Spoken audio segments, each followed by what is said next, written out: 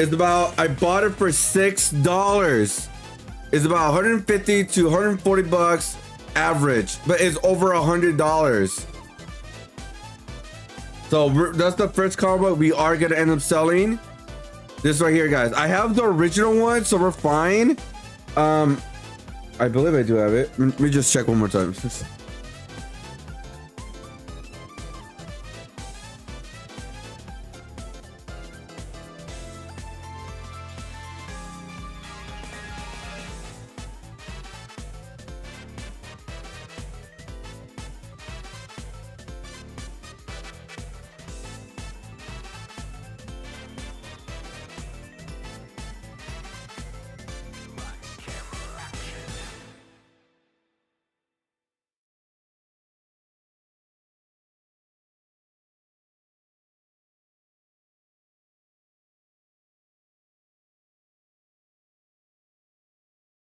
All right, so I do have the original one, guys, right here. So I do have the Batman Absolute one. Let's go over here. First print. These two right here are first print. This is the blank cover, and this is the first print right here. Yeah, so they're both near mint. The only difference with this, obviously, is the blank cover. But the thing is about this one, guys, this is why it's sought after as well, because when you open it up, you still get the original cover. You still get the original cover, so it's still the same. Bro, people love the Absolute Universe, man. So yeah, so I will be selling this. Like I said, I owe my father a lot of money, and so yeah, I owe my dad a lot of money, and I just realized there's another thing that happened right now, guys, that I need $1,000 to replace a part on a car that needs replacing like very, very soon. So yeah, that's like I found a loophole where I could like only need to borrow 1,000 from my dad for the PC. But I need another 1,000 to replace a car part for the car and all that. So it's like a whole thing right now. But my dad's more understanding with the car part than PC for obvious reasons. But you know, like I said, I'm selling everything I can right now, and then kind of go from there. Yeah, so like I said, I'm completely fine selling my comic books, guys. That's like the whole point of me buying these.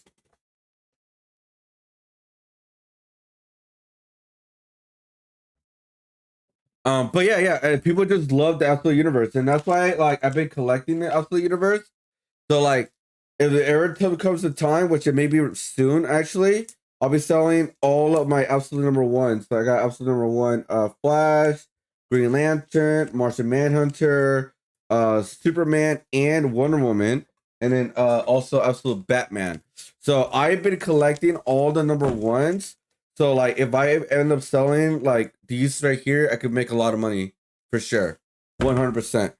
So that's like the kind of like the goal, you know what I mean? Like, let me just collect Absolute Universes, because one, I do like the story, but I've been reading them online or like watching videos of them kind of thing. There you go. Yeah, so that's why like I buy some of these like that. So yeah, I will be. This is $100 right here, guys. $100, 150 bucks. So I'm super happy with that. And so I will, with all the fees and all that kind of cutting out, guys, I will be making about like 130, 120, which is still great for me, honestly. So now we have this. I don't know how much this is gonna go for. It is. Yeah, I don't even know what this is for.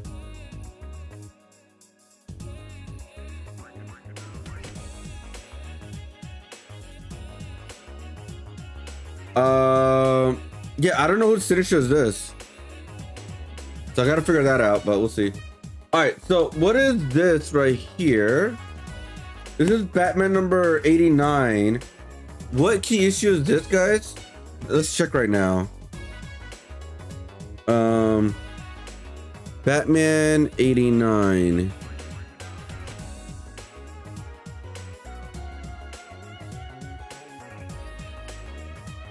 Oh, cameo appearance of Punchline. So how much is that going for? Okay, Let's go. First print. First print is the cameo appearance of Punchline. Yeah, I'll sell it. So right now, this one is going for $42, $34, and $18 for a 8.5, which is a really good deal, by the way. This is a cameo experience, a cameo. So I'm gonna try to sell it for 40, because it looks like there's a third print right here. So yeah, I'll sell it. I'm gonna try to sell it for 40 bucks. This guy sold it for 40, so I will try to sell it for 40. I'm gonna try. So that's actually good. 2 issues. I'll sell the cameo experience. I still have the first appearance, so it's fine. I do have the voice actor of Gur assigned, but we'll see how that goes. I don't know what this is. I think I won it. Format number 1, 9.8. I have no idea what this one is. I just found it. I was like, what the hell? So let's check out how much that one's going for. Farm land number 1.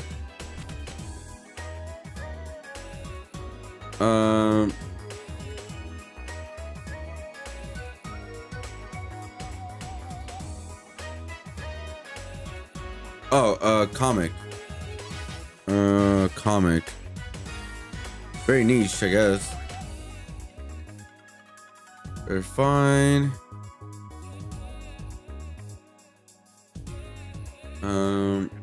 Oh, farm hand. There we go. Sorry, it's called farm hand. That's why. 9.8. 50 bucks. Not bad, but someone bought it for like 20 bucks not that long ago. $6 by sign. $20. Oof. All right. I will try. The last one sold around 50. I'll try to sell it for 50, and I'll just try to sell it for 50. Let's just go with that. All right. Like, we'll sell it for 50. So I will make about 40 bucks for this one, maybe, because of fees and all that. So we have about 40 on this one, 30 on this one, so about 70. So we may have about $200 maybe without all the fees and everything out. Right here, these 3 comics are about $200, which is a good start. I found this. It's an art book of Arkham Origins. I don't mind selling this, guys, because, you know, I don't know if people are buying this. This is a very old art book, so I don't know if it's a collectible thing. So let's check it out. If it is, if it's not, it's not. So Batman Arkham Origins art book. All right. Okay. 15 bucks. About $15. $20. That's in Germany.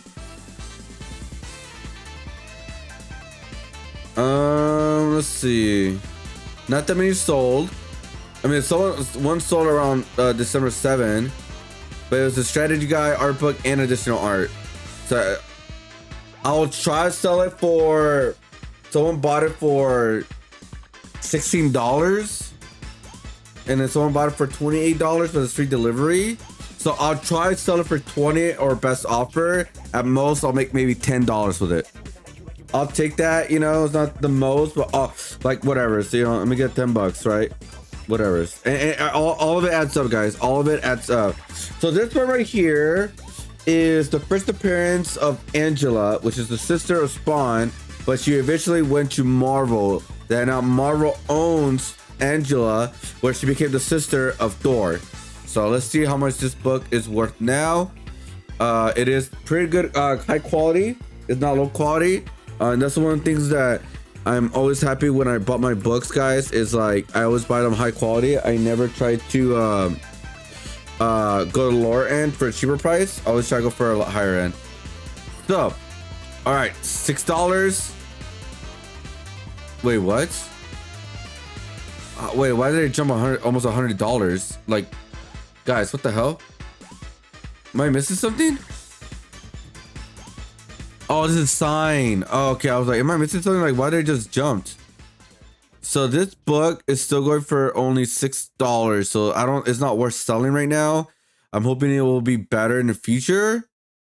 So this is not worth selling right now, guys. Yeah, it's like $8 at most. So yeah, this is like I won't be making enough for it because like what do you call it? Like fees and all that. So this right here, I would not be selling because it's not just worth it right now. So we'll hold on to that because it's just not worth. Let's check out this one right here. I forgot which is the issue of what. Thor number 20, God of Hammers Part 2. So let's check out that one. Thor number 20.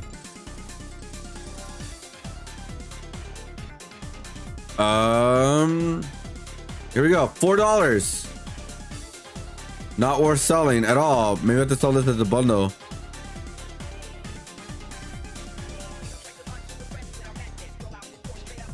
Yeah, I think it was like the first appearance of like the Thor of hammer becoming like an actual like being or something like that. I think that's what it was. Yeah, it's not even worth selling right now. Okay. Okay, this could be worth selling. Devil Dinosaur. The first appearance of Devil Dinosaur, guys. So this could be actually worth something, hopefully. Devil. I got it because I was a big fan of the dinosaur character comic, guys. I was always a big fan. Let's see. Devil Dinosaur number 1. That's Kingdom Godzilla. Okay, $33. $32, not bad. Okay, I can start bidding for $30 or so. So it's sold for 18 though, around the 14. So $12 only. Okay. All right, he's not a no character, but like I could hold it off and maybe hopefully it goes up in the future. But I could probably sell for $20 and make some money. So you know what? Let's just sell it for $20. Right? Let's do it. It's a cool cover. I like the like how it looks and all that, you know. So all right, we're gonna sell this for $20. Hopefully, this is a big maybe. So we're not gonna add this onto the money pile right now because this is a big maybe. So we'll see what we could do with that. All right, let's do this one. Pup B and the Puppy Cat number 1. I forgot I had this. Puppy Cat. All right, here we go. Let's see.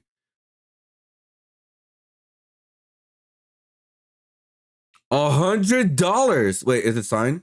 No, it's a volume. No, this is a volume. Okay, I got happy for a sec, guys. Let's see. Is there Puppy Cat number 1?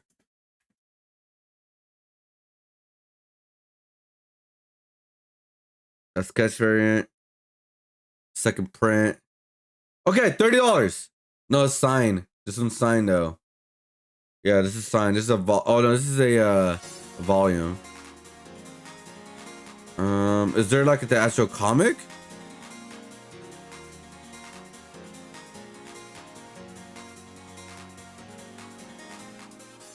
No, it's the full comic stuff. I guess the volume is way more rare. That's what it looks like. Okay, so this right here. Okay, no, that's a volume. Yeah, no. Nope, that's not it.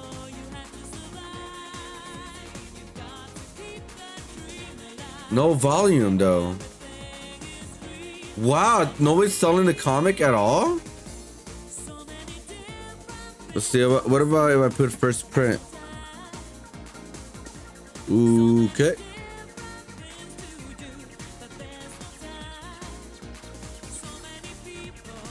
$25, but they have a Bay and B cover. Low grade too.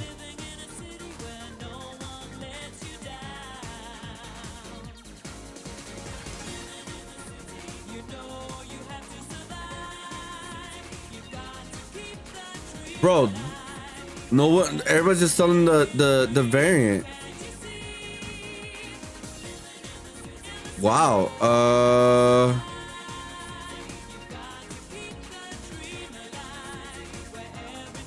Wow, really? There's nothing available. Wait, what? Like at all?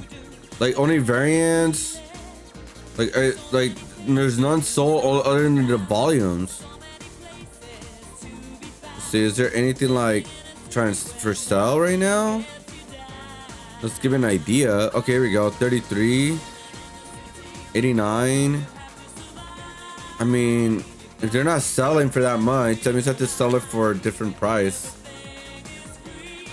Yeah, all right. I could try to sell it maybe for 15 and make 10 bucks. Cause I gotta go lower the price what Airbus is selling. So I may just have to sell it for 15 bucks. I don't know. All right, we're gonna do that. We'll see. All right, here we go. I watched a video on Smash Fried Chicken earlier. Notice smash burgers are everywhere now under the new impression that we should beat our meat. Oh, yeah, I believe Jack in the Box has that, right? Does Jack in the Box have like a smash burger at this point? Teenage Mutant. I wish I had Teenage Mutant Turtles #1. What number is this? 95. All right. 95. So this is the first appearance of Jenica, which is the new turtle, by the way, guys. It is a pretty good issue actually to have. Wish I could keep it, but you know, I gotta let it go. So let's see how much this is selling for. No, that's a great issue.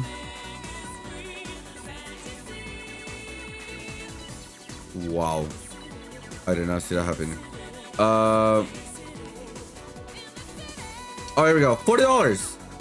So this one sold about $40. So I will get about $35, $32. So there you go. So we were at 110.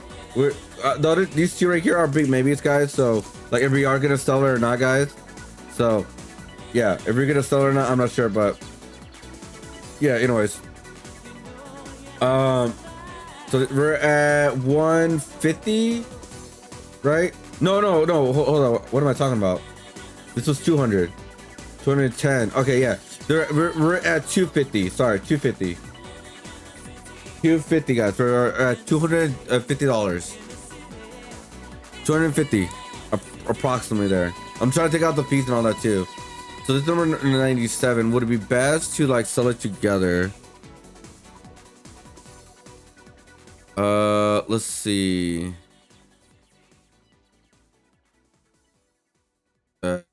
Comic, like what the hell? Why are they putting toys? Here we go. All right, $4. So maybe if we put it together with this one, with like I think this could work out better in my favor, because this is just I believe this is the first appearance of her like being in costume as a turtle. So what we could do is put it together and maybe sell it for more money. So instead of we could sell it for maybe $60 just to put it together. I don't. We could try that.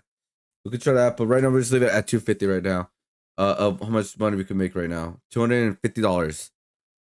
And this one is, I don't remember what this one's for. Let's check it out right now. 13. Not good. People are selling it as a bundle altogether. $4. Not even worth selling. I guess the best I could do is probably sell it as a bundle or something. That's what the first variant.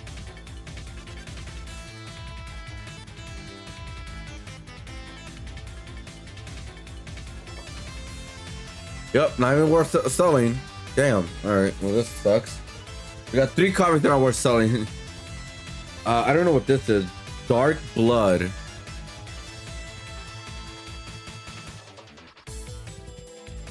Dark Blood.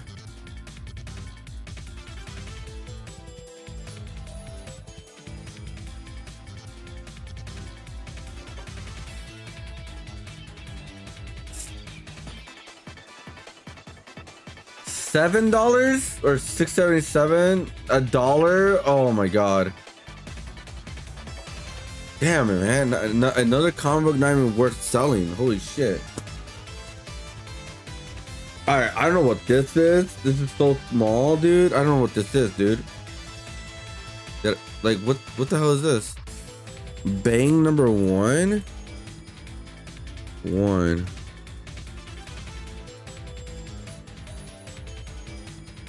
Comic. It's like so small.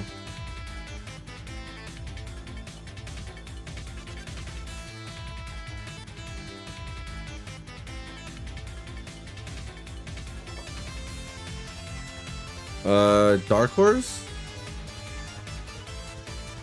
Nothing's showing up.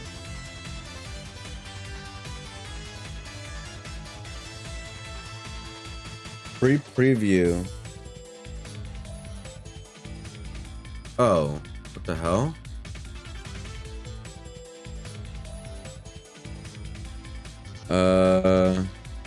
Preview.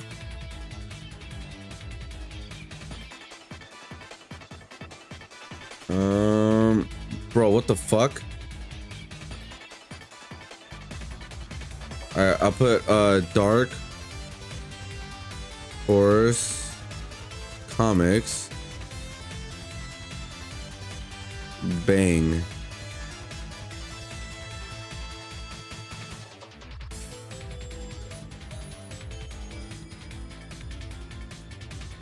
Okay.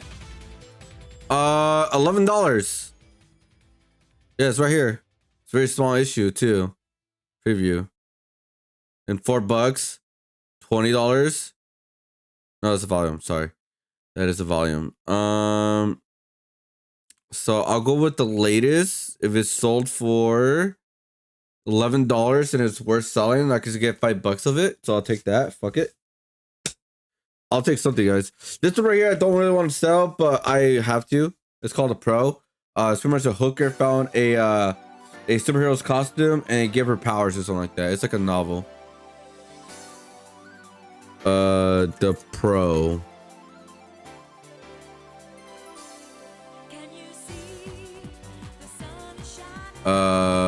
Comic.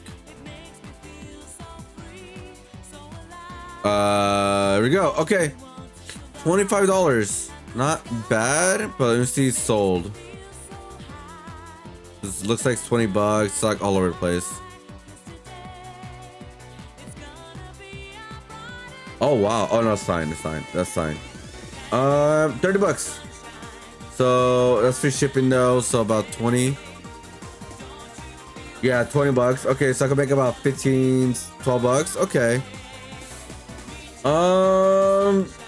Yep, I'll sell it. It is what it is, you know. I can sell it for 20. So I'll get like $10 out of this. So we are at what was it? Yeah, we're at 235. This is Uzagi Yojimbo, number 20. It's the first appearance of her. The rabbit. So Uzagi Yojimbo, number 20. Let's see. The second variant. Okay, $12. Not bad.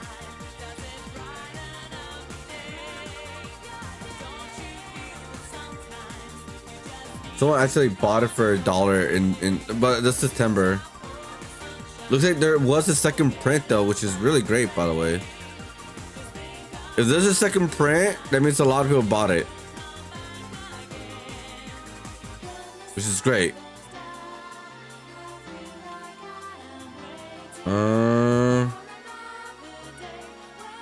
So looks like it's about $12. That's the last that was sold, guys. $12. So we will go with $12, guys. All right. Yeah, $12. So we'll make about 8, maybe. So let's just say 7. Yeah, let's just say 7. So we're at 35. So we're at 242. No, sorry. See, that's about 200. 200. 20. 20. Oh no, we're like around 250. 250. 250. Slowing down, but like I said, these are the lower end comics, guys. And we're gonna get the higher end comics soon too as well. So Power Rangers number 99. Mighty Morphin Power Rangers, which I believe this is the first appearance of oh, I forgot his name. Number 9. It's the first appearance of like the Green Ranger, but when he turns evil.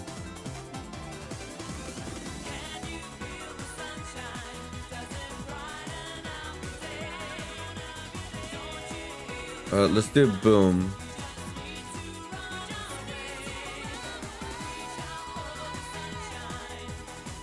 Yeah, this one is that's like that's the full run. Okay, $10. Yeah, the first appearance of Lord Dokkan. So that's about we're selling. It's averaged at $10, $15. Okay. So we'll probably make about $8 or so. So we're at 258. And again, these are the lower end, guys. This is the lower end stuff. I don't know what this is. This is Win Near Mint comic. I forgot a lot of these because I haven't read them in a while or looked at them in a while.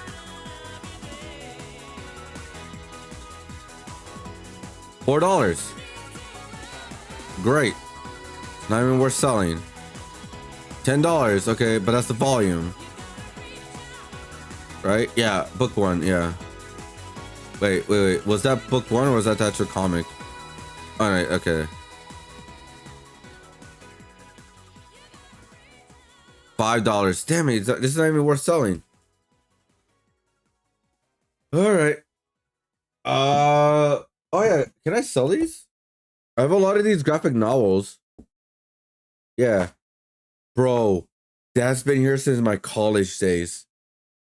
I remember I was rereading this in college and I read it to right here. Oh my God. That's been there for like 5 years or more. That's crazy. Yeah, this is the V for Vendetta graphic novel. I think maybe we could get like $5, $10, like profit. Not profit, but like after fees. Let's check. V for Vendetta graphic novel. Let's see. What the fuck? Okay, no, this is the first print. Or printing. DC comic. The classic bestseller.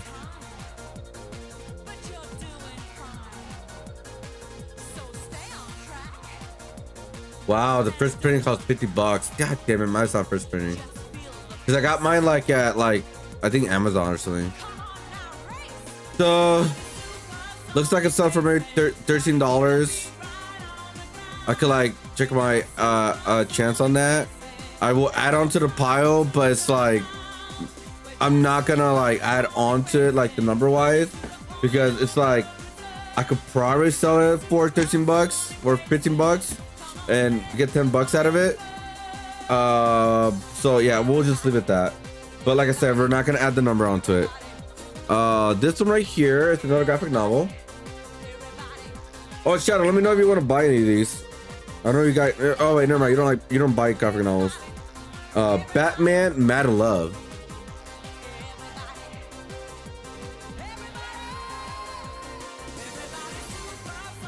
Batman Mad Love. It's a great storyline of Harley Quinn. Okay, cool. No, wait. No, that's not. Mine's the novel. That's the first print. Let's see. It looks like it's $11. No, that's not it. It's about $10.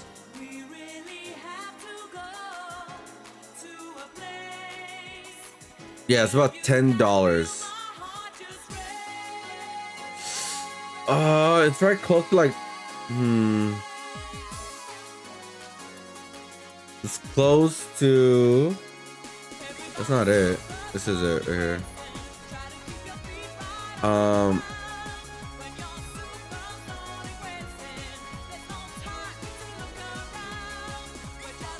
Yeah, if it was not to a comic, it would have been different.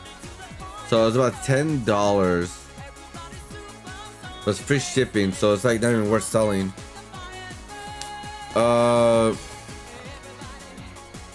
Because someone sold it for $22, but that was like in November. I don't know why though. Why would somebody buy it for $22? That's like, no, I think that's like a mistake. Yeah, someone bought it for $20. That was a mistake. They probably thought it was a comic. That's what they probably thought it was. No, the novel. This is the novel. Yeah, so not worth selling. All right, let's see. Oh, here we go. We got Dark Knight Returns graphic novel. Like, again, I'm pretty sure these are not gonna be worth that much, but we'll just keep going. Dark Knight Returns. We do have a first print of one of the comics, by the way.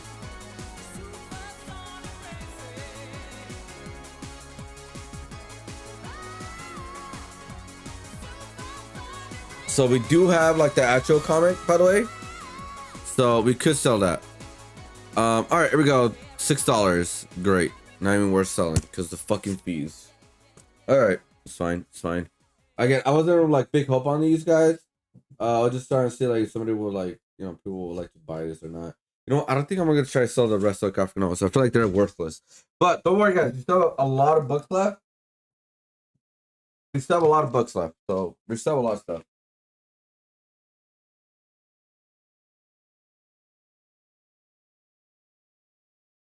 We pick this up so these don't get ruined. The absolute comics.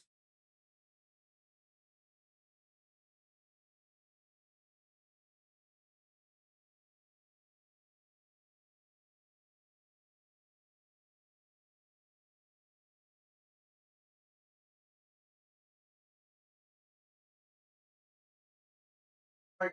So these are like the extra books that I have from away from my personal collection, but I've been buying over like you could say a couple of years. Is this stack right here, which is a lot of like just a different kind of key issues. So like this one is the death of Robin, son of Batman. And then we just got a couple other ones like this one right here, Batman Dark Knight Falls. So yeah, these are all my extra comics that don't even want. So like I said, we still have a lot, but we're not gonna do all of them obviously tonight. But we're gonna continue going. The goal is to at least like get close to $500. That's what we gotta go for right now. So let's see how much this is worth. All right, let's see how much this one's worth. Dark Knight Falls.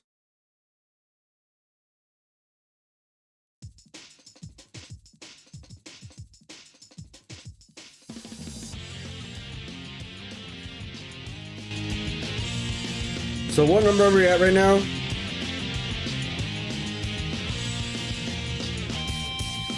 Oh yeah, let me just put in my notes. Okay, so let's see. We could get close to 124 as a Batman. We could get close to $30 for that graded comics. And then it was the cameo. What was the cameo? I think it was like $40. And then we have the rest of these. Looks like, yeah, okay. Looks like about 250.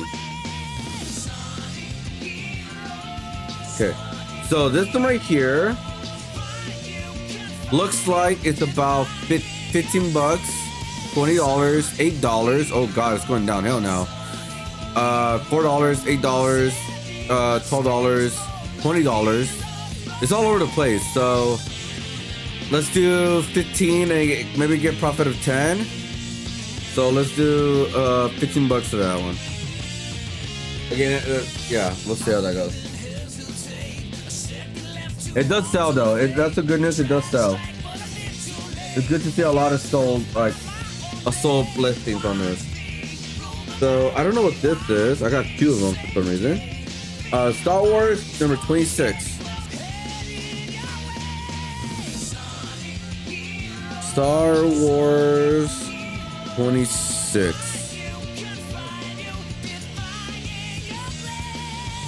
Is it 2017? Maybe? No, it wasn't. Okay. Star Wars 26.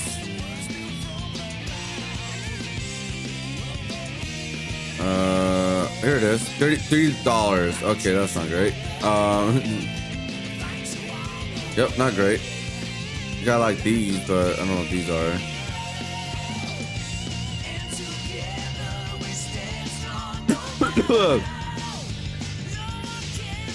Yep, not even worth selling. No one's even buying this. I don't know why I got 2 of them.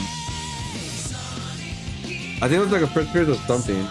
All right, this is the death of Damon Wayne. Obviously, he comes back, by the way, guys. So hopefully that'll be something. Maybe it'll be something later on. So we'll see. Batman Incorporated, number 8.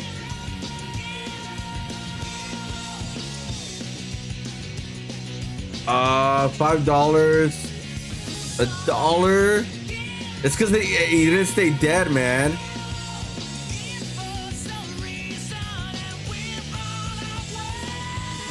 Yeah, that's the problem. If he died, it would have been worth something. If he actually did die, but he didn't. So, all right. Damn it, because like I'm trying to sell him at least to $10. Because like after fees and all that, we can make it lucky, get like $5 after that, you know. So, like, yeah.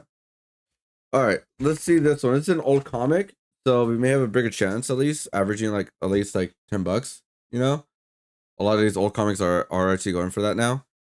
So the Avengers number 58. Avengers 58. Here we go. Oh, sorry, 56. Let's see. Okay, see, this is what I mean. $15, $40, $25. Okay, well, okay, and they've been selling, so that's great. So let's go for $20 because mine is like the spam right here. It's not the greatest, and we could make about $15 on this. So let's do that. Plus 15. All right, finally we got some progress. Finally.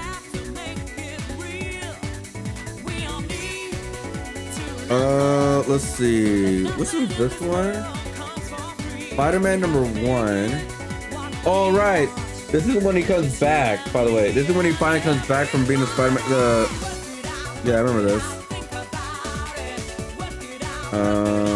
Okay. All right. Spider-Man 1. The Amazing Spider-Man 1.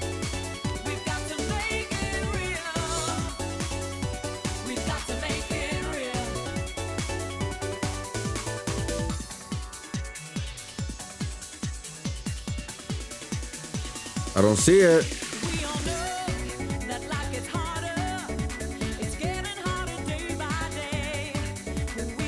I don't know what year this is. Let's see.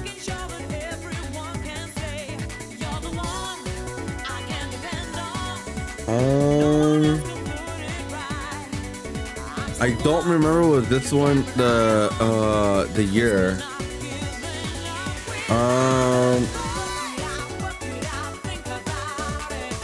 Maybe it's 2014, maybe, or 2018.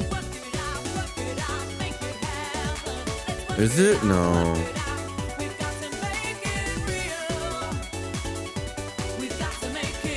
Okay, here we go. Now. Oh, is it called Now? Oh, it is.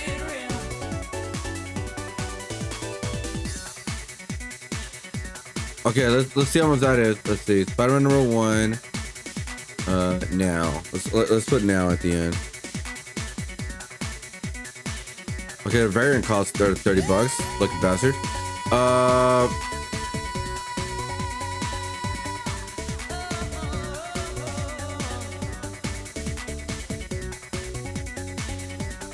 Someone bought it for $5 in October though. That's it. Maybe I'm writing it wrong, but yeah, I mean 001 maybe that'll help because I'm not seeing it anywhere else. So, oh my, not worth selling. Looks like.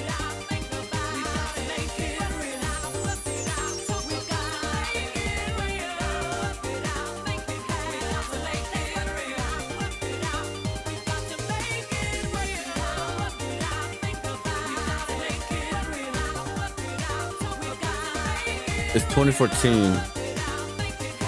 Oh, really? Oh, okay. 2014 looks like. Here we go. Okay, I found it. Let's see its sold listings.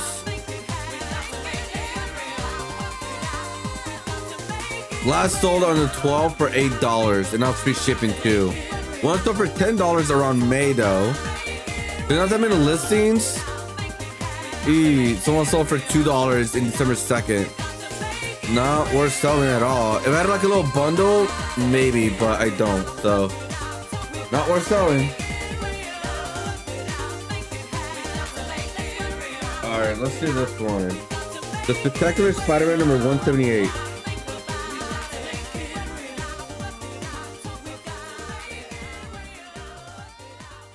Spectacular Spider-Man. What was the number? 178. Boom. All right, this is the Goblin Queen or something. $3, $5, $9. No, I did not buy this for how much does that says? I don't know what that says. Someone sold for $10 in number 20 November for $10. So we could take our chances or try to sell for 10, but we'll just take a chance, guys. But we're not gonna add this onto the pile because one this sold for 15. So yeah, we'll take our chances, but we're not gonna add the number into it because this will be a maybe if it sold. So we'll just leave it at that. I think that's the best way of going about it, you know. All right, let's check out more comics. We may have to go to our high-end comics, guys. We may have to. I think we are. All right, we got. Let's see. Got Daredevil comic right here.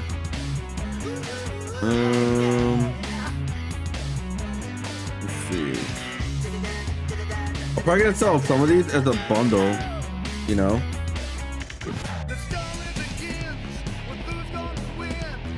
You know what I mean? Like we're probably gonna sell a lot of these as a bundle, and we're probably gonna sell it for like $20 each. Because they're all key issues, so it's like that should be like get somebody like, oh yeah, I want to buy it. I am the Eggman. The last Roman last year's, I guess.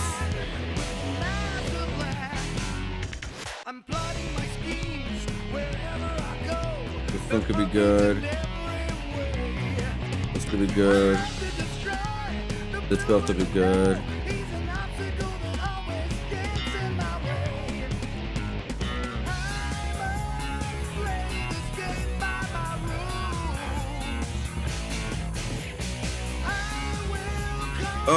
First appearance of the Dark Guardian, so that could be something. We got the second print of Punchline, or third print. Yeah, second print. And this is another. Oh, this is a third print of Cameo. Okay, probably could sell that together.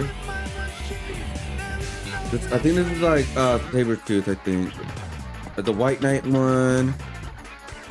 Oh yeah, I can sell the Stray Dogs. I think that'd be great. The Ultimate number 1, I think, went pretty up in value, I think, but I could be wrong about that.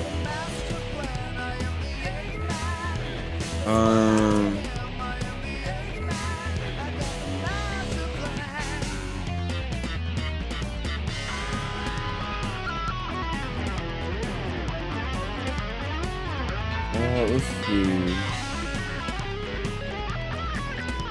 Spider-Man #1. I don't know what this is, but we'll see how that goes.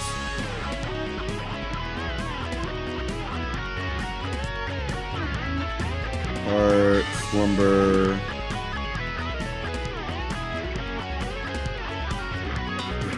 Zero. Another brand of this. Goodness. Yeah, I think we're just gonna make bundles, guys, and sell the rest of these for like 20 bucks each. And we may have a chance to, I don't know.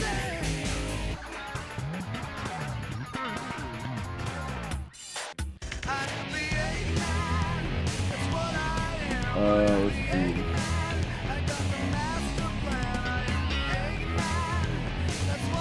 Oh, look, I have it.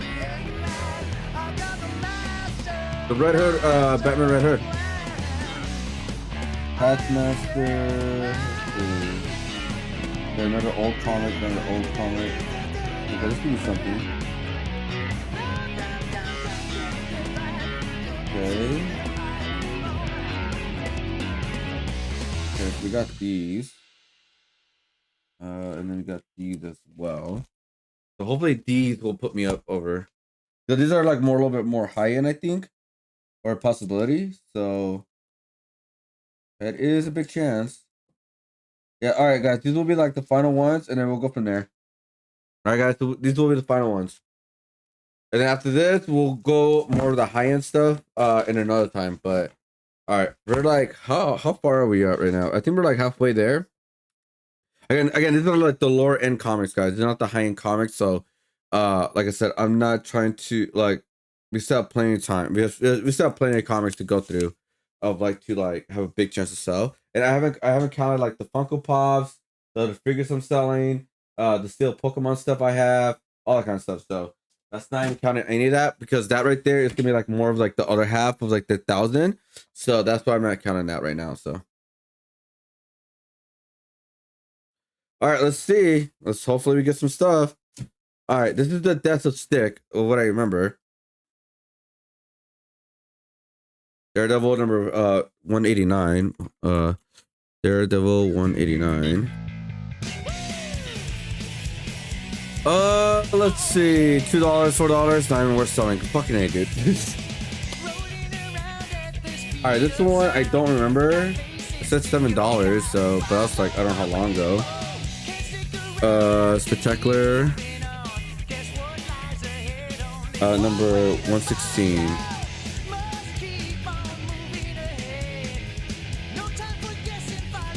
Okay, $10, $8. Okay. All right. $10. Okay, we maybe I'll sell this for 10 and get like $5. All right, that's something. This one says Peter Parker proposes to Mary Jane.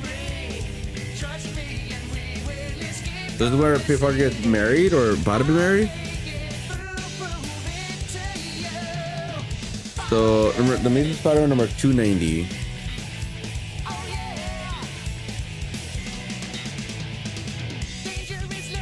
Okay, $8, $10. So it's maybe another $5, guys. Maybe.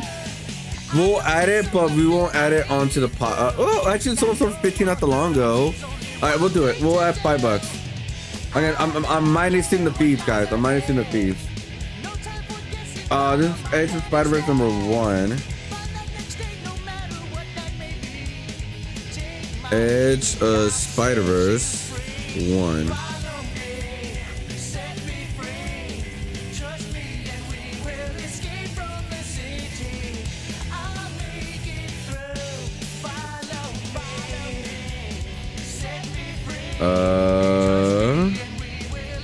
$4, not even worth. Okay. I figured it's very current. So yeah, I was not expecting that. But these are okay. These are some of the older issues right here. Tales of Suspense. A Suspense number 82. Looks like none of mine is coming up. 82. Boom. Okay, $15. $100. Oh, this is a near mint copy though. Okay, that's why. Mine's not near mint. So $15. First appearance of Adaptoid. Someone sold for $100. So again, mine's not that like high end. Let's see. So there's a roll right here, guys, and there's a little bit of chips right here too. So it's not like the worst issue. So I think I could sell it for maybe about $20, 15 to $20. So let's just put plus 10. Sorry. So that's good. That's good. So the death of Supergirl.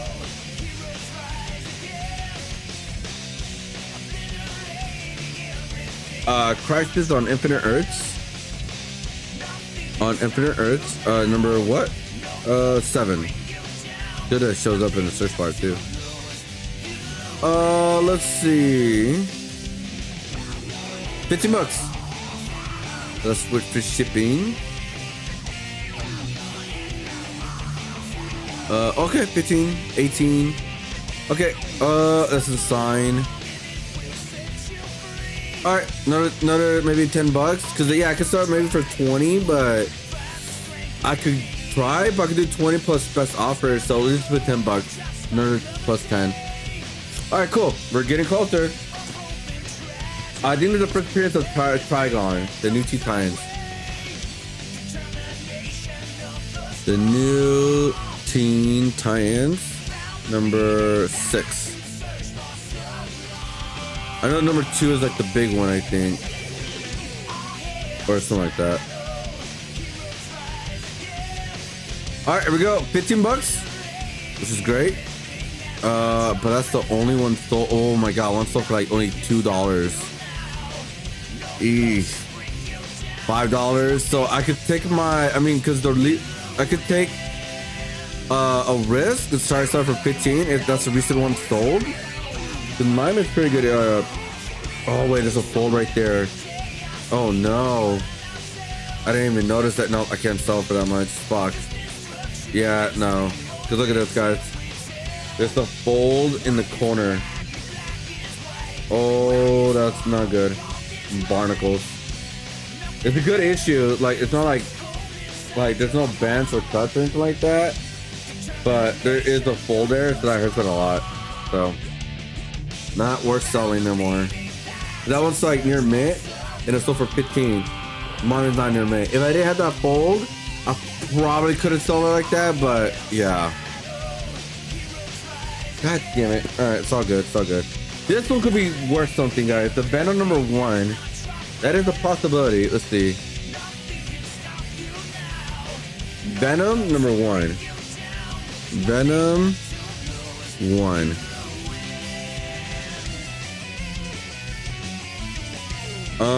Blank cover. It's a lot. Okay.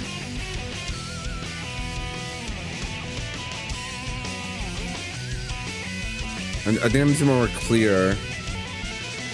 What year was this? This is from Donny Cates too. So what if I put Donny?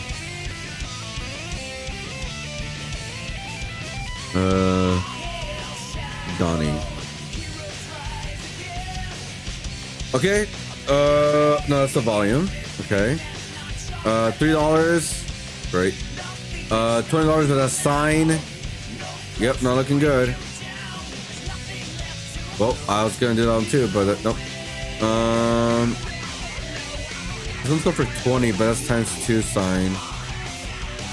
Yep, not worth selling. It's only like $4. All right. This one could be the Son of Venom though. This one could work.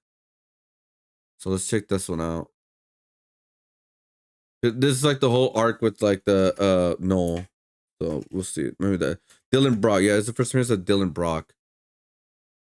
So there is a possibility we could solve for something.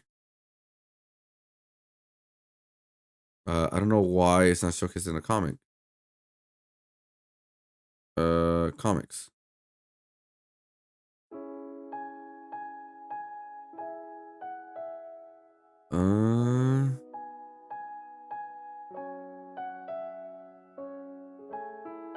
$10. 2019 version. Okay, so let's go 2019.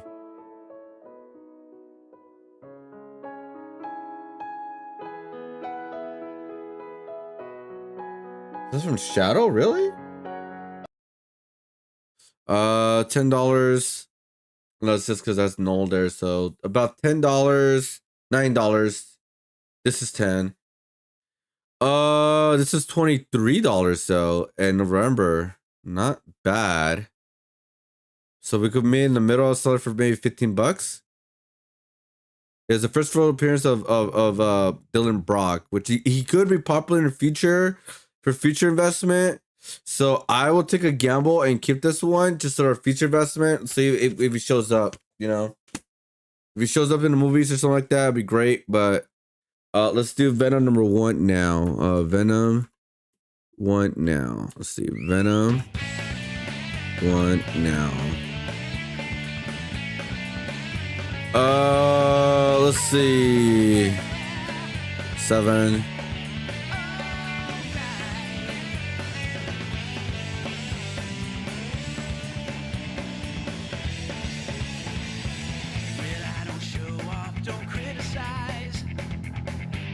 This is 2017.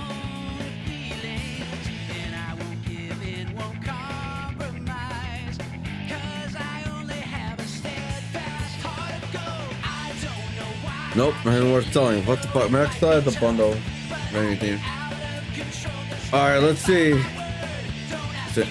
And look, these are all my low end comics, guys. You guys understand why they're low end. Let's see. Batman. White Knight. Presents Red Hood. I'm not really expecting too much on this one, but you never know. Okay, no, it's a double issue, $4. This one sold for $10. First appearance, $6. I could risk it. No, it's not. Like it's only $5 though. Damn it! All right. It is the first appearance though, but Suicide Squad, the new Suicide Squad number 1. I remember this comic was going up for like $20. I didn't buy it for 20, but it was when the movie was coming out. But I'm pretty sure it's like not even worth a lot anymore. Like not at all. Let's see.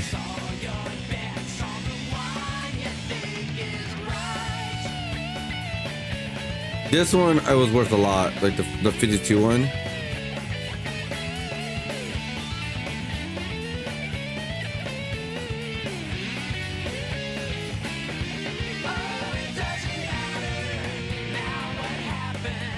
I'm not even finding it at all, guys. Guys, if I need to, I could probably sell. If I need you guys, I could just sell all my absolute comics for $200. I will do that. I will do that. I don't want to, but I obviously will do that. Let's see. Where is it? Then 52 right here. No, that's not it. That's like the different version of this.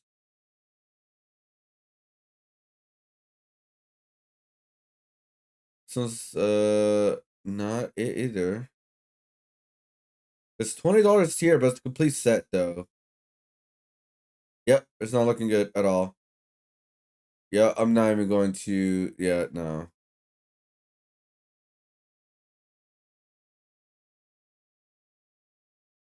Yeah, this one was almost $100 back in the day, by the way, guys.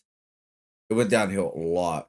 Ever since like the whole like second Suicide Squad movie came out, and all the after that, it all went downhill for Suicide Squad brand. Yep, $5. Okay, yeah. This could be worth something, but I don't know, cause it's a third print, so we'll see. Year of the Villain, Horizon 3. Obviously the first print is worth a lot. Whoever bought this one, Oh, they got. Oh, that's good for them.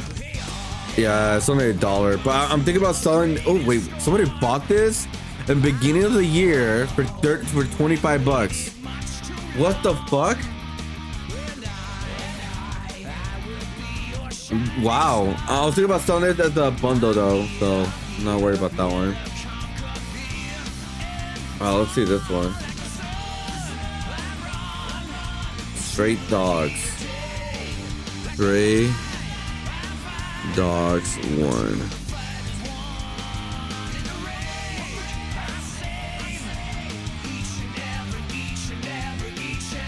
$50, but there's a comment that were like it's 9.8, $50. So wait, I guess they got it wrong. I don't know why they put that. So I mean that's a good sign. So that means I can sell me for 20 bucks.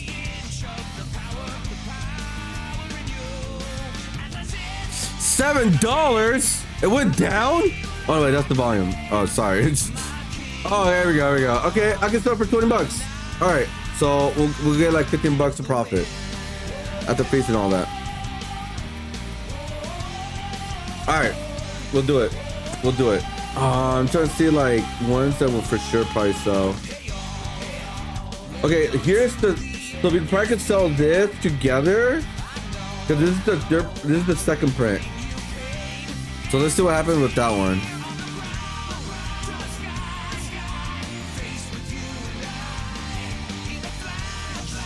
We have the second print.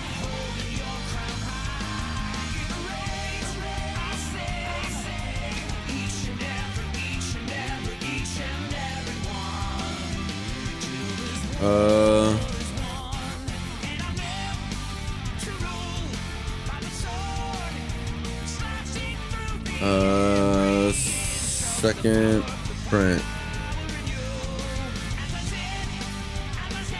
Let's see. Someone bought it for $10 in November. For first print. So if you could buy stuff for 10, but we're not gonna add the money onto it, we'll sell it for 10 bucks, and maybe we'll get lucky. But we're not gonna add them. We're not gonna add it onto it. Let's see. I think that's pretty much it, really. What I think that's in the sell, guys. I mean, these have big potential because this right here, they're making a movie of this. So this is a potential one. Let's see. Ian Robin.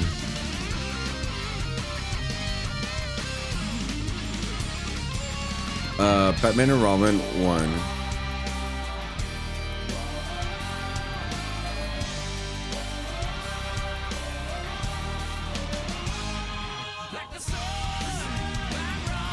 $2011. Yeah, same logo.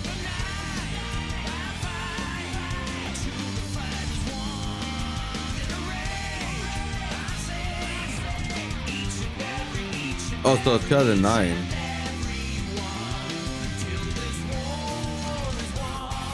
All right, that one sold for 85 as graded. Ooh, a third print sold for 18. Okay. All right. But this is go for $4. It's because the third print is more rare.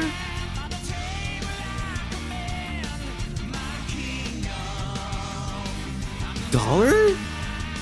Okay, how did it went like high and then very low? Look, oh, that one's signed, but it's like it went high. Like look. This right here is sold for 18 recently, right? And then it sold like $7. Like what the fuck?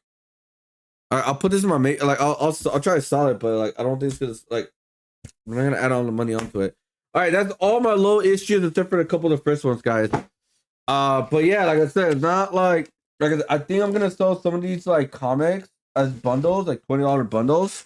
And then yeah, just try to get rid of them. Because again, like selling them by themselves, they're not worth it. But selling them like in bundles, I think will be worth it for people, especially if they want to get like a bundle of a couple key issues or first issues and stuff.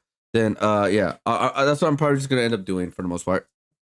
But overall, as of right now, what we could for sure get right now is about $320. These are my lower end comics, except for one of them. which is the one that's not low end, guys. Out of all of these, is this one right here. It's the absolute Batman. It's really hot right now, because this one's worth about $100. So, oh, sorry, this one right here.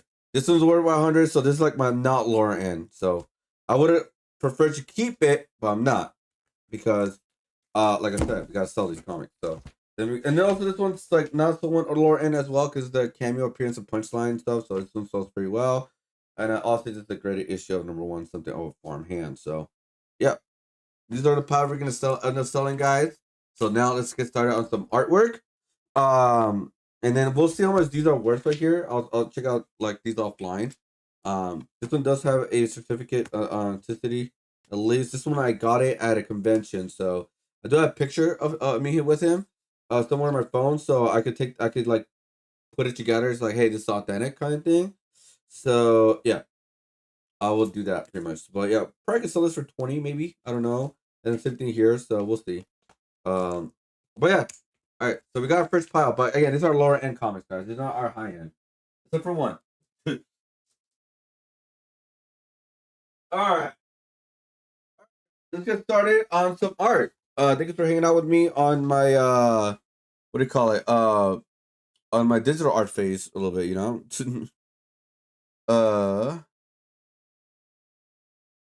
Let's see. Hold up, guys. There we go.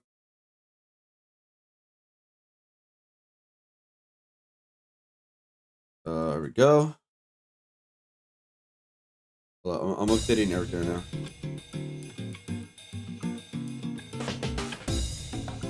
Okay. We're gonna finish this one pretty quickly right now, and then we're gonna start working on Spider-Man. Damn, it took an hour on that? Shit. That was gonna be like 40 minutes tops. Alright, here we go. Let's just do art.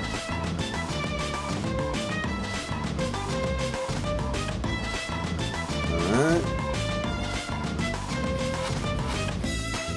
So, I do have my Last Resort comics to sell, by the way, guys. My Last Resort, and that's my X-Men issues, because those are going higher in price right now. Because, like, they're getting more popular.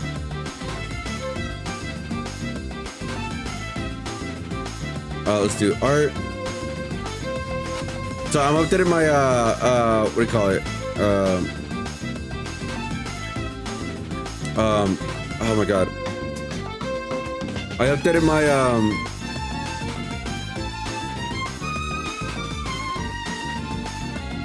I forgot what it's called. Oh my god.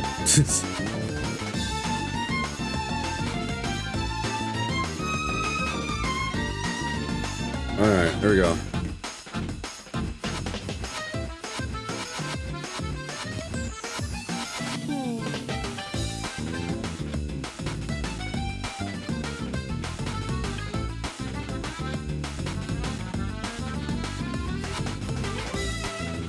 Go. Don't I have that already too? I don't. No?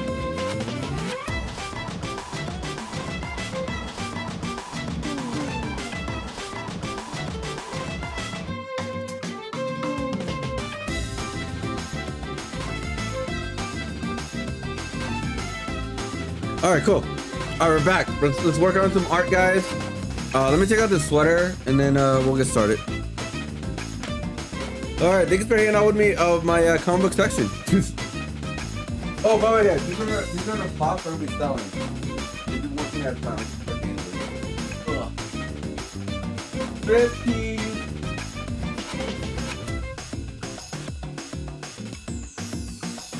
Look, I'm fat. My bad.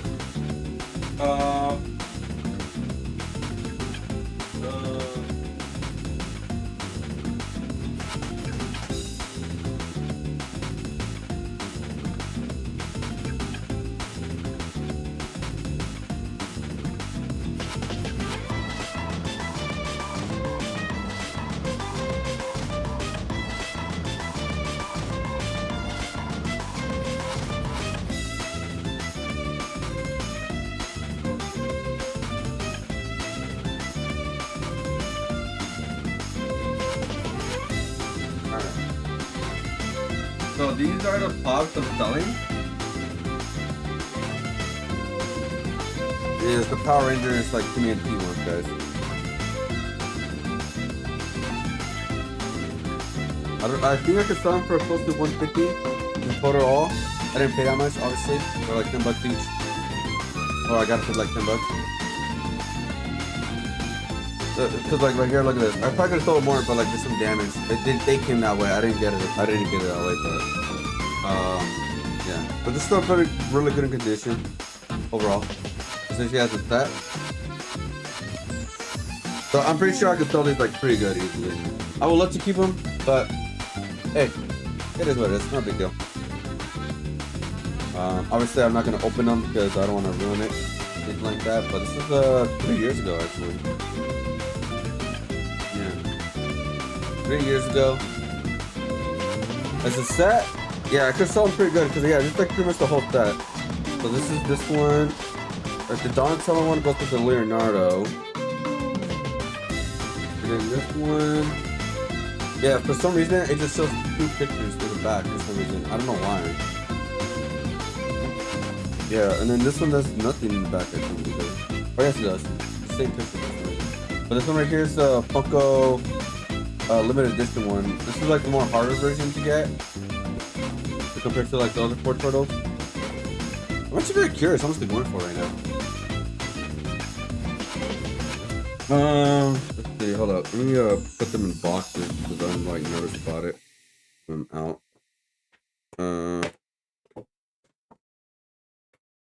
Go. I'm gonna leave the wraps like that, so we don't have to worry about that.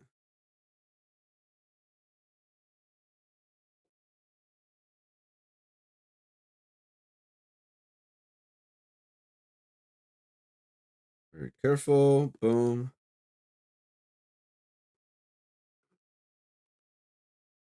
Yeah, so put a little protector on them so like I don't have to worry about them right now. But yeah, I'm very curious how much they're going for as a set. Not like it's like by itself, but as a set. Like I want to see.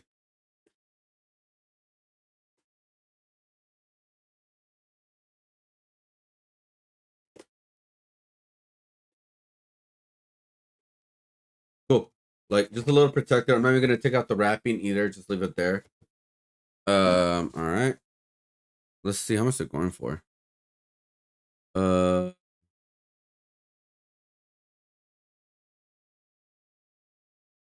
Okay, that's enough Sonic music, by the way.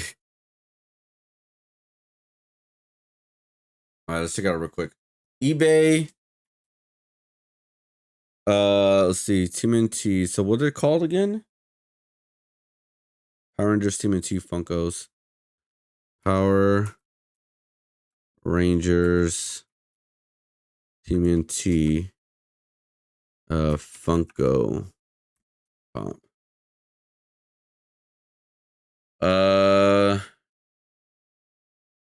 Okay, someone's selling for 250. I cannot do that because one of them is like quote unquote damage from the eyes of like, you know, people and stuff. So I won't be able to do that.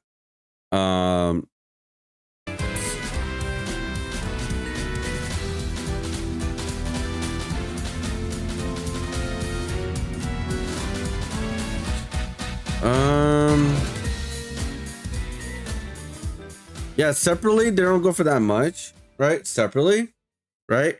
Like this right here is like 69, but it's like the actual sticker, the Comic-Con sticker. But like as a set, someone bought it for 86, right? It's like, oh shit. So it's like it was higher before, but yeah, like someone sold like this is what I saw. So I was like, oh damn. So I think I could sell for at least 100. Someone bought it for $3. That's crazy, dude. But yeah, like yeah, this is what I saw. I saw this back in November, guys. So I could probably like sell it for 100, if anything.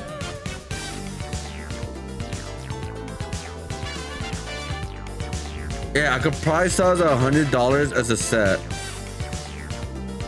Let me check out the picture real quick.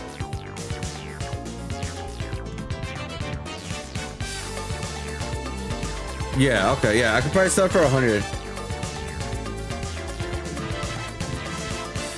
Yeah, because this right here, nah, like, whoever bought this got an extremely good deal. Because this is why you don't do bids, guys. Because in bids, if you do bidding on eBay, you get like, you will not get your money. I'm telling you guys right now, for the most part, if it's like not really sought after product, you would not get your money. You cannot do bids on like products like this. Because this right here is insane. They got it for that price, which is great for them, obviously. Whoever bought it. But yeah, never do bids on product like on Funkos and stuff. It would never, it just never goes well. It would never go well, guys.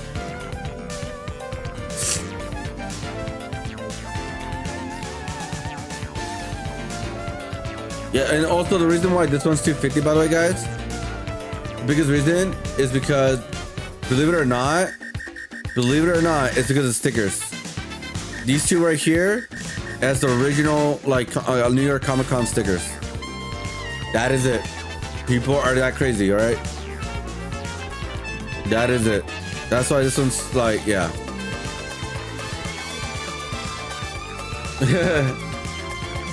But anyways, but yeah, I'm like I said, I'm gonna get rid of it because I don't need them, and I'll just try. Like I said, I'm gonna try to sell them for like an average, maybe around 140, lower than the other one that sold like 160 or 185, I think, because the one little chip damage on one of the Funkos. That's the only reason why I could, like, I gotta sell for at least that much.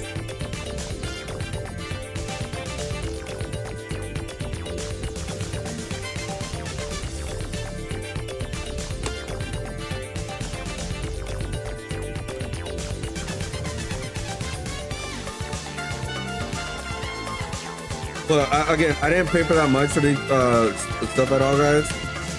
I paid around, like, it was about I'm in 40. I think it was like this one I got for 20, I think, because I was like trying to get it. 1, 2, 3, 4, 40, like 60 bucks. So I was like, I may get paid like double the price of profit, which is like nothing that crazy, but they would have gone bigger if it made an animated movie, which I think they are working on that. Like I heard, but again, I'm not even like worried. Again, I'm not even a Funko Pop collector anymore. I used to be, because I used to be a reseller and all that, but honestly, bro, I don't care about Funkos. But you know what the craziest thing, guys, though? These Funkos, guys, especially the really rare ones, are gonna be worth a lot of money in the future, because it's gonna be so hard to get them, because if the company does go under, all the Funko Pop figures that you guys see, not all of them obviously are not gonna be extremely rare, even though like they're no longer making them. But the extremely rare ones, like very hard to get, oh, I'm telling you guys, those are gonna be worth about $10,000 or more.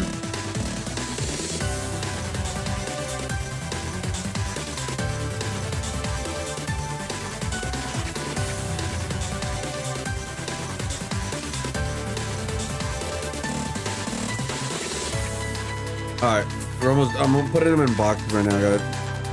Just to like get it over with, you know.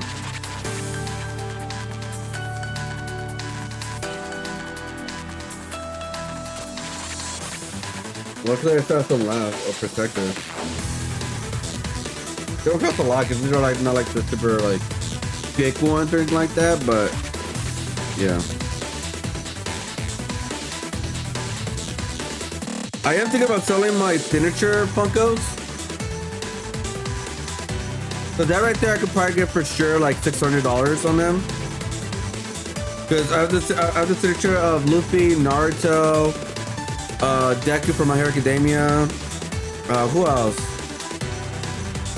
Saitama as well. But One Punch Man is not doing well, so right now because of the show. Who else? I feel like I have one more person. I just forget.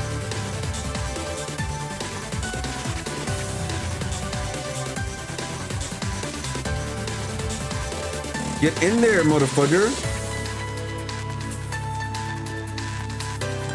Bro, it's not going in. You know how to go in the hole? Get in the hole, bro. There it is.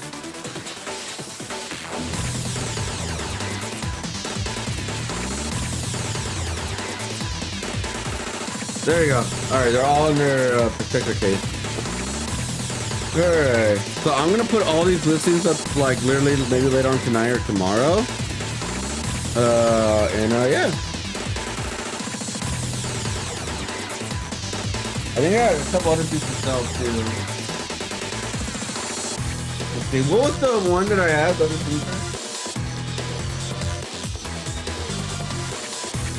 Oh no, it's only those 4. Okay. I have one more. Oh yeah, I have the TMT. I have the finisher for TMT Creator. That's why. Oh, okay.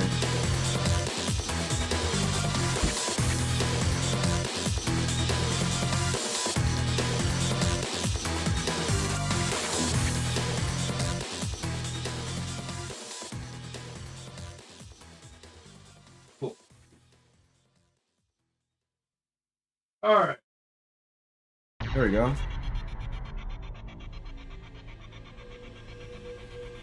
Oh. And then if I could sell the other bundles for like $20, I think it'd be fine too. Like $20 bundles, I think I could like make it like maybe close to $80 to maybe $100.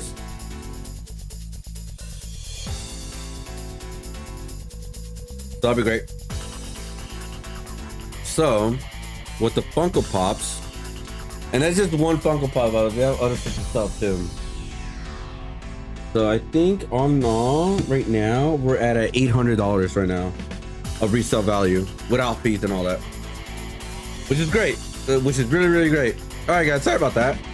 Oh, sorry. There we go. All right, guys, welcome everybody to the stream. Sorry. Yeah, that was a weird segment, huh? So yeah, like I said, I'm selling like, so that's just the lower end stuff. The higher end stuff, guys, we're gonna do that maybe around next week, guys. Just like for sure, the higher end stuff is gonna get us way above for sure, and then my last resort stuff will be the other thing. For example, if I sell my Miles Morales right now for $1,000 because they're 9.8 graded comic, guys, I can sell for $1,000, and that pretty much that makes all the money back, like just like that, right?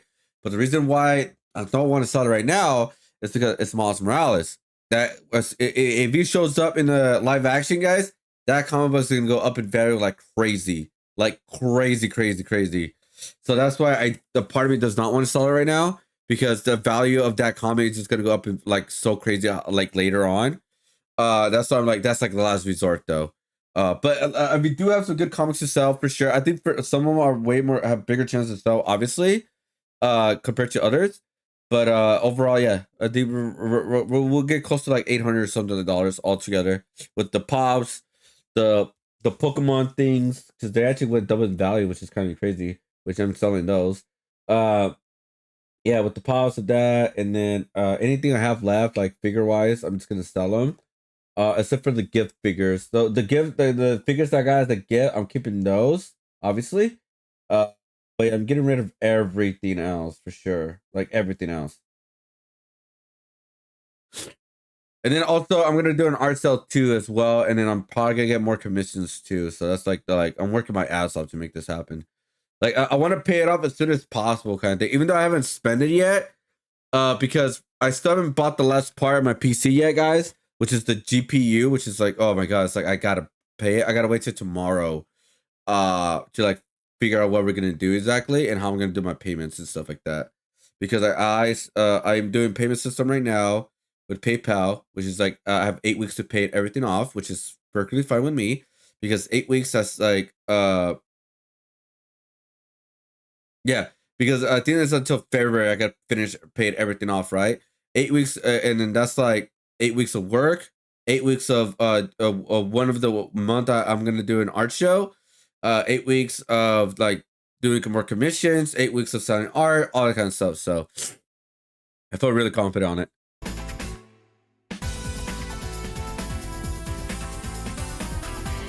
But, and the thing is, guys, let's say I cannot make no money for the next 8 weeks, right? Let's just say that, right? The good news is I could pay everything off. The bad news is I'm probably gonna be left off with like $300 left. Yeah. I never been that broke. I've been no, actually I have been when I got into a car accident. Because when I got into a car accident, I think the only thing I have left in my bank account was like, I think $100 or something like that. It wasn't a lot.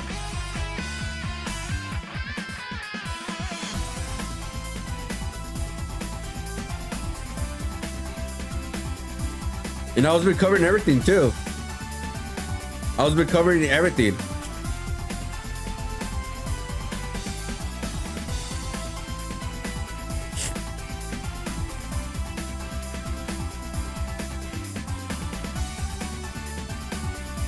But it is what it is, guys. Life happens, guys. Life happens.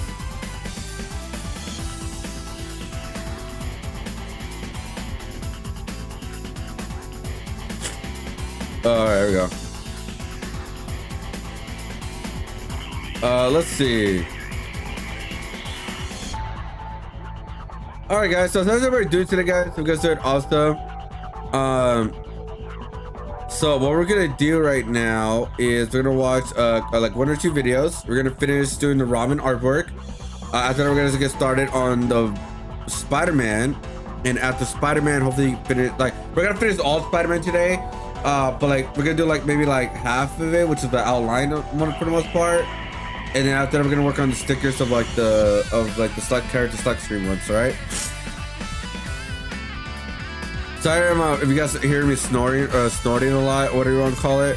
I'm so sick, guys. Like I still have like, you know, I don't want to get too nasty here, anything like that. But a little bit like a little bit more mucus, you know.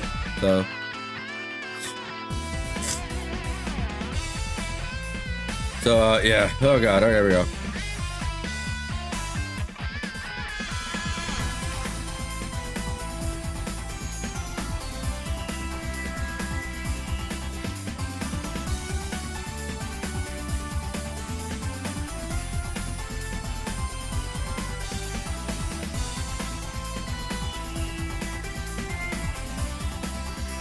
Oh yeah, so this is the video we have to watch, man. I guess like this DoorDash, I think we saw this like the video on stream or something about her spraying her pepper spray or something on the food for some reason. I don't know why though. Like, huh? I don't know why would you do that. So let's see what's going on. This person's really dumb. I don't know why would you do that. Like, why would you put yourself into that? Like, what? This DoorDasher is now facing up to 8 years in prison as she was just caught spraying an unknown substance onto a customer's order on their doorstep in front of their Ring camera. Like, what are you thinking? So essentially, this DoorDash delivery turned into a potential felony case after a driver allegedly pepper sprayed a customer's food, made a couple sick, and then told police that she was just trying to scare off a spider. Why is it not working anymore?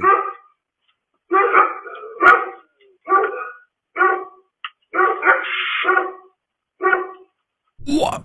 Why? Why would you do that? I need to stop ordering delivery, apparently, because what do you mean she's pepper spraying the food? And somehow, unbelievably, this is the second DoorDash driver I've had to cover this month. I mean, the other case, the guy just had a semi-nude video of him posted online. This couple, they got poisoned. I guess we're just cooked either way. Or, I mean, the first one could be avoidable. Don't pass out naked and order DoorDash, I guess. But also, allegedly, she opened the door. So, yeah, you should be able to do that in your own house if you want to. The second one, though, there's no excuse for that. There's not so much of an excuse for the first one, but still, the second one specifically is completely unavoidable for the consumer. Shame on both the drivers, though. But either way, on December 7th, Mark Carden and his wife ordered Arby's late night in northern Vanderburgh County, Indiana. And this was not a super strange order, just a normal late night food delivery, the kind millions of people order pretty much every single day without thinking twice about it. The DoorDash driver then arrived, set the food down, and took the required photo. After taking the photo, the driver, who has now been identified as Courtney Stevenson, is seen on doorbell camera footage pepper spraying the bag, or at least is spraying a aerosol substance directly onto the food bag. And one of the weirdest parts to me about all of this is how calm she is while she's doing it. It's almost like she fully made up her mind to do that before she even got to the door. She then sprays it for several seconds and then walks away. And shortly after delivery, Mark's wife took a few bites of her food and almost immediately began choking, gasping for air and vomiting. She experienced intense burning in her mouth, throat, nose, and stomach. So this wasn't some like mild pain or food poisoning that crept in later. This was an immediate physical reaction that seemed like something chemical. Mark checked the bag and noticed it had something on it. That alone is scary. Food bags are not supposed to have some sort of unknown liquid on it. So he did what most people wouldn't even think to do unless something felt seriously wrong. He looked at the doorbell footage. A DoorDash delivery woman drops off a bag of food and takes a photo to document the delivery. So far, so good.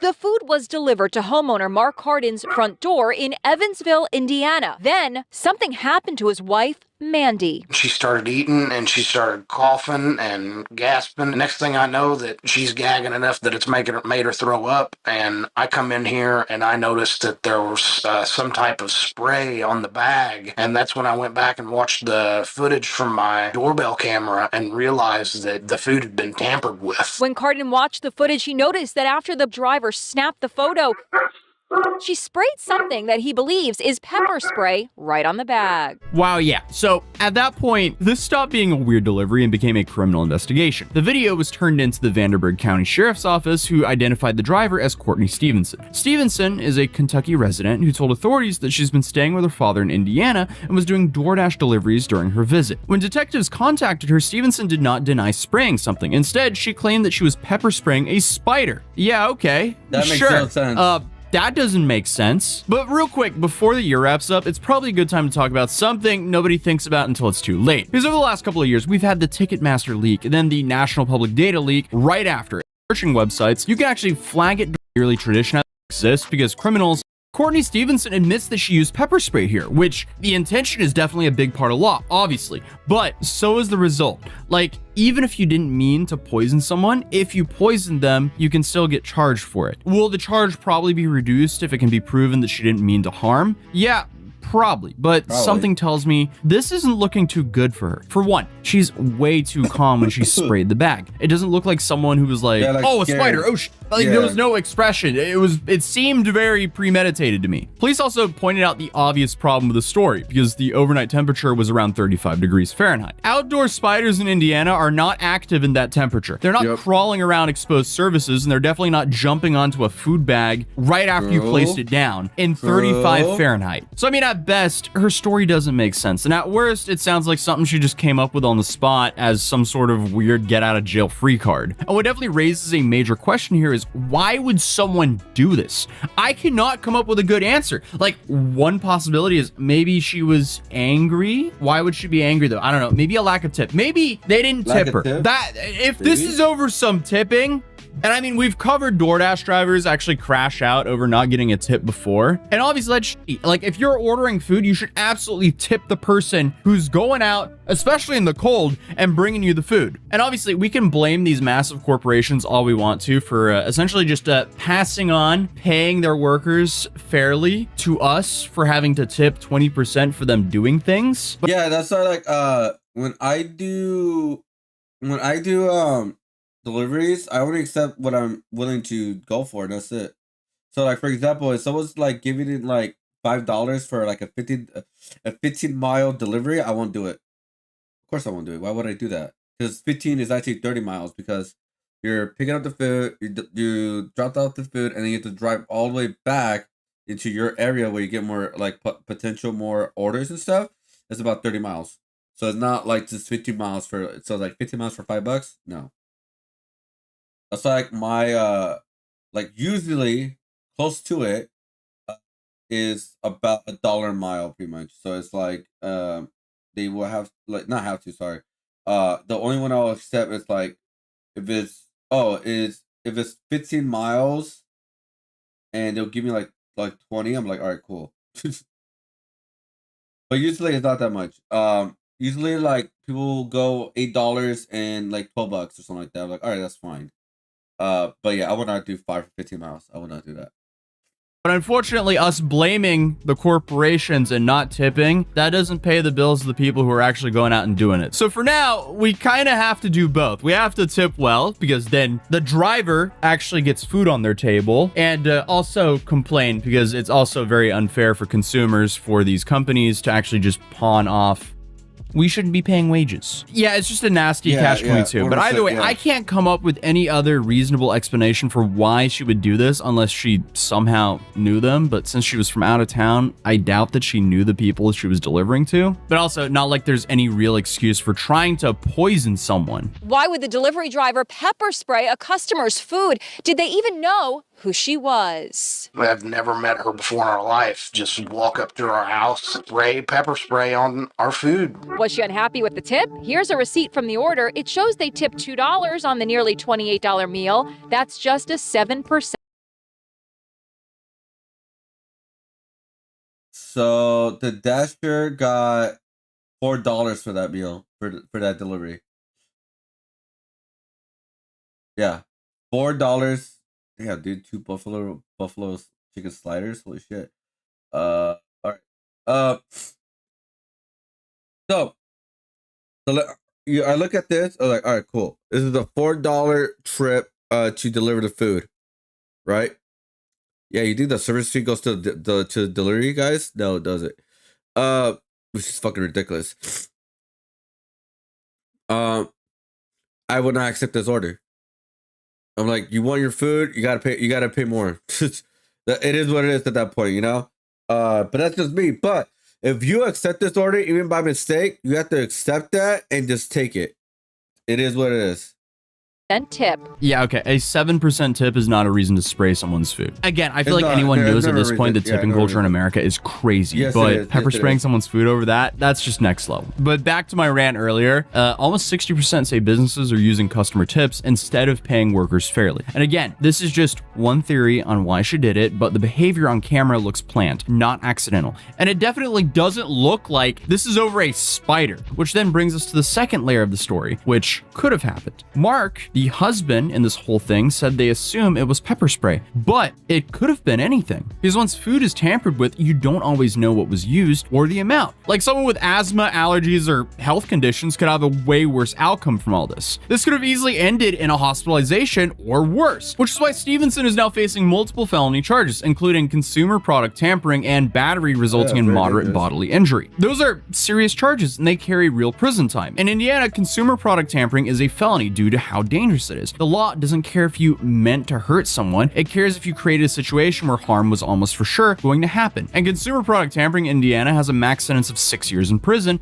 and a $10,000 fine. And battery resulting in moderate bodily injury has a max sentence of 2.5 years in prison and also a $10,000 fine.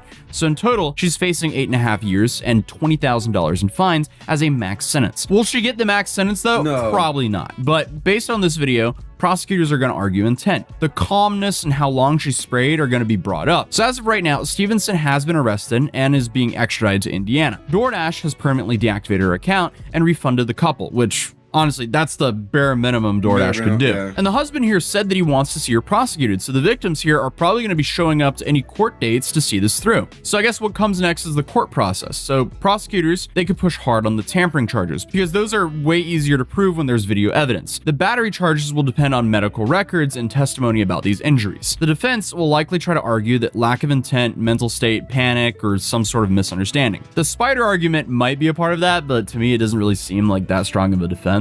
You know, considering the temperature and the footage. So as of right now, we're probably looking at some sort of plea deal or trial. But either way, prison time is definitely on the table here. So one thing is for sure, Stevenson being able to work any kind of a job involving food or delivery or customer trust, that's probably out the window. The whole thing is just insane. But I still cannot wrap my head around this being the second DoorDash driver that I've had to cover this month. Because I mean, if you Google DoorDash girl right now, you're gonna come up with 2 different cases happening in real time. This one, obviously, and then you have the one with Olivia Henderson, a DoorDash worker accused of filming and posting a customer, exposed, then presenting herself as a victim online. So it's pretty interesting that people are now being handed access to strangers' homes, food, and privacy through apps, and some of them are using it to seriously harm other people. Also, I just realized this isn't even the first time this month I've covered someone harming someone else with pepper spray on camera, because I also covered a teenager named Cassidy who used pepper spray on a group of people because they asked her to turn her phone down, and there she ended up spraying a baby and an elderly person with pepper spray, and she is also facing felony charges, by the way. So I mean, hey, this is all just crazy.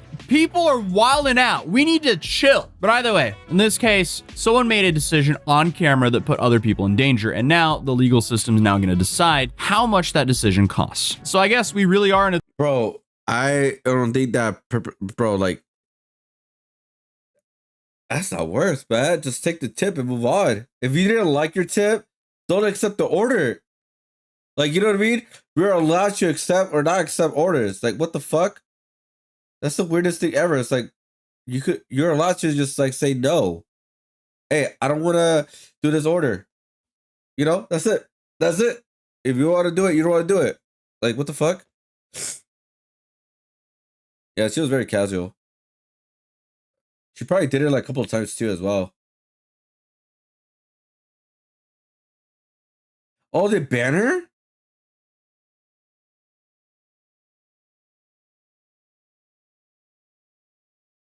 Wait, what? Why they ban her?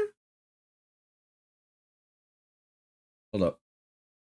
If you went through and tallied all of my predictions I've ever made across my time on the internet, you would probably find a worse record than the 2008 Detroit Lions. My correct predictions versus my incorrect predictions, it's not even a competition, it's an embarrassment.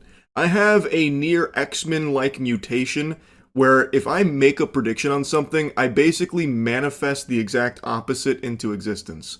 But when it comes to Twitch and my hypotheses regarding their rule enforcement and how they're going to handle shit, so far, haven't really missed on that. So Nina Lynn, I've made a couple videos on. She's quickly become one of my least favorite people online. I feel the same way about her as children do about broccoli. I think she is just terrible, and even just having her put on my plate, I want to flip the table. She is just a truly destructive, annoying lobotomite I cannot stand. She also got away with sexual assault that was broadcast on Twitch and unapologetically treats it as some kind of joke that her victim should be embarrassed by, that he even thought that he was sexually assaulted. She openly treats it as though it's no big deal, even though it is blatant textbook sexual assault. But anyway, I'm not going to just regurgitate everything I don't like about her. It's basically everything. And a little while ago, she got banned for stealing from Target, and then she also went on stream to talk about how she's actually stolen a lot more from Target than we even think she did. So she received a ban for it, and a lot of people were thinking that it might be permanent. I went against the grain and said I think under no circumstances will it be permanent. If Twitch doesn't ban her for a literal crime, sexual assault, I can't imagine they're going to permanently ban her for stealing from Target. So I said, pretty boldly, puffed out chest, that I think this will be like a week ban at most. It's been longer than a week, so hats off to Twitch. They've really done the difficult decision here to keep sexual assault superstar off the platform for longer than a week, but I don't think it's going to last too much longer. And last night, a lot of people sent me a tweet claiming that Nina Lynn had been permabanned. Yeah, but it's the tweet, which got though, me pretty but it's excited. not I was pumping confirmed. my fist saying, yeah, But it's not whoopee, confirmed. all right, cool, that's great news. I'd love to be wrong about my Twitch prediction. Now, where's the evidence? Did Twitch make a statement about it? Where's this coming from? Put that Where's shit the in my evidence? hand so I can start licking that shit like a lollipop, like my nice little dessert here. I'd love this to be true. But I can't find any information on her being permabanned at all. Just that single tweet that now a lot of other Twitter accounts are reporting. It seems to have just been pulled out of this guy's asshole. I can't find any statements on it whatsoever, so I took that with a big grain of salt. And then this morning, the sexual assault savant herself weighed in on this rumor saying, ain't no way MF's making shit up now. Y'all are obsessed. Don't worry, I'll be back. Should I do a trailer just 'cause of this? Even just reading words from her is annoying because she has to intertwine her fake bravado into everything. Oh, it's just so fucking cringe. And what does that even mean? Should I do a trailer now just because of this? Like, that's her response to it? Oh, you made up rumors, huh? Well, you forced my hand. Now I'm going to have to go down the nuclear option of making a trailer. Didn't want to have to do this, but now I've gotta. Okay, I guess. How tough? No, I think it's just more of a content kind of thing. You know, like when people get bad and then when people come back and all that, and make content out of it. You know, I think it's more of that kind of thing.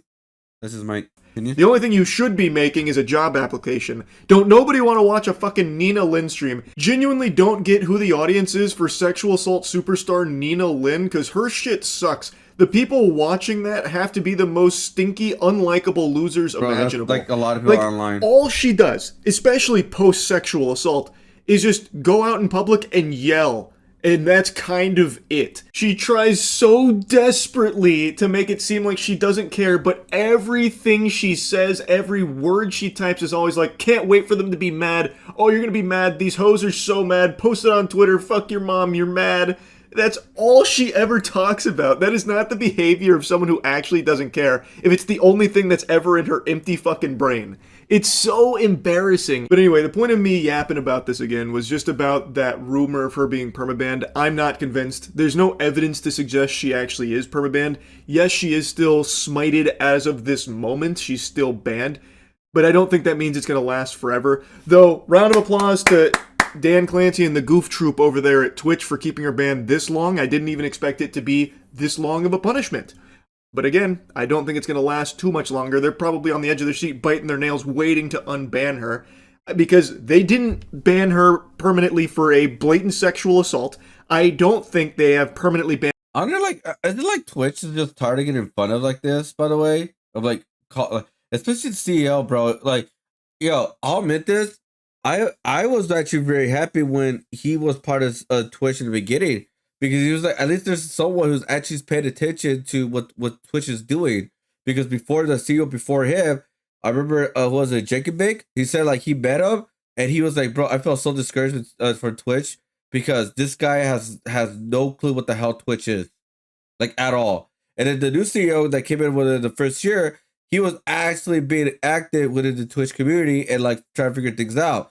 Well, that turned out really bad. Second one is because you taught me about using the app. No fucking way. No. You cannot blame that on me, dude. Oh shit. Oh no. Oh no. What? Are you kidding me, dude? You didn't know about the point system and all that? You didn't know that? Oh shit! I should have shown that on stream.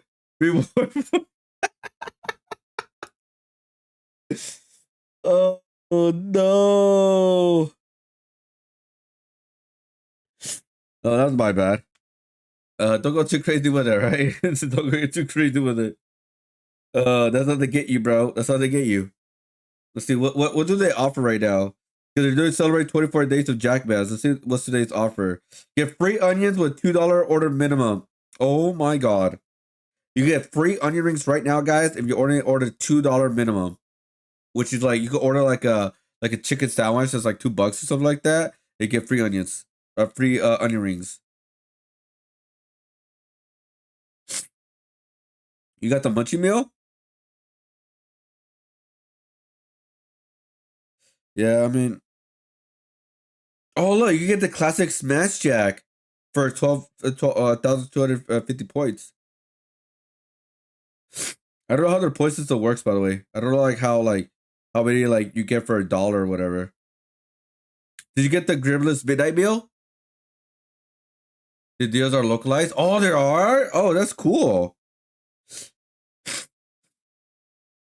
Also, mine is just free onions. Free onion rings for a $2 thing. That's mine.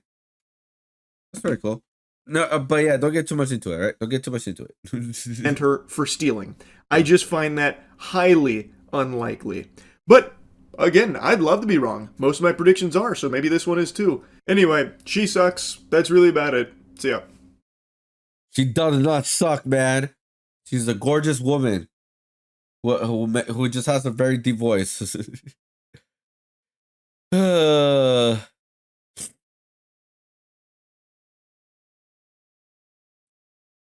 I don't know. It's like been happening on so long, dude. In today's online. All right, let's watch this one video right here. This was like I'm not surprised someone made a video about this. All right, I was actually kind of waiting for this. The return of Tekashi 6ix9ine.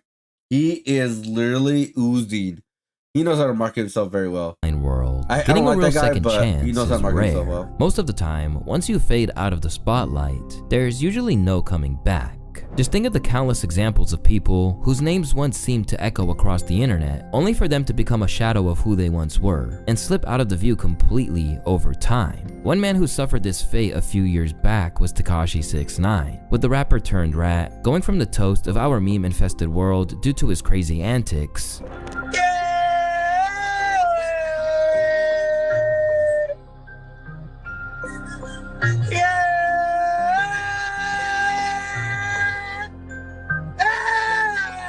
I'm just saying, like, yo, blood, it's not so hard to find me. It's not hard to find me. It's not hard. Yo, boy, it's not hard to find me. Don't call me a boy, please. It's not hard to find me. If someone wanted to find me, they would have been found me. Give it some time. O Block right here. This what y'all wanted me in Chicago. This O Block right here. I should call this shit No Block. It's 10 o'clock. What the fuck is that? If you don't got this watch right here, you a little boy to me. I'll kiss you on your forehead. You a little boy. To being weird. reduced to an afterthought in a world full of fresh clout chasers to be distracted by. But against all odds, Tekashi is everywhere right now, and arguably, he's more unhinged than ever.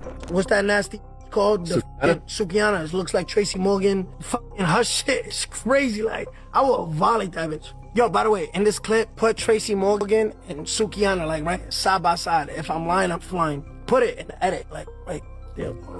Now aligned with streamers and other personalities who make a living off drama, the Bronx rapper seems to be fully embracing his new life on a fresh, less hostile side of the online world. Yeah, you're not even on no street shit, Chad. Yeah, I'm a streamer now.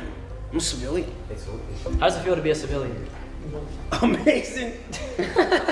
Like, I'm pressing charges on these guys. Like, it feels good. Oh my god. But don't get it twisted. This is no accident or lucky break. Instead, it's a direct result of him doing everything he The father and the son could have killed him. Oh, can are you to try talking to about the claw one where he back got his place jumped in the at pop culture the- landscape at that the he gym? forfeited back when he turned federal witness. Now, he's running a platform of unfiltered and often inadvisable honesty that has people tuning in to hear whatever he's got to say. Because while they won't necessarily check for his music anymore, they are interested in whatever controversy he's about he's to an create entertainer. next. He's an entertainer. Have you ever thought about having sex with someone you're not supposed to have sex with? Yes. Have you ever kissed a man? No. True. Did anybody try to punk you in jail? No.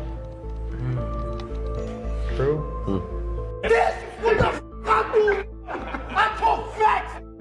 It's your boy Luesta, and before we get into the madness of 6ix9ine's return, I gotta tell you guys about today's sponsor, ZocDoc. Hey, congratulations on getting sponsored, bro.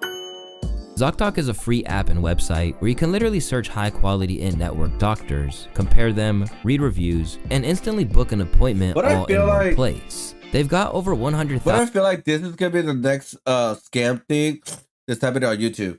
Like this whole doctor. I feel like we had this before and it became like a scam. I feel like it was. Providers, primary care, dentists, day, which is crazy. Instantly book a top-rated doctor today. That's ZocDoc.com/Luesta. I want to thank ZocDoc for sponsoring today's video. But now let's get back into it. When you think about Tekashi 6ix9ine, him making a major splash in this era actually makes sense. Alongside a few others of his era, Tekashi was arguably the blueprint for the kind of clout-chasing antics that rappers and streamers alike engage in today to manufacture news and clip farm, because in the end, the chaos surrounding him was always essential to the success of his music. If you strip all that away, there's no way he would have become the star he did in isolation. Instead, once tracks like Gummo, Billy, and Kiki made it clear that this cartoonish man Some of the screaming worst down a songs mic wasn't ever going heard, anywhere. His perpetual That's antics my- and explosive like, oh my interviews God. did a whole lot of the heavy lifting to keep him afloat. Yo, wait 2 months, yo. This thing gonna die? Where? Where I'ma die? Chief Keef, Lil Reese, all them niggas. Yeah, niggas talking about fucking Treyway, nigga. I bet y'all niggas pull up to New Jersey now. Jersey ain't my city, but my brothers is there, you heard me? And another thing I wanna address, for the King of New York shit, let's cut that out. Little boy, sit down. If you don't got this watch, I'm not beefing with anybody from New York if you don't got this watch. If you don't got this watch right here, you a little boy to me. I'll kiss you on your forehead, you a little boy. Sit down. King's home. It's over. It's over. Right here? I should call this shit No Block. It's 10 o'clock. Where the fuck y'all niggas at? Santa Claus, what he said. Oh my god. Sorry. Niggas ain't outside. It's only 10 p.m. Where the f*** y'all niggas at, blood? Because now we saw the surveillance video. You was there for like 30 seconds. Nah, it was actually for like 15. I'ma sit there and entertain y'all, but I'm not gonna sit there and die for y'all. That's not that's what we... If I walk out of here and a nigga come from behind me out the staircase, hang, it was already supposed to happen. Listen, I don't know what kind of gun that is. No. People love to rewrite history and act like the moment he got out of jail for snitching, everyone instantly stopped caring. But in reality, his first Instagram live after getting released didn't flop at all. It broke records. It was millions, yeah. 1.3 million. Crazy. And now, the return he's made is impressive, considering that for a long time, everyone thought he was cooked. At one stage, it felt like the mythology of 6 Like, he was cooked as an artist, like a music artist, but he's not cooked as an entertainer. People like him as an entertainer. 9 died once and for all. This is what Blueface believed that he could be. When he got jumped in a Gold's Gym. And considering how much smack he talked his entire career, it was no surprise that he was viciously mocked online by everyone for it.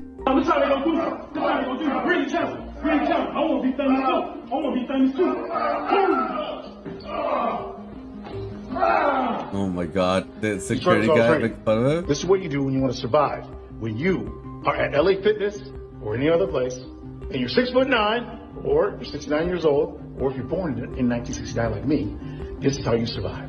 And as his projects continued to flop, Tekashi files for bankruptcy in May of 2022, later stating in paperwork that, right now, I am struggling to make ends meet. Personal items? I don't know if I will ever command the kind of advances I was paid before my arrest. And my career stalled. If the court awards the compensatory damages and punitive damages sought by the plaintiffs at this inquest, it will surely bankrupt me in a way from which I will never recover to the permanent detriment of the family members who rely upon me. Then, in April of 2024, the attempts to recoup what he owed to the IRS came when his custom Bentley and Lamborghini were auctioned for over $260,000. But this was just the beginning, and soon, the feds auctioned off over 40 items belonging to Tekashi 6ix9ine, including jewelry and luxury handbags, to settle his tax debt. But even after all the L's he took over the past year, this new wave of attention is a reminder that all he really needs is a platform, and his explosive persona will handle the rest. It actually calls to mind something he said after the entire snitching ordeal went down. When asked if he could regain his place in the culture, he told the New York Times that the people who didn't like me before are the same people who don't like me now. They just have an excuse. Pressed on whether he could change minds, he added, "Why would I want to? It's made me millions of dollars. I'm stupid. I'm not dumb. What if I change and I don't make no more money? Keep hating on me because you're going to keep tuning in." And sure enough, this is proving to be true, as now, years on from the peak of his relevancy, Tekashi is dominating the news once more, and though all the targets are different, it's basically the same tactics as always. Pretty much. Even though the way he stirs things up has changed, Tekashi's clashes with other rappers are still getting plenty of attention. Right now, he's back to his usual antics, taking shots at Blueface's new face tattoos. Oh my god. Yo, Wack, I know this shit, man, but look, I know I got a lot of face tattoos, but your man look crazy, like your man really got a baseball logo, like this to play football. I don't know what the fuck why he would put that much tattoos, dude. I mean, Tekashi has really bad tattoos too, but his, baseball it's like really all over the face, bro. Look at this. Like, what the fuck does he have a Chase logo on his face? I didn't even notice that. Look at that. He has a Chase logo. What the bro? He's literally a branded. He's branded himself. Like what? Son got the Chase logo. What's that? The Washington Nationals. He got the Washington Nationals. Oh my God, it's from LA with the Washington Nationals logo. He got the LV on the face, like, man, this shit is crazy. Got YSL, like, I know he regret that oh my God, I just peeped the YSL shit. It's a bad look walking in the prison yard with that shit now. Crip got a 5, the tallies, you know the tally numbers, a 5. Should have been a sick. And when they were put into direct contact with Tekashi 6ix9ine's new best friend Neon, Blue seemed to uncharacteristically back down from Tekashi. Oh, that's what the child. I don't want to start problems, bro. Come on, man. He's a snitch. You know, I'm not gonna take him serious. He can say whatever he wants. So I should call him. Yeah, come on, brother. I just came from prison, man. It's like snitches and the PC people. We just. I hope he doesn't answer. Oh. Bro. Yo, they keep spamming your name in my chat. I'm with. Yeah, I gotta take this shit right now. I'm with Blueface. He wanted to talk to you. Is that cool? Yeah, I'll speak to him. Yeah, I'll speak to him. Shut up. You know you want to talk to me. Yo, what up, Bluey? What's up, fool? Hey, shit, I told Wack to connect us, but I guess Wack not doing it fast enough. You know, the universe is gonna do what it does. Yeah, I told him I wanted to box you. I told him I wanted to box you. He said he wasn't gonna do that to me. Yeah, you really wanna do that? Nah, nigga, you like 6 feet. I think that'll be a good one, man. That'd be good. I just gotta get like bigger shoes and then gain more weight. That's right. I mean, yeah, I respect it, man. I'm down though. Whenever you're ready, I'm down. Yeah, you fight next month, right? Yeah, I'm for like 3-4 months. I'm over Swaggy P real fast, and then whoever's after that. But while it's pretty unlikely that he was actually scared of him, he probably knew he couldn't win a back and forth with Tekashi, or he simply didn't believe Tekashi would ever reach his old level again, and didn't see the point in engaging. You did a stream with Neon and then you FaceTimed 6ix9ine. Come on, man. He's a snitch. You know, I'm not gonna take him serious. He can say whatever he wants. I don't think it's serious. I'll never take him serious on no beef. Yeah. Obviously, but. Would you agree he's probably one of the best trolls and entertainers in the game? Nah, for sure. For sure. Stole that shit. That's what I do, nigga. It seems like he's almost kind of back with the success he's had on the internet that you could be like, kind of. Hell no, he'll never get that back. While Blueface is an old foe, a new one that's entered the mix is Drake's associate Top 5. And in typical Tekashi fashion, he's been relentlessly mocking him for getting stabbed in London. Yo, you see everybody, hold on. Let me. But I didn't know he was at a beef with Top 5. What the hell? Everybody know you for no head now. Now you the Frankenstein. You the Frankenstein of your country. They niggas had us. Yo, you ever saw Toy Story when? Yo, hold on. You saw Toy Story? Yo, this shit give you nightmares, right? Yeah. Come on, let's all be friends. This shit give you nightmares? Let's all be friends. Let's all be friends. This shit give you... Yo, come on, bro. Come on. Yo. This shit give you nightmares. Let's all be friends. Yo, show us the scar.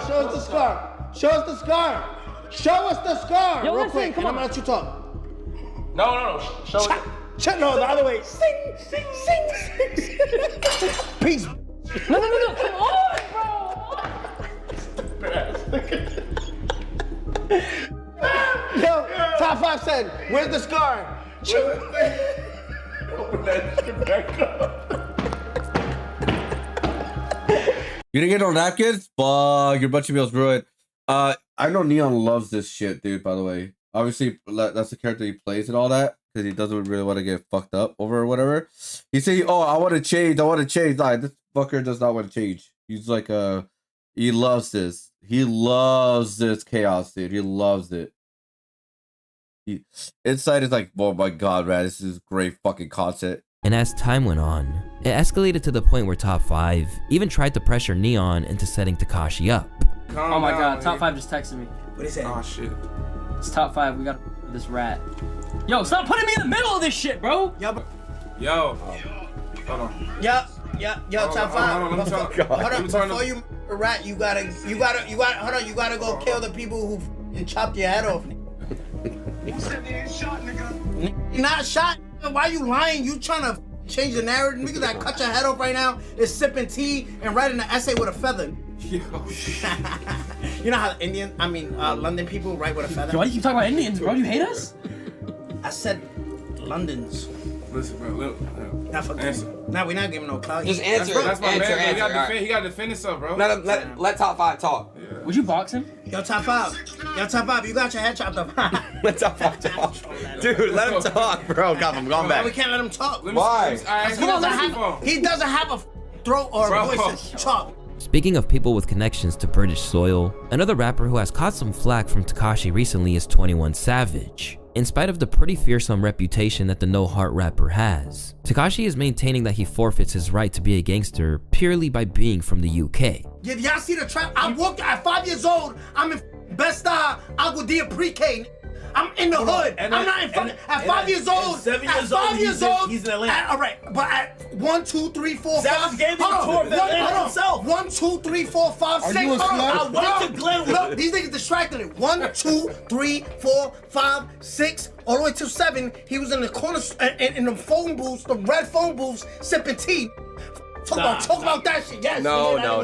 He was a Queen Elizabeth and them niggas. Nigga. No, he wasn't. UK niggas still gangster though. Yo. Yeah, but they still All right, gangster. I ain't gonna lie. I ain't gonna lie, yo. I had a talk. Real quick, I want to say this because I think Soda just said it about you. Said Savage. he not from there? Savage got mad at you for having him on your platform. Alongside the men of the game, Tekashi has also had some choice words for the women. On top of comparing her to Tracy Morgan, Tekashi also claimed that the noted magician Sukihana was the most passed around woman in the culture. You mentioned Mello, you mentioned Ruby. Even though I don't think is buying this nasty shit, but Sukihana sell mad. But she sell it to that was easy. She literally sell it to the in Broward County that's in front of the liquor store, like type shit. So I'm dead ass, and she be lying. I know plenty of delivery boys that delivery boys. Whoa. So my thing is, Sukihana, I gotta give you one more, right? In the process, Tekashi showed he still knows how to get under people's skin, even prompting Ray J to step in and try to check him. Hey, 6'9". You know, this is why, believe it or not, that's why Blueface was actually kind of smart and not attacking back. It just kind of like talk to him calmly. Because if you don't get rattled, he will move on. Because if he doesn't get no reaction, he has no content. As simple as that. Like, who the f you think you talking about? Don't you ever talk about my Suki is my bitch. Who the f think you talking about? Put up mother George Lopez and then put up mother Cisco. And there you got it. Them two fucking each other made 6'9". Listen, you know I don't got no problem with you until now. Don't you ever talk about my you talk about your own. What the f wrong with you? But Sukihana decided to fight her own battle and throw some barbs of her own. How you feel about this man calling you a bald-headed bitch on Instagram today? I feel like he think that because I'm black, I'm bald-headed, but my hair is down my back and my hair is longer than his. Cause you know his dick sit right above his balls. You feel me? So my hair is longer than his dick. And he do got some hair, but he also got lice in his head and crawling through his head. For now, it's unclear whether that might have been a bad move because you know that if Tekashi claps back, it might be a real embarrassing moment for her. During his Vlad TV appearance, Tekashi used a simple game of F, Marry, Kill to throw shade at Meg Thee Stallion on behalf of his former collaborator Tory Lanez, then took the opportunity to diss Lotto, her man 21 Savage, and Ice Spice for good measure. Megan Thee Stallion. I'm killing that bitch. Straight up. I'm killing that bitch. I'm shooting with a horse tranquilizer. Bow, bitch. Ice Spice. Yeah, and Lotto. Oh, I'm definitely marrying Lotto. Okay. I'm gonna marry Lotto so she could give a green card to her husband. 21 Savage.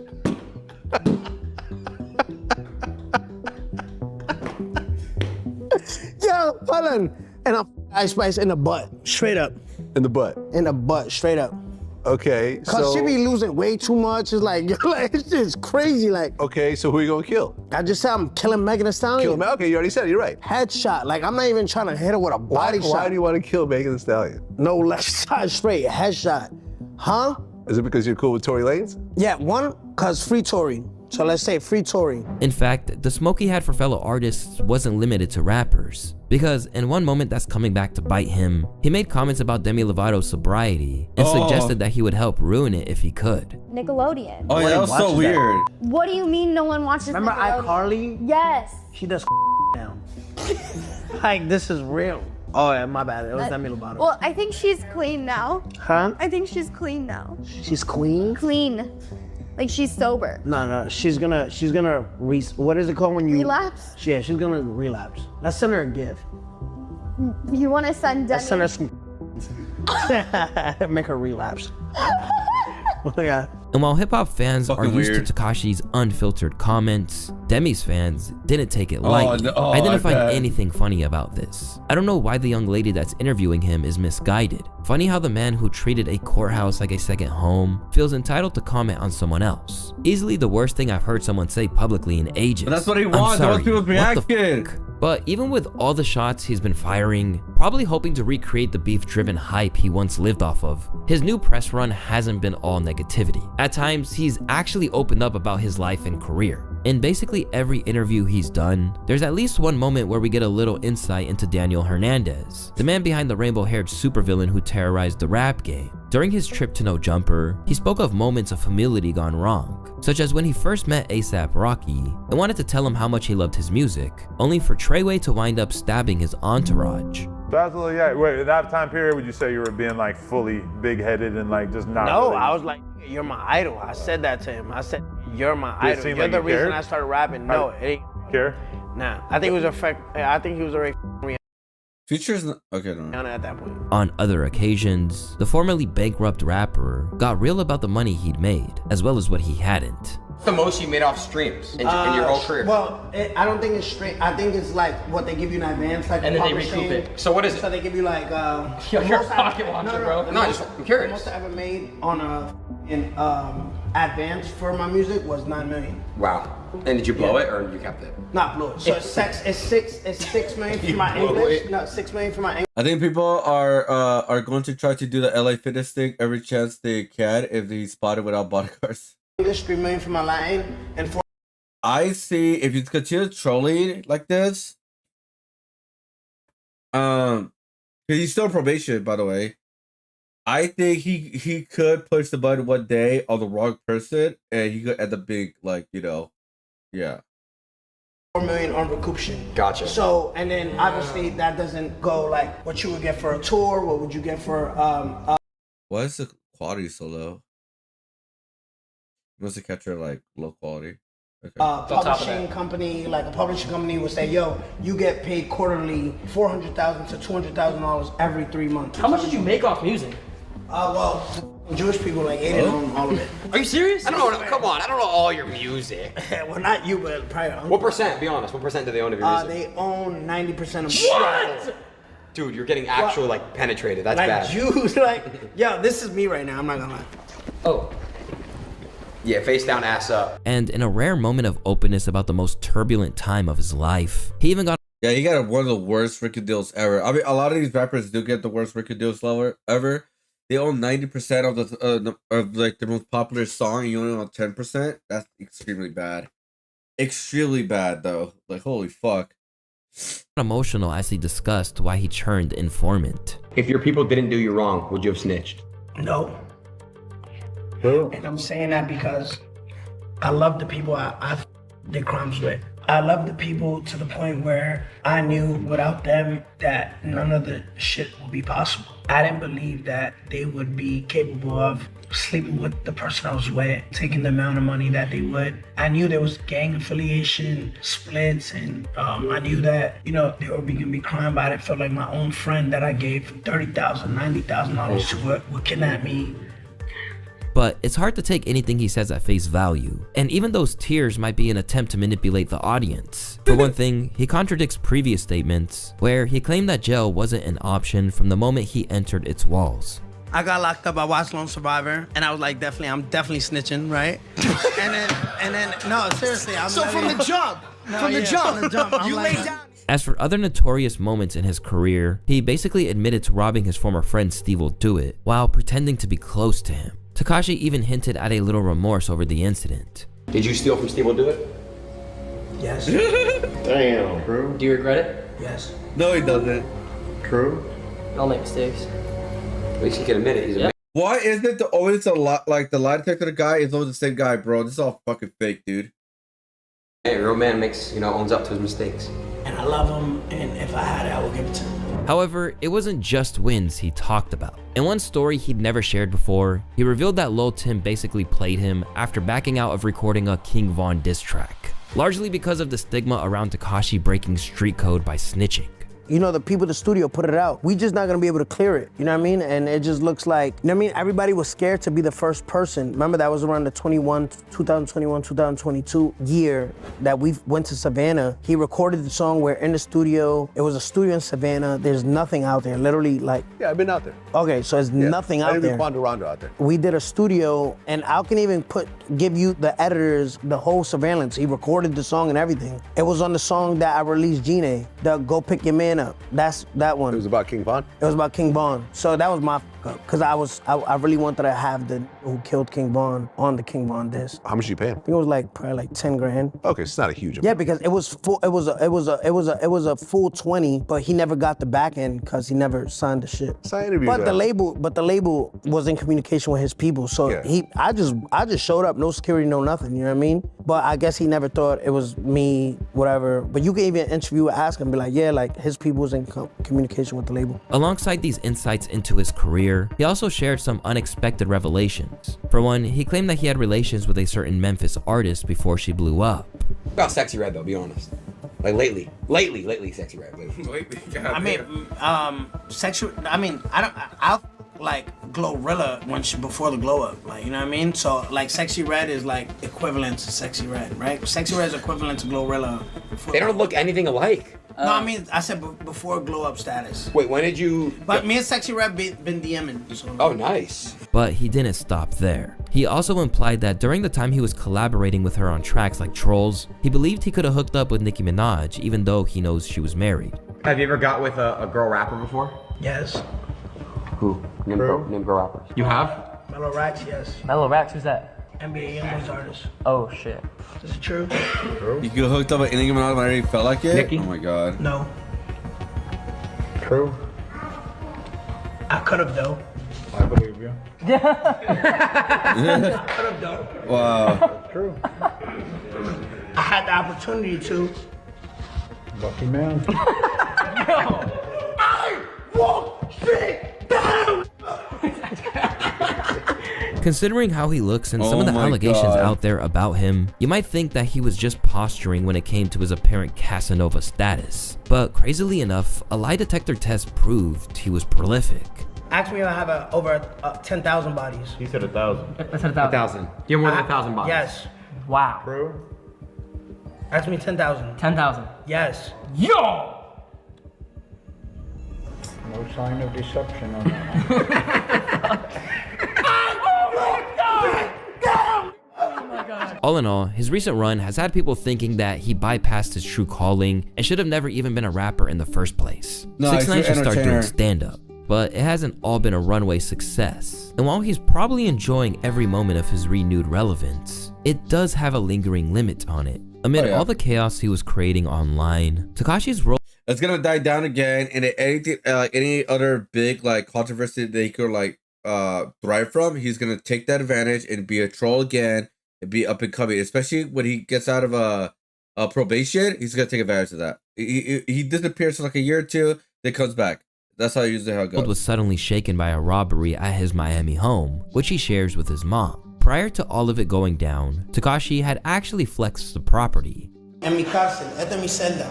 Esta es la celda mía. Está más linda. Sí, estamos aquí en Casa Reto, en Grillete, pues yo me aburrí. I want to be on house arrest cómodo. Quiero estar cómodo. Pues creé 3 diferentes mundos. En una Aquí misma habitación. Estamos en el East Hotel. Yo estoy en un hotel Luxury. Ritz-Carlton. Ahí todo es luxury. And while streaming at Jack Doherty's home, the thieves took their chance, leaving his mother to be held at gunpoint as they demanded car keys and sums of I mean, cash. I feel bad for the mom, but like I feel bad for the mom, but it's his fault for all the shit he's keep talking about. You know what I mean? Like that, I feel bad, but it's like it's his fault. Like it is legit his fault. It's like what do you expect, dude? When you keep talking shit online, you know?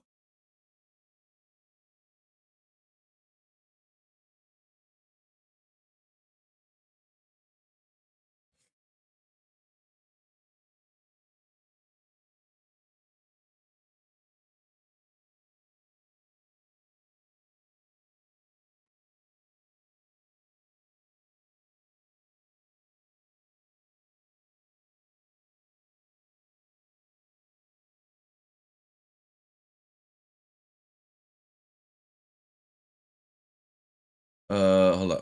I'm getting my Spider-Man one right now, guys. The image Spider-Man. There we go. Save image. Sorry. Hey, stay out here. You're right. Yo, come on.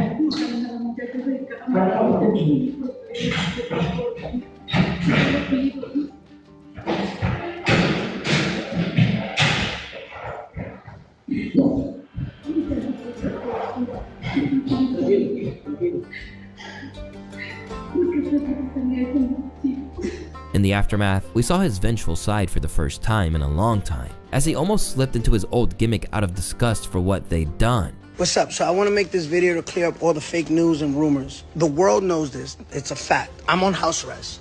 I've been on house arrest. I think everyone in America and everyone across the world knows that I'm on house arrest. Yesterday, they allowed me to leave for work. People, I guess, saw that I was on live stream with Jack Doherty. They took that opportunity to do some shit. Like I said, it's me, so I get it. The rules are different for me. But if it was your favorite artist, your favorite actor, and that was done, they don't get no cool points for that. My mom is 60 years old. Y'all know I'm supposed to come home. Y'all know I'm home all the time. I'm on house arrest. So y'all take the opportunity that I'm not home. Y'all see me on live stream with Jack Doherty in Miami, and y'all do that. That's shit. That's whack. Get no cool points. Well, yeah, I mean, yeah, like I said, I feel bad for the mom, but motherfucker, it's your fault. All the trolling and talking shit. The fuck do you expect? Bulletproof? Get the fuck out of here. I don't feel bad for Tekashi. I feel bad for the mom, but it's his fucking fault. What do you fucking expect? You know? You keep flexing that you have money. You keep flexing you're a fucking rat. You keep flexing you're talking shit on everybody. Yeah. It's gonna be all good. Fuck out of here, dude. Like, hopefully he learns his fucking lesson. He literally put his mom in risk of dying because of his dumb ass. I don't think nobody respects that shit. But within a day or so, he had already flipped the whole situation into a joke, claiming the thieves hit the wrong house anyway because the taxman had already taken all his luxury items. Can I say this on stream? Yeah. So they did it. So they literally came here and took nothing. Like So why'd they come in here? They thought there was something. No, they thought they could. There was money here, and You don't have money here? They could go to the IRS and go grab that shit. If they want to rob someone, like, you know what I mean? IRS got everything. The Jews and IRS got everything. Sorry about that. So, yeah, dude, bro, I would have Yeah, by the way. Yeah. I'll help you get it back once you get out of jail. I mean, I'm your friend now, so Yeah, we're friends. We're good. It should be noted that during this whole run he's been on, Tekashi has been on house arrest over a parole violation. And for every viral clip he's had, 6ix9ine has had to contend with the fact that jail time is imminent. In fact, he recently declared that his stream with Jack Doherty would be his goodbye prior to heading for sentencing. I think you're my last stream. Really? Yeah, because I get sentenced on Thursday. Dang, how long do you think you'll be in jail The for? prosecutors asked for 9 months. But the judge could go under that and over that. Dude, I don't know if I could do 9 months. I couldn't even do a day. I couldn't even do 24 hours. I was like, please get me out of here. Well, I paid so my how bond was like the 5 experience? different times to see which one hits first just to get me out. Like, rich nigga shit, bro. But in the wake of the robbery, his response to delay sentencing has been granted. Now, it's postponed to December 5th, where he could be facing 3 to 9 months in prison for allegedly violating the terms of his probation. But this temporary break could be short-lived if anyone buys into Jack Doherty's cynical take. Doherty seemed to imply that he wasn't 100% convinced that the robbery wasn't a ploy to keep him out of the pen for a little while longer. last stream too before he goes to jail because he's getting sentenced I think tomorrow, and yeah, he thinks he's going to jail for like 9 months. So he's like, I was his last stream, yeah, before going to jail. But in the middle of the stream, he got like a call, and like he said his mom was like held at gunpoint by like 4 guys in his house, and they just tried to like rob the house. So yeah, he's like, I gotta go, and I was like, yeah. And crazy as that seems, it says all you need to know about Tekashi, that people don't see this as outside of the realms of possibility. No cap, that's actually some shit 6ix9ine would do. But yet, try as he might, it seems that the prosecution is hell-bent on seeing him in prison. While it brings the government no joy to seek a custodial prison sentence for a former cooperator, the court must send a message to Hernandez and other government cooperators, or those considering cooperating with the government, that they are not above the law by virtue of their status as cooperators. Assistant U.S. Attorney Jonathan Redbold wrote in the new sentencing recommendation, Hernandez is now 6 years removed from his criminal sentencing,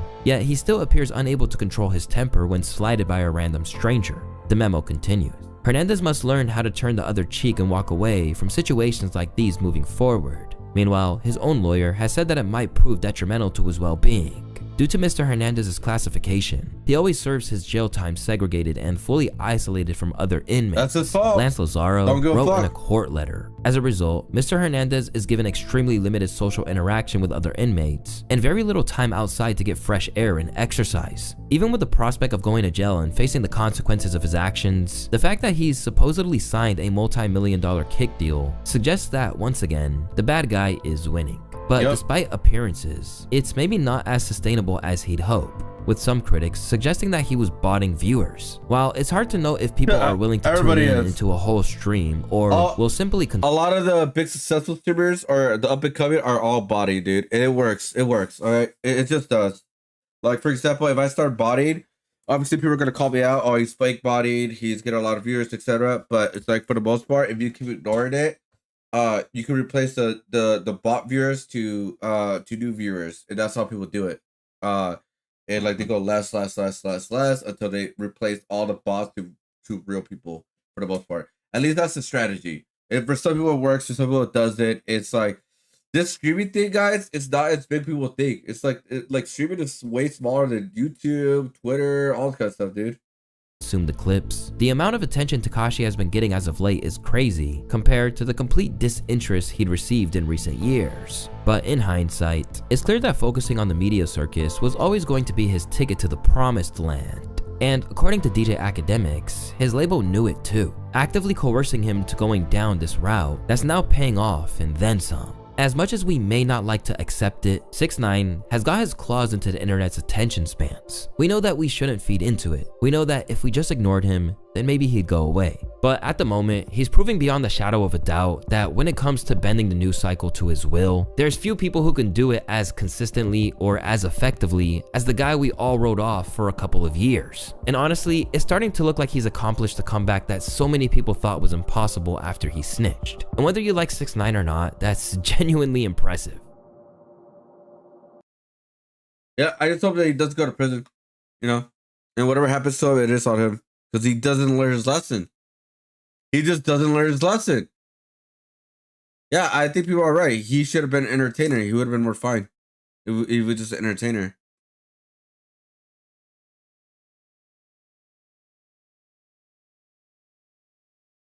He looks and smells like Vienna sausages. What the fuck?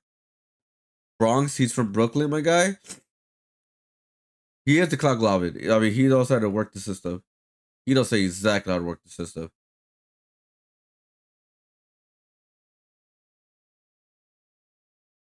Oh yeah, I'm working on my Spider-Man now. Is Sexy Red still making songs? I heard anything about Sexy Red.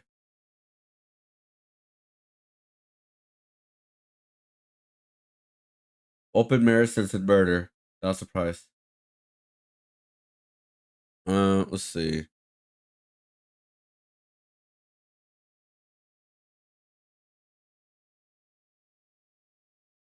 Oh, guys.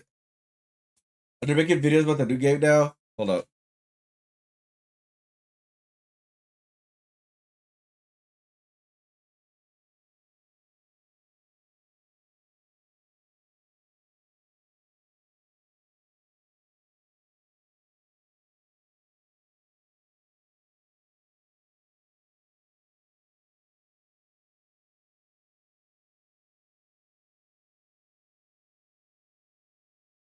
Oh, this is for my Pasadena info right now, guys. The one I just got right now.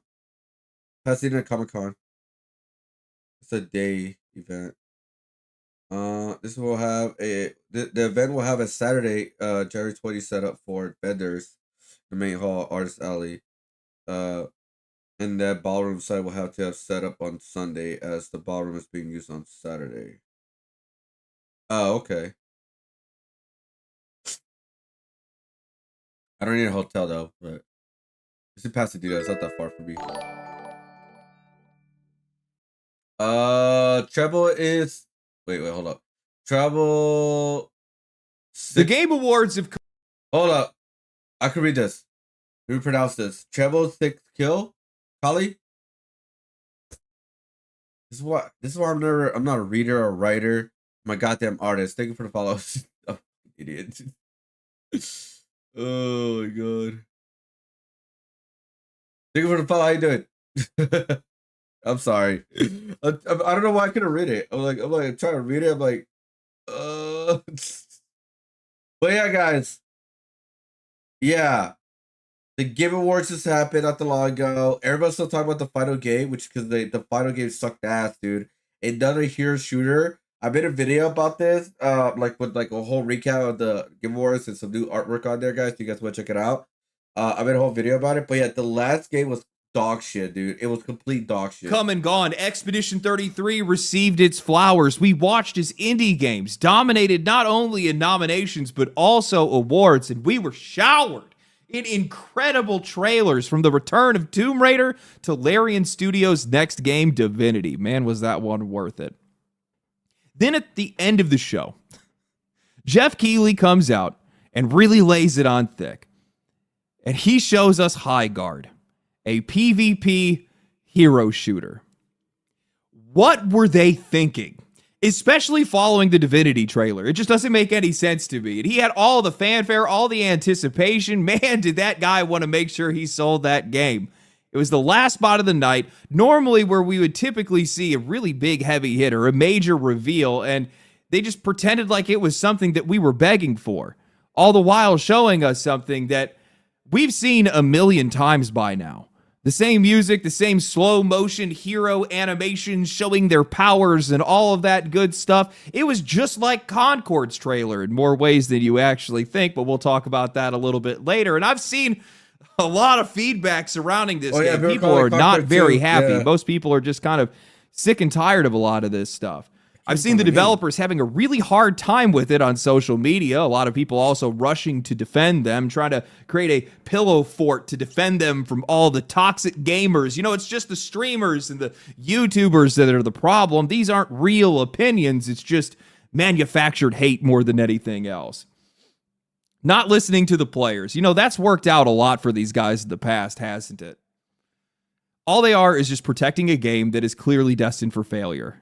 You have to learn from these lessons. So today, I'm talking about why that is. I'm talking about the fate of this game. I'm talking about all the bad decisions that these guys made up to the release of this game, why this game is such a bad idea, why people hate it, why people are defending it, and why I don't think this is the last time we're going to see it. This video is sponsored by Arknights Enfield, coming out January 22nd. This is a full 3D real-time strategy action RPG set on Talos 2, mixing fast tactical team combat, factory building and management, and the whole process of exploring and reshaping different regions of a planet in a way that honestly surprised me. You play as the administrator, managing this frontier outpost while you fight, explore, and build. Exploration isn't always safe. You will run into hostile creatures and dangers along the way. That's where your team combat comes in. You can pick from a roster of 24 operators with different classes and different skill types to build the team that you want. Combat plays out in real time, so you're going to be swapping between characters, timing dodges, and leveraging physical statuses and arts afflictions to be able to trigger the best team combos. It's not about button mashing. It's about making your squad work together in a way that feels smooth and controlled. This new beta adds a rebuilt story, updated cutscenes, and a whole new region called Wu Ling. Visually, it's a blend of futuristic tech and Eastern architecture that definitely stood out to me, and as you explore it, you're going to come across new encounters, new stories, and new environmental details that make the whole region feel much more alive. Then there's the AIC factory and blueprint system, which is basically your way of reshaping the world, building automated production lines, upgrading facilities, and expanding your outposts as you explore. It's satisfying, and you get to see your progress reflected in the world. Where the fuck am I? Arknights Enfield launches on January 22nd, 2026 for PlayStation 5, PC, iOS, and Android, and pre-registration is live right now, so if you want to check it out early, hit the link in the description or the pinned comment. The Game Awards lives and dies by trailers. Every single year it's the same cycle, rumors, wish casting, people convincing themselves that this is finally the night for Bloodborne 2 or Half-Life 3, and because of that, the final trailer carries extra weight. It's supposed to be the big one. Jeff Keighley really leaned into that hard. He reminded everybody that the last slot is saved for something special, teased that this game was being made in secret, and then dropped the pedigree. former Respawn developers, the people behind Titanfall and Apex Legends, breaking away from AAA. Expectations spiked, the room went dark, the trailer rolled, and what followed was the most aggressively generic reveal we saw the entire night. Highguard is a PvPvE hero-based shooter where you are playing as wardens fighting over territory and raiding enemy strongholds. On paper, honestly, fine, but the problem is that none of that actually comes through in the trailer. What does come through is how completely interchangeable all of this feels. The same abilities, the same pacing, the same presentation that we have seen a dozen times by now. It's pulling straight from the Valorant playbook right down to the silhouettes and the cooldown-driven combat. The character that they led with honestly looks like John video game. Zero identity, zero personality. Yeah, the Highguard looks completely fucking generic. Okay, it's still there. Yeah, Highguard, it looks generic as fuck. There's nothing unique. Bro, look at the design of this character. I want to make a video, by the way, when we get more information about this game, I want to make a video about the design of the character and be like, why the fuck are they doing this? He looks generic as fuck!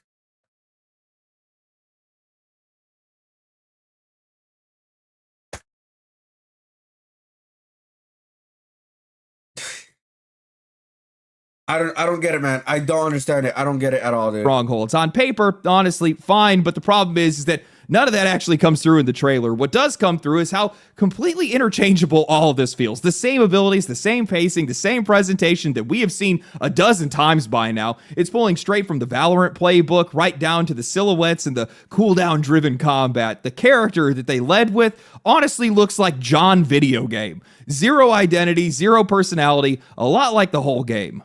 The entire time that I was watching this trailer, I had this nagging feeling that I had seen this before. Not just like, oh, it's another live service shooter. No, I mean, like, I've literally seen this before. And it didn't click for me until the ice troll slammed into the ground, and then my brain immediately clicked and said, oh no, this is Concord. That is definitely Concord. So I went back and I compared the trailers, and once you see it, you can't unsee it. The hero ability introductions are damn near identical. The pacing and the percussion-heavy music is just about the same. The rhythm of the cuts, the way the abilities are framed, the timing of, oh, look how cool this character is moments. It all lines up perfectly. If you start splicing the two trailers together, you genuinely start to lose track of which game you're watching unless you're paying close attention. Wow. I don't know if they outsourced some of the same assets, but you cannot wash the Concord stink off of this thing.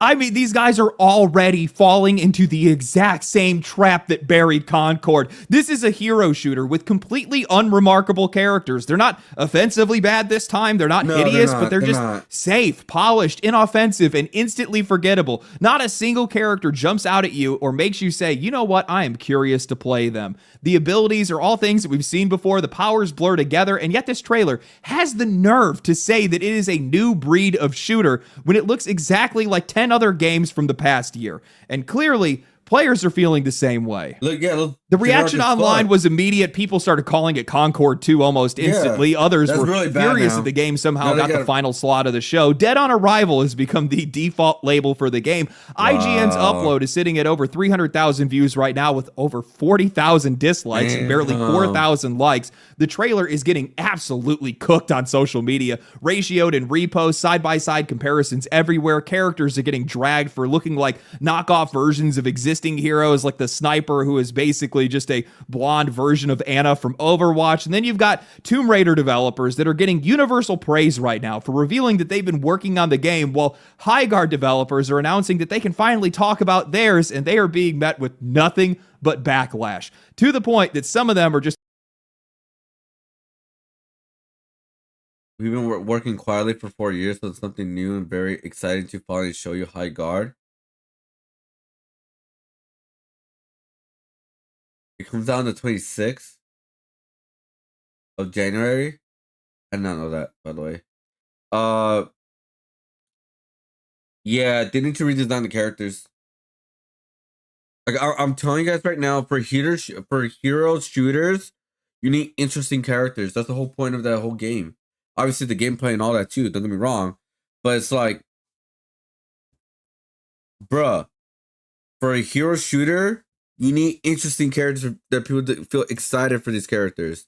day one of being a game dev with a public facing game, I got 75 plus quote retweets personally for being me apart, simply for being excited to share what I pour myself into for years. Lock the count for the time being.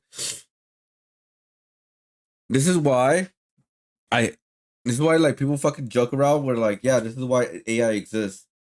Because if you're gonna get slop, might as well just use AI. And honestly, bro, like, what the fuck happened to the creativity? Yeah, the characters look bad, man. Like, I don't understand who's the creative director of this. Like, didn't they test and like share like, hey, what do you guys think about this character or that character outside of the team? Like outside like of like someone who plays these type of games, like a hero shooter. Like, you know what some fighting game developers are doing now? They're hiring streamers and content creators who will specifically play those type of games. Like, for example, Justin Wong, he works with a bunch of companies working on these fighting games. They're like, yeah, this game is to play this, or we should fix this, we should fix that. You know, the character designs like this and that. You know what I mean? They could have hired anybody who plays hero shooters and what they look for, and let's get an idea. Like, I don't understand. Like, what the fuck? Like, I don't understand. And they're gonna release it next month? Are they fucking idiots? Sorry. It's like, it makes zero sense to me. Straight up going private. So yeah, not a great response, and definitely not the one you're hoping for after spending some serious money on putting your trailer on the biggest stage in the entire industry. The Game Awards now reportedly pulls in more viewers than the Super Bowl, and getting your trailer on the show is not cheap. Anywhere from $450,000 to over $1 million, depending on its length. That's before we factor in how much it costs for them to buy out the final slot of the night, the spot that's reserved for the biggest, most anticipated reveals. That is an insane gamble, and in this case, it is completely blown up in their face.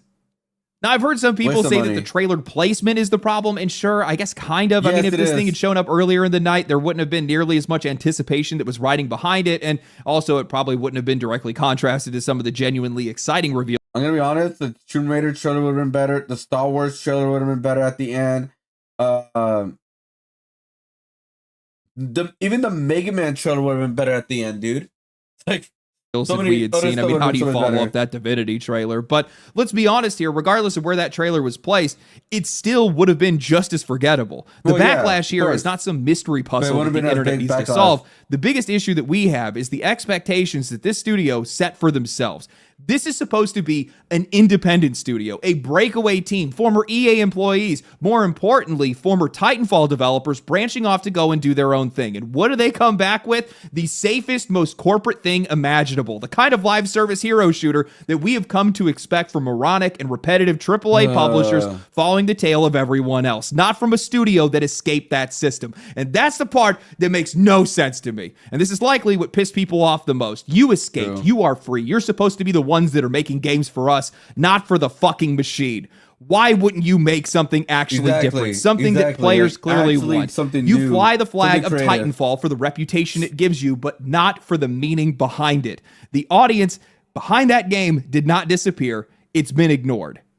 You know what? Who am I kidding? Of course, the only person that clearly sees that need is some random solo developer that's making a diesel punk mech shooter off of Kickstarter money and a YouTube channel. Seriously, go check out Diesel Knights. That guy actually gets us. I went back and actually watched his trailer after watching the High Guard reveal, and it is night and day. It's so distinct. It's so messy and unrefined and raw, and it just feels human. And watching that back just made it even more obvious how few people in this industry genuinely understand the art anymore, or even the audience that they're supposed to be making games for. Because look, here's the thing too. Graphics. I think we reached a ceiling of graphics, which I still think they're gonna get better, right? But not that much crazy. So, as people need to realize, art style is extremely more important than ever. More important than ever before. Art style is what's gonna make your characters and your design stand out from everybody else, right? That's why a lot of indie games are doing very well right now, because their art styles are crazy good, right? Because even though their graphics and all is great, they're still doing very good. I still bring, and it's not indie, but I still bring up Elden Ring. How that game, it doesn't look good at all when you look at a raw file, right, with a raw character, because the way they did the art style and the shading and like the tone of the game. it worked very well, and the art style just popped very good. I like that. That's what makes the game. That's what people get interested in at first, and like obviously the second is like gaming and all that, right? Like just stick around. But like the first thing that people see, obviously, is the art style, the characters, stuff like that. That's what gets people hooked. It's the cover. It's the hook. And people need to really start underestimating that. They need to put in time on that. Like, what can we do different that would look really cool as a hero shooter, not a generic mobile-like fucking game? That's what High Guard looks like. It's a mobile game, dude. It takes absolutely no creative risk, none at all. The only thing that they're doing is just gambling with their own financial security at this point. This thing plays it as safe as humanly possible. It's just another PvPvE live service game wearing the skin of past achievements, trading almost entirely on, hey, remember what we used to work on? And it's like I said before when we first saw Concord. When a game introduces itself as from the former developers of, especially from studios like Bungie, Activision, or EA, that's basically become a red flag for me. Not always. There are some outliers. Embark Studios is an obvious one. Right. But more often than not, there is a reason that they are former developers. And in this case, they couldn't even spot the warning signs in their own game, let alone stay in step with what players are actually into right now, or even learn from the pile of failed live service launches that we've already seen just this year. Honestly, the only real risks that this studio took were all the wrong ones. They spent 4 years developing this game in total secret. No early footage, no tests, no public feedback, nothing. Idiots. If they had shown anything earlier, and I mean anything, they could have gauged player reaction and course corrected. Instead, they went all in on blind confidence, dropped a reveal trailer, and then just announced a full release barely a month out, putting themselves in a completely unnecessary do or die situation. Idiots. And I'm telling you right now, if you are making a live service game, you have to involve the audience as early as possible. You cannot afford to spend years and millions of dollars building something just to find out at the very end that nobody wants it. I mean, Arc Raiders did multiple closed alphas. They ran a beta well before the game even came out. Hell, even Marathon is out here involving players and has made visible changes based on their feedback. When I see studios that are skipping that step entirely, especially in live service, it tells me exactly who this game is being made for, and it's not the players. I realize that the developers for High Guard are likely combing social media right now, looking for feedback. That's a little bit too late, seeing as though your game's going to be coming out a month from now. Looking at social media posts, obviously, because they're probably a little bit too difficult to ignore at this point. And I hope you're listening right now. This is the feedback. This is the frustration of a real customer. Somebody that was a fan of Titanfall. I want you to know that the expectations set upon you are higher than that than AAA games. I know people talk about Titanfall like being one of the greatest games ever made. Yeah, nobody really bought it. So I really don't buy that. I do not buy that. People did not really buy that game. I bought it. I played it. It was fun. But it's like, I don't believe that there's a lot of fans of that. It's a very niche market. Titanfall 2, not the first one. I mean, like, it didn't so well. None of the Titanfall so well. Like, the series did not so well.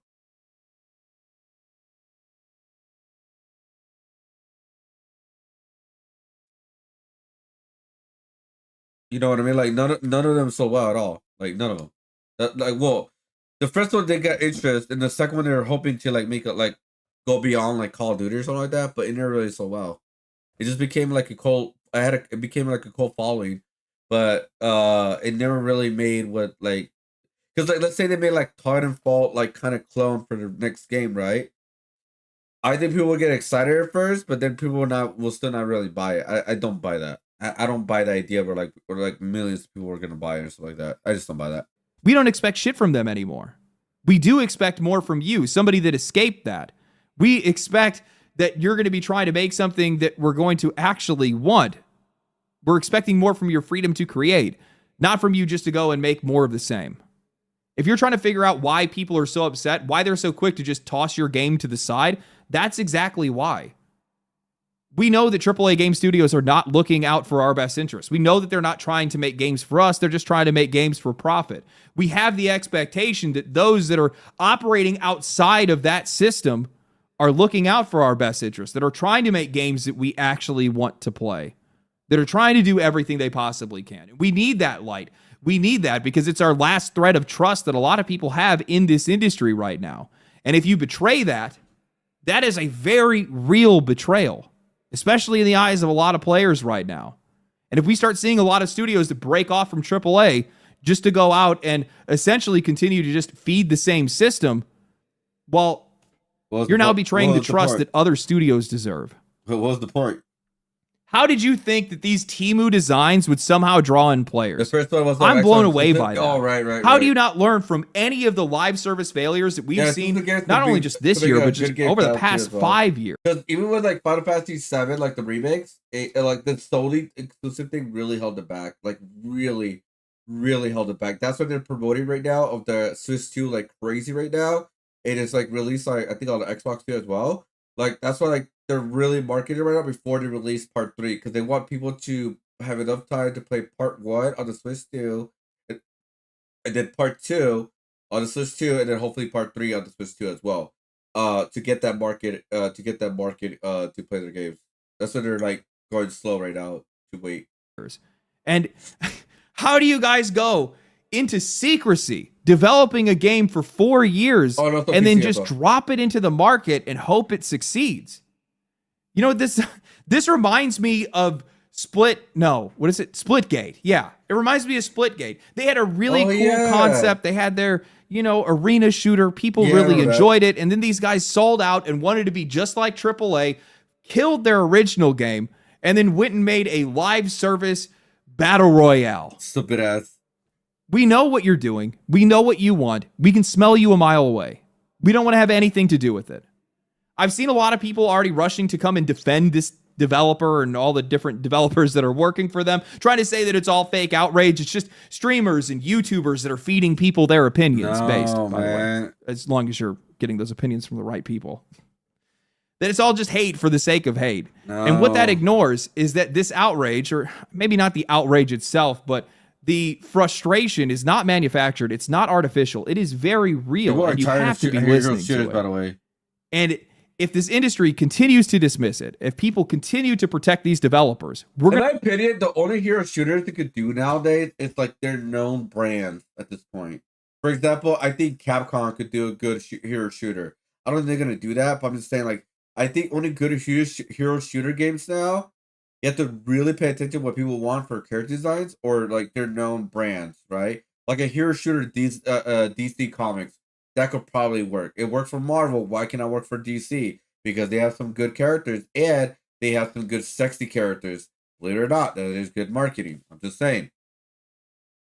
The wiki said Titanfall 2 sales were impacted because they released it between Call of Duty. Yeah. They're trying to go against them pretty much. EA screwed them over because they didn't think Battlefield would affect it, which stupid idiots. Around that time, dude. Oh my god. But yeah, that's why like Titanfall has a niche following. I mean, like maybe it would have been a bad idea then. Maybe it would have been an idea if they did Titanfall 3, but obviously a different name, just an idea of Titanfall. Maybe it wouldn't have been bad. I keep seeing this happen over and over again, and I think that's gonna keep happening. It's actually kind of wild right now looking around and seeing that most of games media is more or less in agreement on this, not defending the game, not running interference, just documenting what's happening. And honestly, that is refreshing. It feels like a rare moment where this industry is starting to remember who it actually serves, the players, not itself. But on social media, it is a completely different story. You have people that are rushing to gas up these developers, telling them to just ignore the criticism, dismissing all the backlash outright. And once again, this feels eerily similar to Concord. Yeah, I really started to notice it when I saw a post from one of the developers who had gone protected, constantly retweeting praise, amplifying a handful of positive takes, feeding into this idea that the outrage isn't real, that people just need to calm down, stop reacting, and that none of this is justified. And then you got a handful of pundits that are out there that are piling on, openly patronizing players for just having opinions. One example that really stuck out to me was a former IGN writer, Fran Mirabella, who had posted a video criticizing the reaction to Highguard, first writing an opening saying, "Unscripted vent, exhausted by predictable drama gamer reactions over Highguard. You gotta be pretty dumb to compare this to Concord and think that the gameplay is anything like it. Can we go back to playing..." Never attack your audience. They saw 4 million. Yeah, was 4 million good enough around that time? Because around that time, it was like when people had more money, like to spend money on this kind of stuff. So I wonder if 4 million was good around that time. I think it pretty much was. So what caused it a failure? I wonder.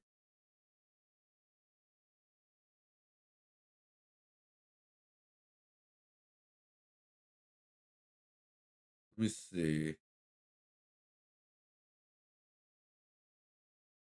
What made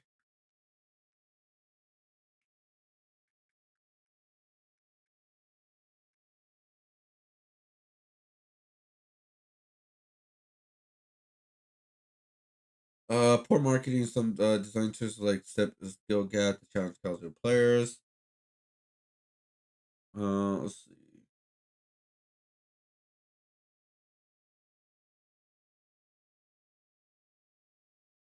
Oh, I see. It went against the also casual players as well. That's not good. You need casual players. Yeah, the marketing was bad, the release date was bad, and also like the gameplay. They made it too I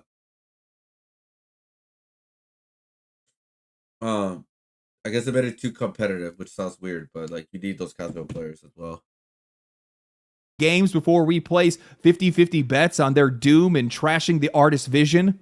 My favorite part about this high guard stuff is that everybody viewer. talking about this nonsense with Concord has like clearly never played Concord and doesn't even understand the gameplay that they're seeing. There's a bit of hyperbole there. People are just overreacting, but like nobody played Concord, right? I did, by the way. But now they just want to listen to their favorite streamers and whine about, oh man, this looks like trash, bro. It looks so like unoriginal. What are you talking about? Yes, I definitely think you can see a lot of these Apex inspirations and all that stuff, but like this is clearly, you know, a PvP game with these PvE elements, right? You've got all of these PvE elements going on, and it looks like what it's going to be, right? You can have these PvP clash points, you're trying to make it to the end, but you're doing stuff like, you know, blowing up buildings, setting off like reactors. You have powers where you're like smashing through stuff. You've got to get keys maybe to get through next sections. Like, it's not a bad idea. So like, I don't know what everybody's whining about without playing it, but I'm just so exhausted with, you know, that part of the gaming discussion at this point. It's just, it's ridiculous, man. I don't know if it's going to be any good, but you know, maybe we should play it and hear about people playing it first before we start calling it Oh, maybe like have a beta test before you release it in a month? Yeah, probably. And again, like you gotta be pretty dumb if you think that this game is anything like the gameplay in Concord. I love how fast all criticism gets dismissed. Not just the trailer, but the audience itself. Just blame the streamers, blame the YouTubers. Problem solved. And also, yeah, no shit, the people that are comparing the game to Concord never played Concord. Nobody played that game. Less than 25,000 people even bought it, and it was shut down in under a week. That should have been the lesson right there. When players decide that they don't like what they're seeing, they just don't show up. They didn't give Concord a chance, and if they're reacting the exact same way right now, the ending is already written unless you change it. And nobody played Concord. I did, by the way. What a line that is. Incredibly pretentious, by the way. As if that gives you any higher understanding of the reveal. This is a criticism about what was shown. And instead of just dealing with that, you immediately start jumping to talking about mechanics that the trailer never even explained. Keys, PvE systems, clash points, stuff that you're just filling in yourself because you feel like it needs to be there to be able to justify your point. Then you turn around and tell the players that they need to wait and give the game a chance? No, we don't need to wait. This was the chance. This was the moment where you got to show the people what the game was, and they honestly reacted in the way that you saw, and treating that reaction like anything else, treating it like it's illegitimate in some way, is exactly how we get games like Concord. Yeah, like I don't understand when people like, I get it, there's some weirdos out there that take criticism way too far, but like, bro, when you get this much, when you get this much right here, guys, that's when you really have to think about, like, I think we fucked up. Obviously, they can't back out because they put so much money into it. So I'm just saying, like, there's got to be a way to just, like, the first step will be, do not release it on January 26th. It's just stupid as fuck. Do a beta, an open beta test on the game or something like that. Figure out what people want, what people like, what people don't like about the characters, what people like about the characters. What do you guys want to see, etc. And then just go from there. You know, put a little more money. It is what it is. But like, I don't know, man. Like, board. Game developers, if you are watching this right now, do not, under any circumstances, ever listen to people like this. Do not listen to the people that are trying to protect you. Listen to the people that are trying to criticize you. Gamers do not always articulate their criticisms well. Sometimes it's going to come out cynical, hostile, even ugly at times, but it is your job to extract the signal from the noise instead of getting offended by it. I'm going to hit you guys with some pretty heavy truth. You are not just making art, you are making consumer products, something that is meant to be sold, played, monetized, and sustained. When feedback at this scale is so overwhelmingly negative, people that are telling you that it's fine or that the players are wrong are not helping you. They're not trying to save your studio. They are setting you up for failure. The people that are rushing to defend you right now are not doing it because they care about your games. They are doing it because it makes them feel better, because it feeds their sense of moral superiority. You can hear the contempt in the way that these people are saying they are sick of the outrage, or the way that they blame it on content creators instead of just engaging with the criticism itself. That is pure dismissal, and it is something that we have seen over and over again in this industry. Content creators do not create taste. We do not manufacture opinions. We amplify what is already there. We are a lightning rod for public sentiment, not a source of it. And this idea is especially common in games journalism, that outrage content is what makes people popular. It's just wrong. It always has been. That stuff never lasts. I do not tell people what to think. People do not take my word as gospel. They watch because something I am saying is lining up with what they already feel. That resonance is what creates that audience. Not manipulation, not outrage farming, just recognition. And pretending otherwise is a convenient way for you to avoid dealing with why so many people are reacting the same way at the same time.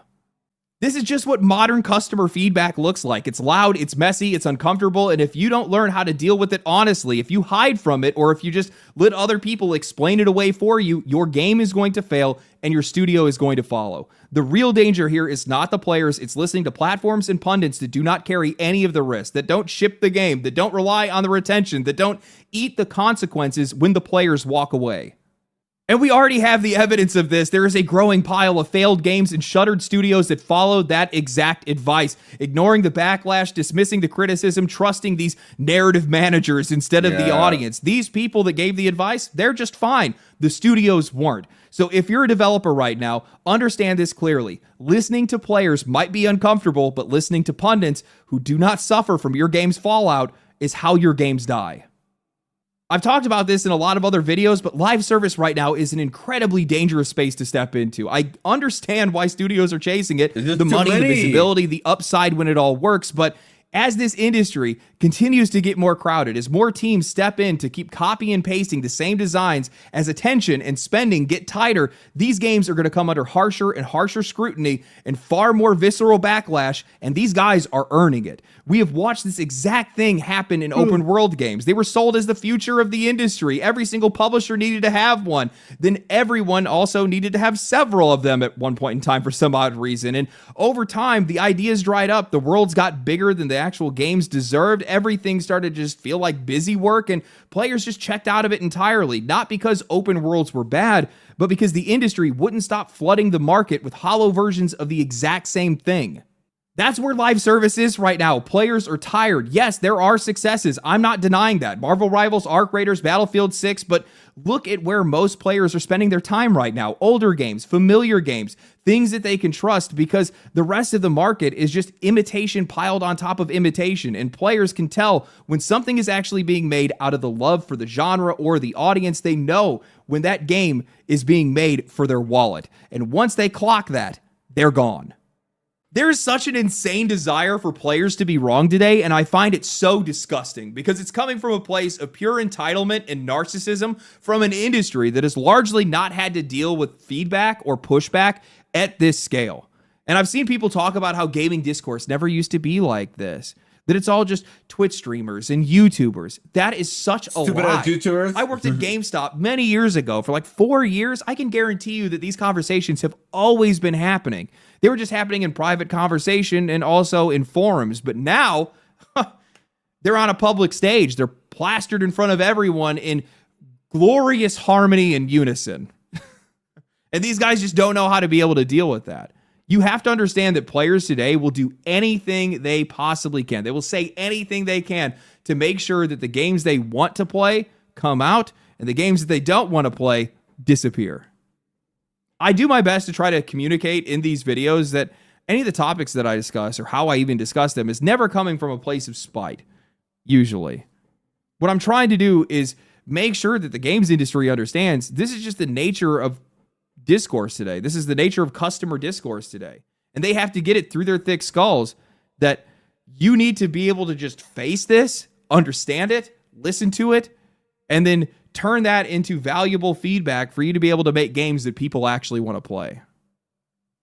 These are consumer products. If you're trying to make these things for just the sake of the art, that's fine. Don't expect to be able to make a profit off of it.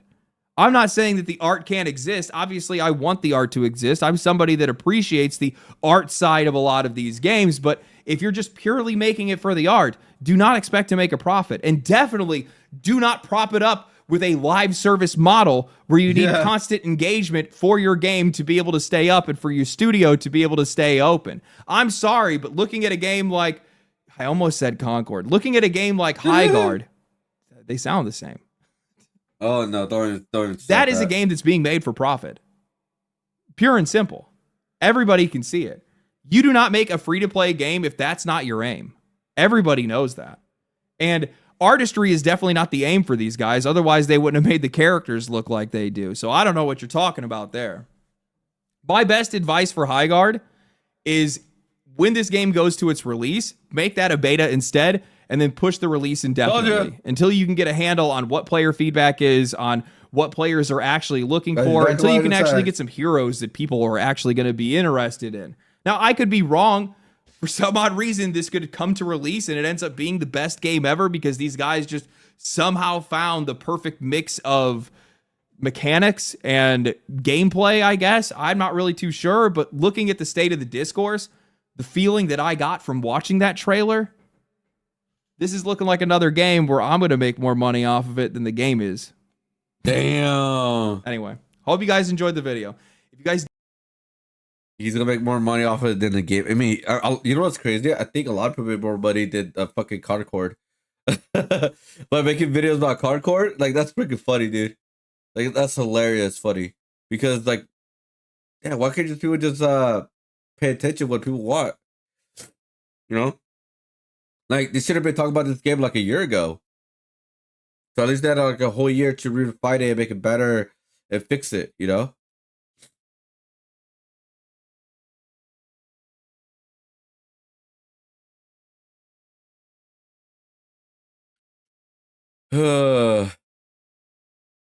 Funny though. So are you guys gonna play High Guard? Oh god. Give me like I mean I don't really play a lot of these games, so I'm kind of like whatever's for me for myself. But I'm like the only shooter game that I ever played was pretty much the Marvel game because it was Marvel. That's literally it. No other reason.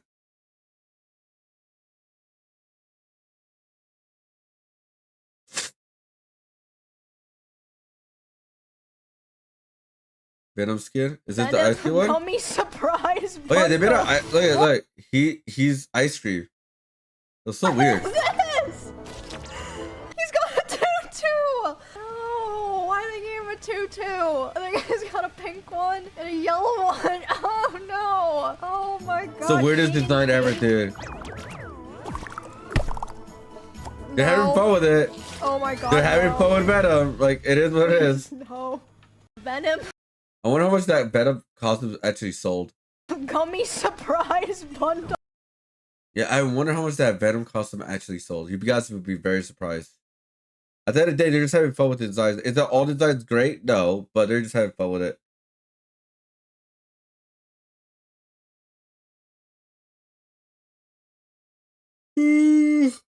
Sorry, guys. I didn't sleep that well. You know, it's so hard to sleep very well, guys, when like you're like sick, dude. It's fucking insane, man. Like you just want to sleep and like rest up and like what do you call it? To get better. See, I can't even fucking think. But it's just so hard sometimes, man. It's fucking annoying. Like the first couple of days was annoying because like first it was like the nose was bothering me, and then I had like a massive headache, and then today is actually the best way I feel. Like I still have like like mucus, but I don't feel sick. If that makes sense. Like I don't feel sick anymore. I used to have like a lot of mucus or something like that.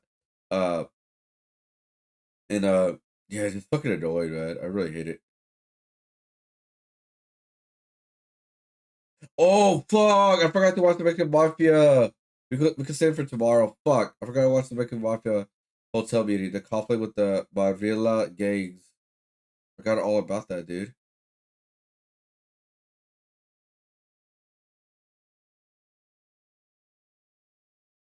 Shit. Okay. All right. Let's see.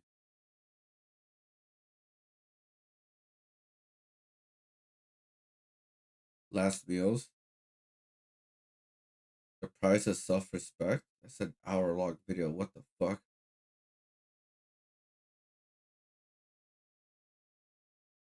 The Widow had a Goodwill. Oh yeah, because you could probably find some like cheap like rental games or something.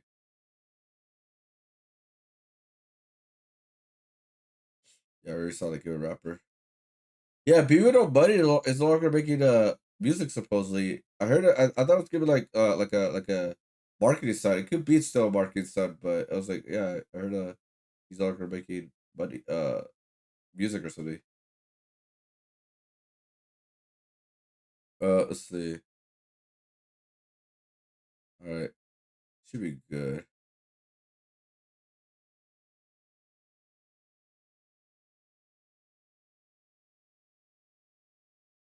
All right, cool. I do want to see this. A canceled spirit. I've not seen any of these videos for a very long time, so I think we just be like, let's just do it. Entitled tourist tries to murder officer over canceled flight. Airline's flight over inclement weather Crazy. sends the entire gate into chaos. This is my first time flying. I have kids. What are we supposed to do, officer, tonight? But just as police were getting the situation under control, one passenger takes things way too far, earning himself a charge for attempted murder on an officer. Crazy. On June 27th, officers at the Orlando airport were called to a gate to calm down passengers after their flight was canceled. As soon as they arrive, they're overwhelmed with demands for refunds and compensation, refusing to accept that none of it is within the officers' control. You're entitled to refunds or what? But you're rebooking. You are entitled to give us a room. Where am I supposed to go? Where are my kids supposed to sleep? We don't live here. I have no We don't live here. Guys. Hey. I want to cry, dude. My kids. I got kids. Listen. I've got kids, dude. I'm ready to go home. Tell them to help us. I don't care. I'll go to the mental ward. I'm going to sue them. I swear to God. I want to go home. I've got kids. Officer, where are my kids supposed to sleep? When you get done yelling, then I'll talk. I'm not going to talk over you. Okay? When you stop yelling, I will talk. I'm not going to talk over you when you're yelling, okay? I understand. I have kids. What are we supposed to do? She got kids.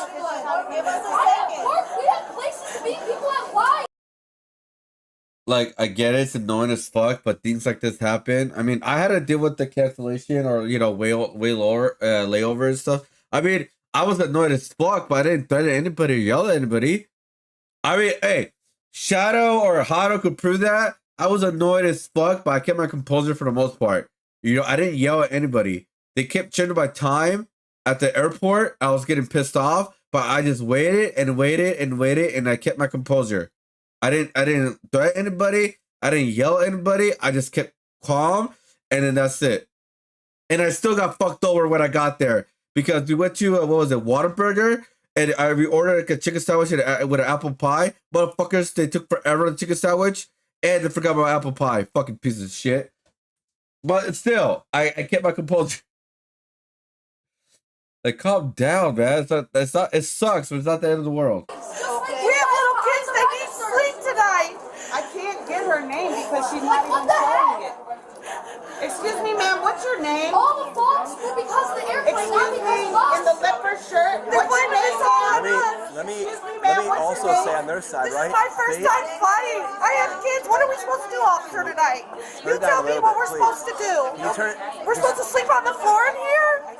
Is that okay? Will you listen, I'm not gonna play. I understand you're upset, but you screaming at me, I'm not gonna get over it. If you just want to scream at me, I'll just stand here and you can scream at me. I'm scared. I have dogs. I get it. I Animals understand at home. that. I want to go But you home. screaming at me doesn't do anything. I'm trying to not talk. screaming, I'm upset. If they didn't let someone break on our plane, we would have been home.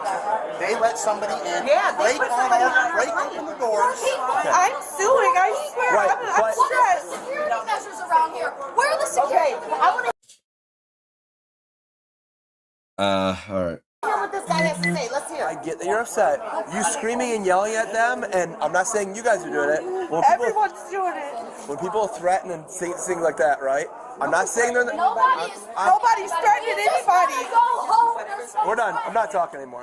This isn't a police issue. I'm not talking anymore. If nobody wants to scream at me to do it, you guys can keep screaming. I'll just stand here and you can keep yelling at me. Okay? They don't control the doors being shut.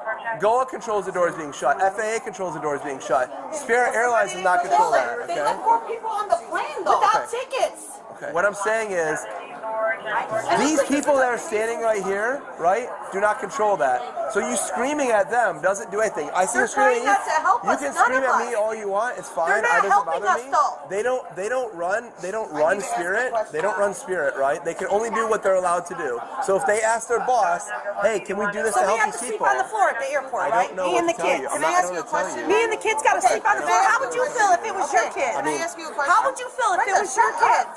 Let me ask you a question. Get a hotel Can I ask room, you a or you question? can stay at the We airport don't overnight. have a hotel room. We paid for our airplane tickets to go home today. We thought we were going home, But not you a can, hotel. but you can discuss that with like corporate. I don't know how it is. If they can't do it here, screaming and doing all that stuff isn't going to change What it. is the purpose of police being here if you don't have any control over what goes I don't. on? Do I control Spirit? You want me? Hold on. Ma'am. I can replay it. Do I control Spirit though? I'm here just to keep the peace with everything. That's all I'm here for. I'll shut up. You screaming and yelling doesn't do anything for anybody. I'm here to try to help whatever I can to calm everybody down. You can yell at me all you want. I don't mind it. I really don't mind. You can yell at me all night long if it makes you feel better. But what I'm saying is, they're trying to help you whatever. They're trying to help you do whatever they can do. I understand it's frustrating. I don't even know where I understand it, but they're asking their bosses what they can do. If their bosses tell them this is what they can do, this is what they can do. Well, they have to. Tell Yolanda I need a lawyer. I swear to God.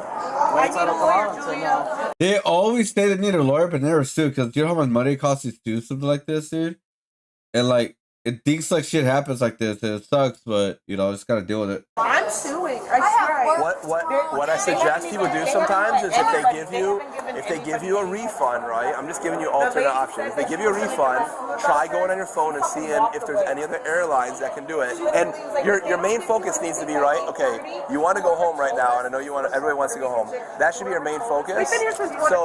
So what I would say is, I understand that, but if they're gonna rebook you or they can refund you, try to go on your phone and see what other airlines they can get a one-way home, and then worry about the next part of it afterwards. It might be more expensive. What about our bags and stuff like that?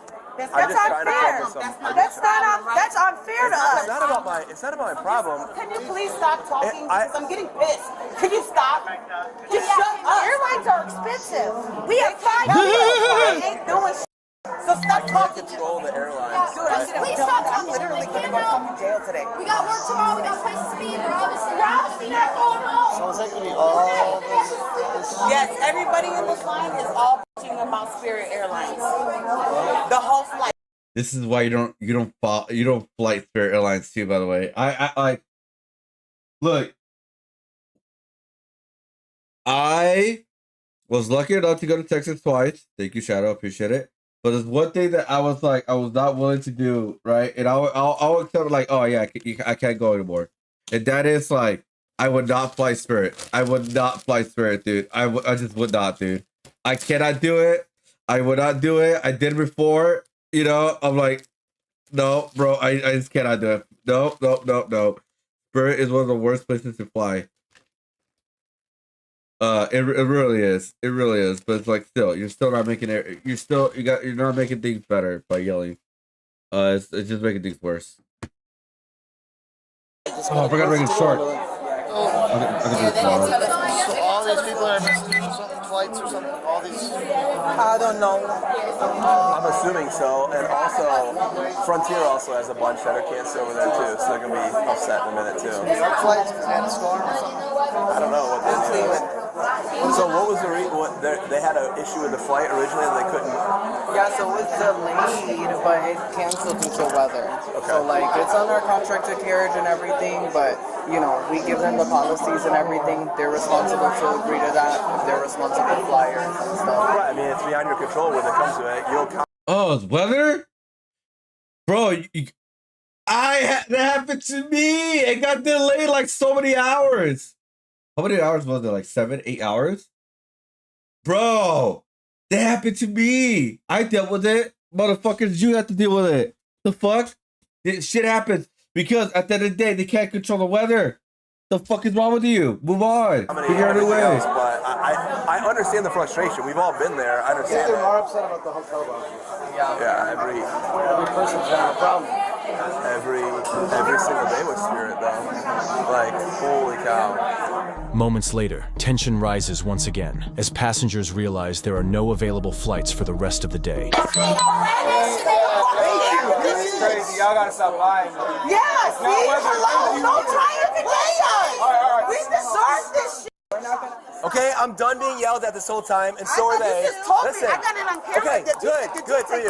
All day. In a few minutes, they'll refund your money, and we'll trespass you from the airport. If that's what you want, we will do that. We are not going to play this game all night, okay? Okay? Do you understand this? We're not going to do the screaming all night long. So if it keeps going on, they will refund you, and we will trespass you from the airport. Is that what you like? It wasn't weather. What is going to happen? I called for one more unit because we have it over now there you're telling me that that side and that side? Yes. He doesn't know what was going on, and that's what they said. So you were there. Well, I can you were there. 4 people went on that plane without whose knowledge. If I'm talking loud, it's because my ears are plugged too. And you guys put our lives whose responsibility is that? Are you guys doing like vouchers or refunds? Just refunds and rebooking to the next available. Okay. So that's what we're doing then. That's the only option is, right? Okay. So how is this possible? They cancel a flight, they put it back. They cancel a flight, they put it back. This is like we're little kids. That's not right. Right. I don't. It's first of all, it's unfair. I have 2 children. I'm sure thrown in the vehicle. Now I have to go pick it up again. They're playing games. We're only here to keep the peace. We're not here. We don't want this fear. What they're doing is absolutely wrong. It's a civil right. It's a civil matter. It's not anything to do with criminal. It's a civil matter. So are you guys trying to get a refund and then trying to rebook on another airline, or what is the? So what is the next? Do you guys think it was the next flight from somebody else? They gave us on Frontier, Delta. You have to get us home. I mean, worst case with staying, you can stay in the hotel, in the airport. No, in the airport. Was there no flight tomorrow? No. I don't know. He's waiting for a letter. Damn, no flight to tomorrow too. Oh shit, that's just bad luck. This is why I learned my lesson, right? And hopefully they learn their lessons too. Because I've been there. Always check the weather. Yep, check the weather, guys. When you're gonna fly out, planning a vacation or whatever kind of thing, check the weather. Just do it. Just check the weather, dude. It will save you a lot of time, all right? It will save you a lot of time. I went to go get it. I'm trying to. Hey, hold on. Listen, what's happening? Let me explain what's going on right now because this is getting out of control. We're not keep playing this game. Everybody's upset. I understand that. I'm trying to sympathize. Stop. No, I'm talking. I'm done. I'm talking. Then I'm gonna talk. Right now, Goa's coming here. Remember from Goa, when people start acting up, I'm just saying this because we need to get under control. People keep acting up and threatening people. I'm not saying you're doing that, but it's happening right now. So they're coming over here, and then when that starts happening, one after another, we're going to trespass one at a time out of the airport, okay? So stop. I understand you're upset, okay? But we're not going to do this whole thing. Even you doing this right now like that, like, look at you and look at her and doing that stuff. I never said nothing. You just did it yourself. I walked over. I used a ladder for my job. Okay, but when I came over here, you're very aggressive and stuff. We're not going to play this game.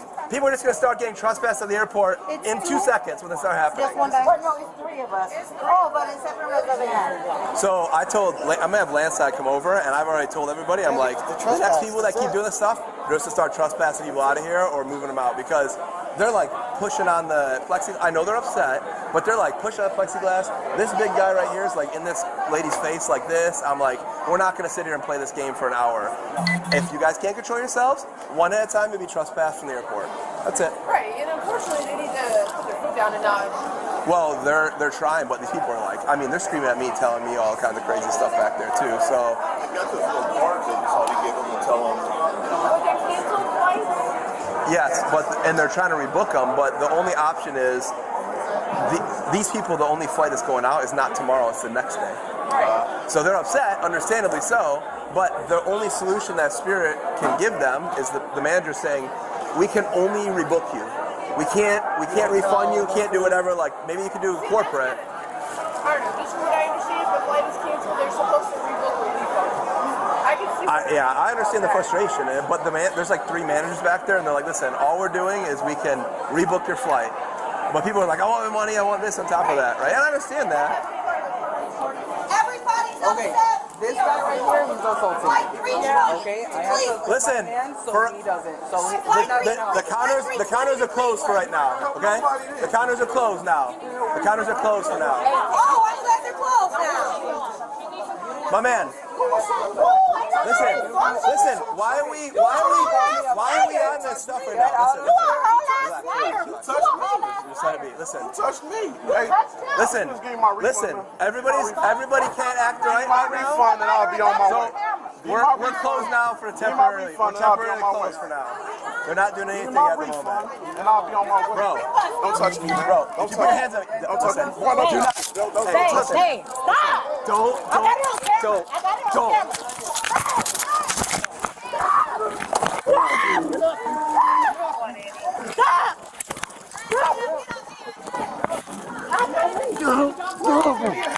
Give me your hand. You're choking me out.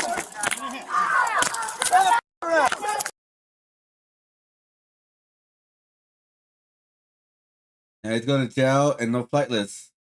Oh, very smart guy. Very smart guy. Choke me out.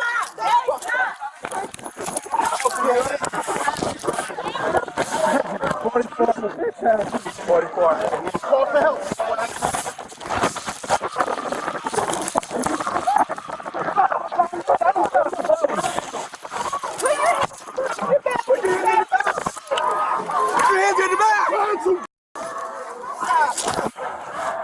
Choke me out. Hey, get this dude off me, man. You just caught that big felony, boy.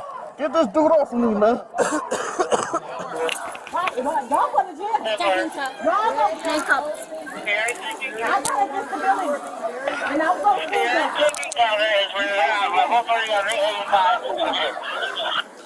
The one secure 102212. Idiot.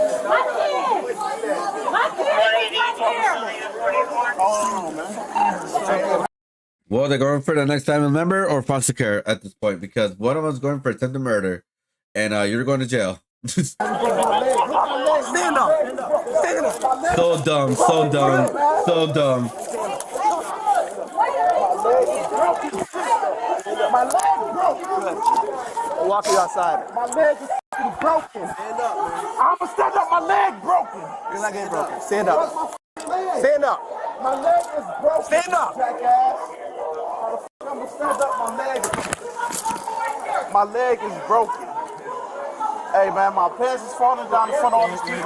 I'm telling you, my leg is broken. How the fuck you talking about? What are you talking about? Limp on one foot. No, that's a lie. So you a black man out here doing this? Wow. You a black man out here doing this? I don't know why. How you trying to push me? My leg is broken. Y'all gotta get a gurney or something over here. My leg is broken. Could y'all get off of him? Could y'all get off my husband, please? Hey, get my bag. Breathe for like 30 seconds. He was choking me out. I'm pausing. You're hurting me. I'm not doing anything. Yeah, but record. You recording, baby? Recording. You need medical attention? Yeah, I'm suing. Okay. Y'all sucking my legs up. I'm suing. You're attacking the cops. And she choked me. You're attacking the cops, you dumbass. Like you're.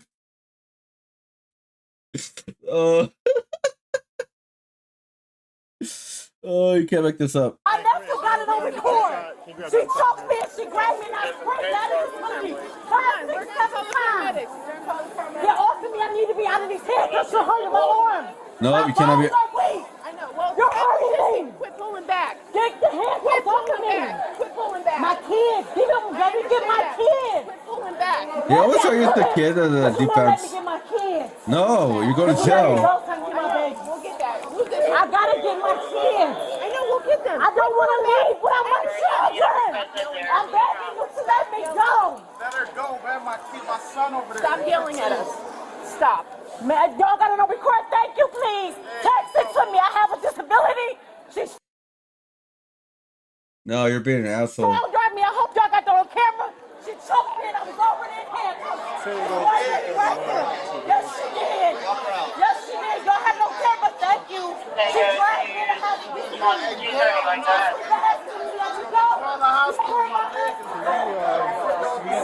Medical attention for a Bravo Foxtrot. You made me pass out. You choked me out. I'm lying. You made me pass out. Record my husband too. They gonna try to kill him because he black. These white men trying to choke him. There's black cops there. My kids and y'all Don't, ain't let me get my kids. don't try to use the race thing now. And y'all left from there. Ma'am, you strong arm me for no reason. I'm already in cuffs. Everybody get it on record. I have a disability. I asked her to let me go several times, and she won't. I told her I can't be in these cuffs.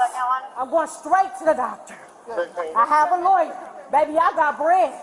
This is wrong way you might think of from the good. You're wasting that bread on jail, I bro. made $250,000 more than you. And I'm a motherfucking get a lawyer on your ass. Oh, you Good for you. You assume that. Because you prejudiced probably. Oh my god. You are. If you have to say probably, you are. If you have to say probably, you are. You are. I have a heart condition too. Oh yeah, are you Record. You have anxiety and depression too? And I gotta get my kids and my husband. This is crazy. We being arrested because these motherfuckers won't give us our money back after canceling our time. Wait, hold up. If you have money, what the fuck you're flying Spirit? Just realized that. I'm sorry. Like what? Like some fucking flying Spirit. Like what the fuck?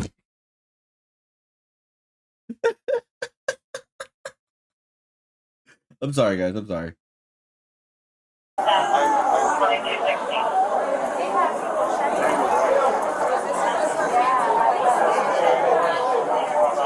You dragging me. I can't walk that fast. You're hurting me. Gives and a I fuck. hope you break a bone because I'm going to fucking sue. I told y'all several times I can't be in handcuffs like this. I asked you to cuff me in the front and you didn't listen. My wrists are fucked up. Yeah, you ready to go? You ready to get sued? Yeah, you ready of to course. lose your little $50,000 job? Yeah, of course. Huh? I need representation. I don't trust being in the dark room with these people. I don't know what they might do. Ain't no cameras in here. There's cameras everywhere. I don't trust it. Okay, well. I don't trust it. Keep on assuming. I don't want to go to this back. Where is this? I don't even know where this is. Yeah. Did you fucking came here? Somebody told you they want to give you your money back? I can't sit down. I cannot sit down. Okay, listen. I can't sit down like this. I have cerebral palsy. Quit yelling I'm at me. spazzing. I understand that, but you were just walking calm. I'm trying to help you instead of this silly nonsense going on, but you keep yelling. Ma'am, I asked you to not get physical with me like that. I was not touching you. Okay, you got physical with me and you dragged me because y'all were mad that I was recording. Okay, are you gonna be done? You had a coworker, you had a worker from Spirit grab my phone. Okay, I don't know that because I wasn't there because you're too busy You didn't yelling at just me. see that lady grab my phone. Y'all lying. No, I was too busy dealing with somebody else. So don't tell me I'm a liar. So what did you come to me for? Because another officer handcuffed you, not me. Okay, so what did they need 3 people from me? 411. Well, And I'm screaming I got a disability. Why y'all 3 have to attack me? 3 people attacked me. Okay. 3, 2 men. Do you want to have a regular 2 conversation? men attacked me. Okay, I'm willing to talk to you when A you man calm shouldn't down. be touching me. When you're done yelling and you won't raise your voice, And you I'll talk choked to you. me. No, I didn't. Now that's a lie. You grabbed my neck. I did not. That is a lie. Who grabbed my neck? Somebody grabbed my neck. I don't know, but I did not, and that's a lie. Okay.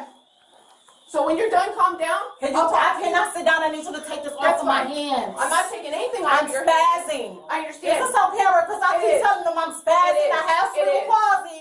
I I said understand it 50 times. I asked this lady to take these handcuffs off of me. I am not physically attacking her in any way. I'm yelling because this hurts. I understand. My wrist will be up for days When the behind paramedics this. come, when the They can't do nothing about cerebral palsy. Are you knowledgeable about You that? just asked for the paramedics when we were out. They can't do anything about my cerebral palsy. Do you not want the paramedics? No, I want my kids. Okay, I'll get them. Quit yelling. I Quit want yelling. my children. Quit yelling. They're probably scared. You said you're a mom. When you understand when your kids be scared? No, Look at my not right baby. now. I'm not doing anything right now. You can. You're more than welcome to. I'm not doing it right now. Ma'am, I just need to make sure you don't have anything, any weapons or anything. I don't got nothing. I'm in a freaking airport. Listen. I want my husband and my kids. I'm just gonna check your We came here for a family vacation, and this is what happened. Yeah, and your husband's going for attempted murder, fucking dumbass. Like, what the fuck, bro? Like, I've been there with the delays. The not cancellation, but it's like hella delay. It's like 8 hours, 9 hours delayed or whatever. Still people know. I've been there. I didn't threaten anybody. I didn't yell at anybody. I just kept to myself. And like, that's the best thing you can do. It's always keep to yourself. Find ways to like, figure it out, kind of thing. Maybe my situation obviously wasn't bad as compared to other people. Don't get me wrong about that. But still, at the end of the day, you're just making your whole day way worse now. So instead of waiting 48 hours of fucking annoyance and like this fucking bullshit, which is it's so crazy to wait for 48 hours. But because you can't control the weather. But it's way better than being locked up and also going away for attempted murder. Insane. Fucking money back. I understand your That's crazy. The man gonna say he's not gonna get work. Excuse me, I don't want a man touching me. I feel very uncomfortable. I don't want a man touching me. Okay, will you calm down and I will do it? Calm down and I will do it. Do you understand? If you're not comfortable with it, I'll do it. Calm down. Funky behind my butt and stuff, that's weird. I can't spread my feet that far. You already hurt my leg. Okay, I didn't do that, so. Who dragged me from behind? I don't know, ma'am. You're assuming I did everything. I don't know why you are putting this all on me. I understand you're frustrated, but I did not do any of that to you. I was dealing with something else across the hall. A man, something that was a man who dragged me? Okay, I don't know. Somebody dragged me. I don't know. Sir, I'm sorry, but why are you all of my belongings? I just got checked in the airport. Okay, we don't know that because you didn't go through TSA yet, I did you? did, yes. Our flight. Okay. We had to get one off that flight 4 times. Okay. I've been checked already. Okay. Okay, but we don't know that. All we know is you were yelling because something happened at the ticket counter that didn't work out for you guys, and I completely get your frustration. And the guy was being so aggressive with my husband, talking about what he is and isn't going to do. Okay. And he was lying, saying he was assaulted. Nobody touched him. My son. All right, I'm so tired listening to your complaint, dude. Holy fuck. Well, my glasses are And my ID. Okay. I don't know where the hell my ID is at. How the fuck am I supposed to get home? Jana Amos? Yeah, how am I supposed to get home? Jana, what?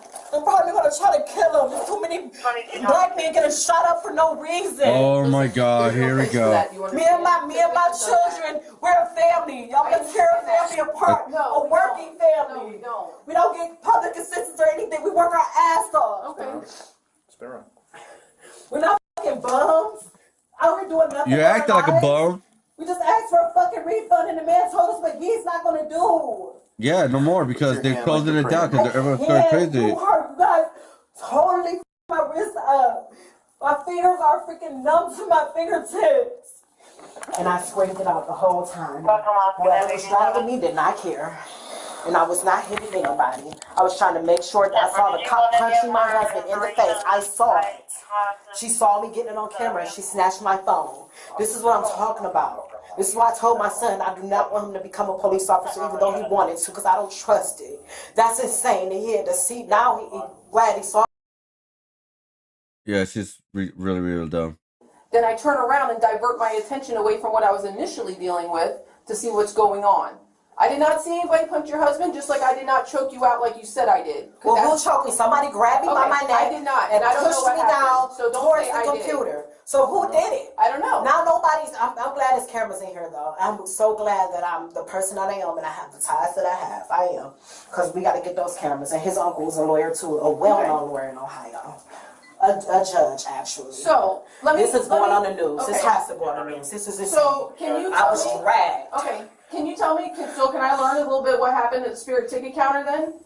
We had an encounter with that guy earlier. That's why he was so mad. Several times they got tired of us and finally gave us our tickets. We get there and then we found out that it's delayed even more, and then the whole BS starts. And we were sure you a parent laughing at us, and she works there. She was laughing at everybody in line. I mean, hey, that's not unprofessional. She was laughing, but still, don't lose your shit, man. Right. And I got big as my pinky. My husband is a big guy. If my husband is He choked me out to where like I couldn't see anything anymore. Oh yeah. This guy claims he broke his leg, the one that's 1015. Okay.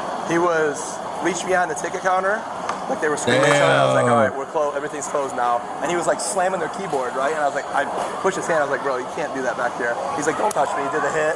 And I was like, step back, keep me doing that. He did a hit again, and then we locked up. And I was like, now you're going to jail. And he's a big boy. He leaned in, he leaned at me, and he put me in a headlock, went down the ground, and I passed out almost.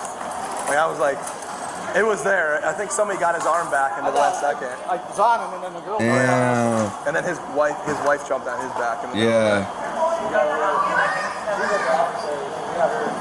That's a felony too. He said his leg's broken, but it's not broken. They said it's not broken or anything. So. The other one, she was like, "Oh, my bones, they're breaking." Oh, so they going to her? You just want to knock that out?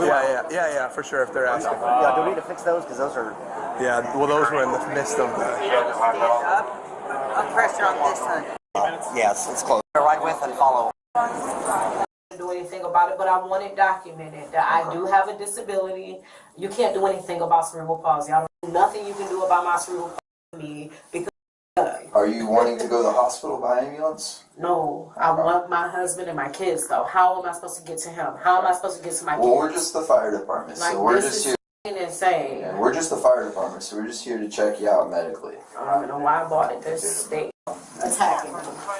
He's open. You need him open.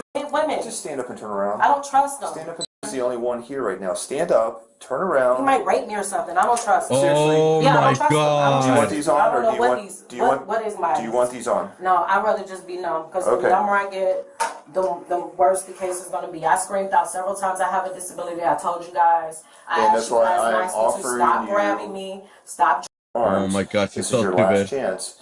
If I you don't want trust these- him. I really don't. My heart is beating fast as heck. I do not trust him. I don't even trust him being that far away from me. Do you want these He on or might not? make up something and come punch me in the face. I don't trust Do him. you want these on or not? I don't trust him. Do you Could want- you please go, sir? Do you want these on or No, not? that's okay. I would just like to be here with you by myself. Could you please go? You better hope God doesn't. Can you tell me what happened? So, I was the next person in line, and I was on the same canceled Cleveland flight, which is what all the very upset people were on. They were being told that they couldn't necessarily get a refund or whatever, so there was a lot of yelling, and the first thing that I saw him do is, I don't know which officer, but he went first and put one of the officers in a headlock.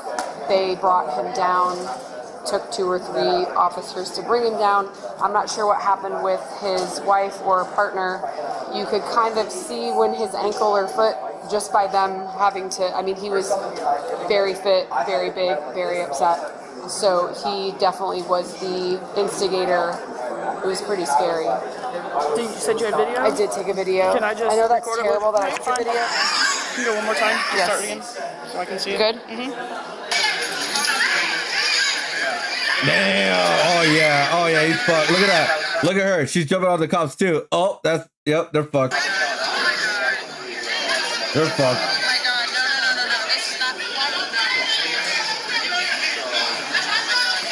It'll get cleared up in a second.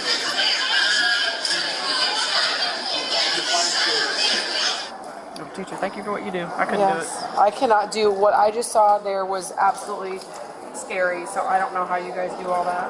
I was thankful that there were they brought some of them up, that guy specifically earlier, because there were a lot of very unhappy people and it was getting really out of hand, but nothing like that. Is there any explanation as to why they cleared the gate? Didn't have anybody tell us what happened? Well, I don't know. I mean, everyone's allowed to be upset, but that was like crazy. That's the problem. They left and didn't even tell us it was canceled. Oh my God. All right. Thank you so much.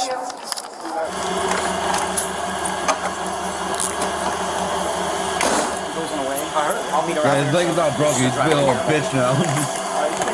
We go tonight, and charges will be filed with the state attorney's office, and then that's why I was asking you if your address is correct on there, because if you don't have a good way for them to get a hold of you and they want to talk to you about the case, and then you never respond back, they'll just issue a warrant, right? The address on your driver's license, is that correct? Yeah, to your address? Okay. Yeah, Okay. And then as far as your husband is concerned, my understanding is, like I just heard, he's getting an x-ray of his ankle, and then after that, he's going to get transported to the jail. He's got several charges, but battery LEO, multiple battery LEO charges, battery by strangulation. You won't be able to see him at the hospital, so.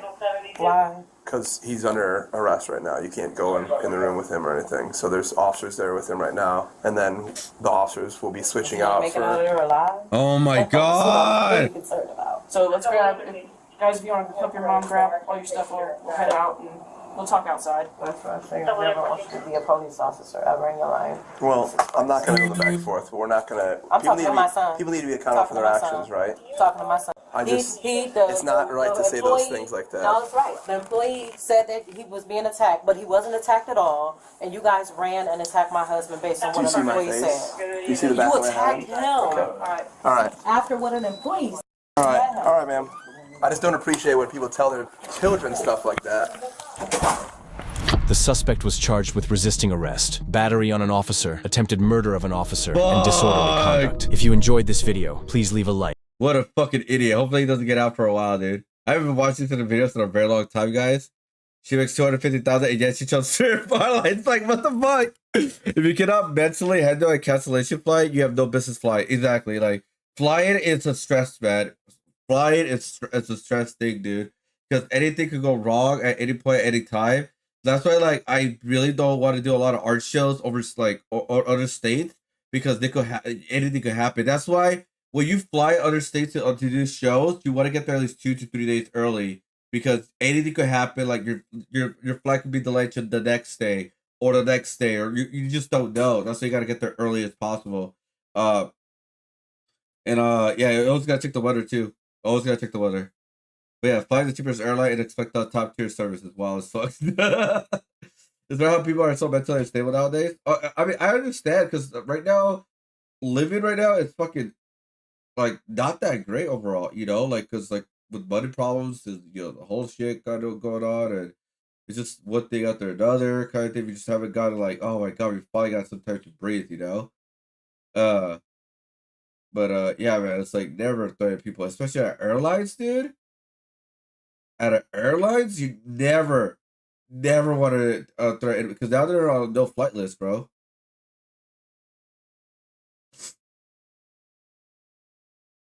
But yeah, I haven't watched this kind of videos in a very long time. Hold up, I'm not gonna see the whole thing. It's 25 minutes, but McDonald's workers shot after teenagers stabbed for a wrong order.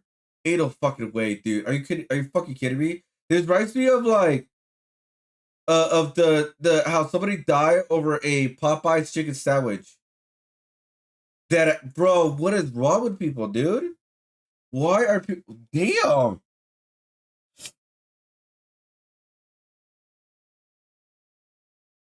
I shot this girl over some damn food, man. Wow. No, I saw everything. Man. She shot the girl and everything. I told her. This entire case started inside a McDonald's on a quiet December afternoon. But what happened in the next few minutes would leave one woman dead, 3 sisters in police custody, and an entire family. One person died over a fucking McDonald's order? Family shattered forever. Oh, okay. I know you do. Shaken, employees were crying, and the victim, Tamanika Woods, a mother of 4 in her 30s, was being rushed to the hospital with a gunshot wound that would soon take her life. This guy here probably gonna get their name in a minute. QRV1. According to early witness accounts, the situation started as a verbal argument between the victim and 3 sisters, including 19-year-old Tanaya Evans. Voices were raised. Hands were moving. Nobody could even agree on what the argument was truly about. But what everyone remembered was the sudden shift from words to violence. Inside the McDonald's office, officers reviewed surveillance footage. Is there another angle? Over an order? Fuck out of here. That's pathetic, dude. That is pathetic. Like literally really like pathetic, right in front of bro. the door.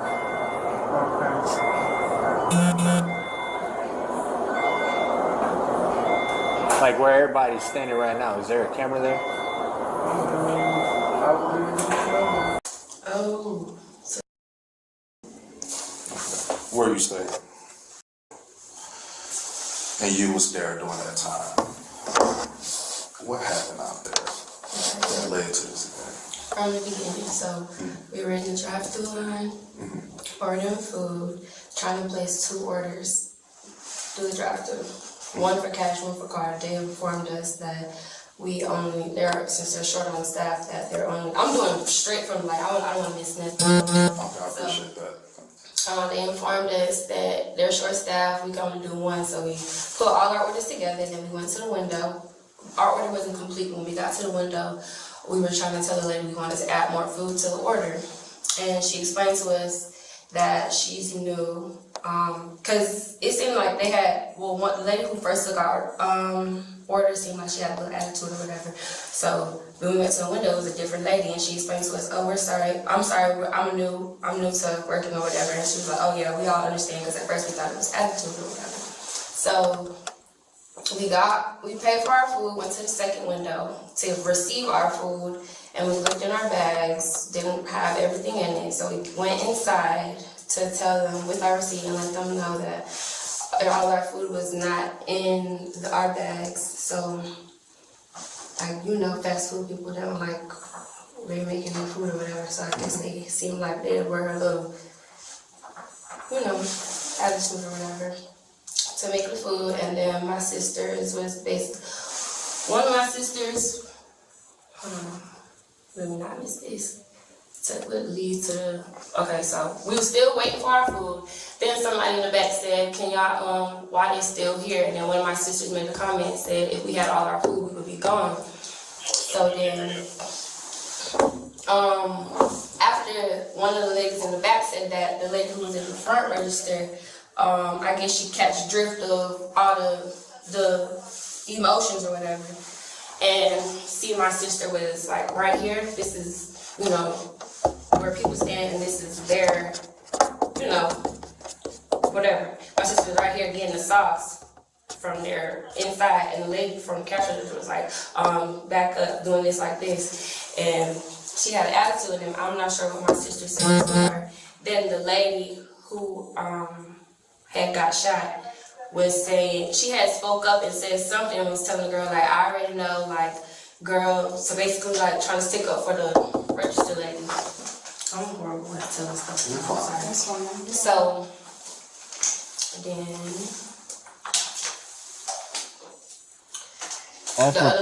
all for bad I guess food. the lady taking up for the register lady felt like that was her way to get buck or get big. So she was just walking back like, yeah, because nobody wants smoke, like nobody want to, basically trying to antagonize, saying she want to fight or whatever. And then one of my sisters was like, what you doing all that for, or something, saying like you could clock out or whatever. And then one of my other sisters was just saying the same thing. And the lady in the back, and the lady who was the guest, who spoke up for the cash register lady, was saying stuff like, antagonizing too, basically saying, oh, called somebody and told them to bring her fire in or whatever, because these 4 hoes tripping or whatever, something like that. And one of my sisters said something like, I got it on me, shoot who or whatever, like basically saying the lady was basically saying she was gonna shoot first. Then as we got our food, one of the managers, I guess she was a manager at when McDonald's, she had came up to me and my other sister, the pregnant sister, and asked us, like, did y'all get everything? Are y'all okay? What do y'all need or whatever? And me and my sister told her we're okay, and we was walking out. And then the other lady still kept talking crazy. As we walking out, me and my other sister trying to get me and my 2 other sisters to leave out.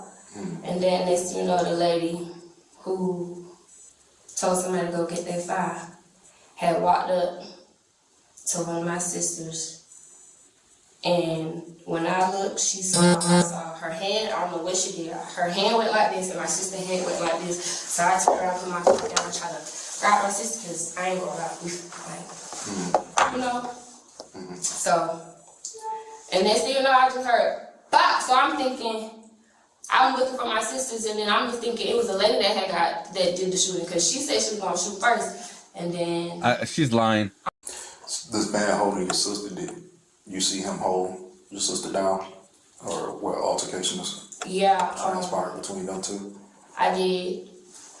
It was me and my two sisters was trying to let him in. Who shot who still at the same moment. Big impact in the case. Okay. But what does the second sister have to say? So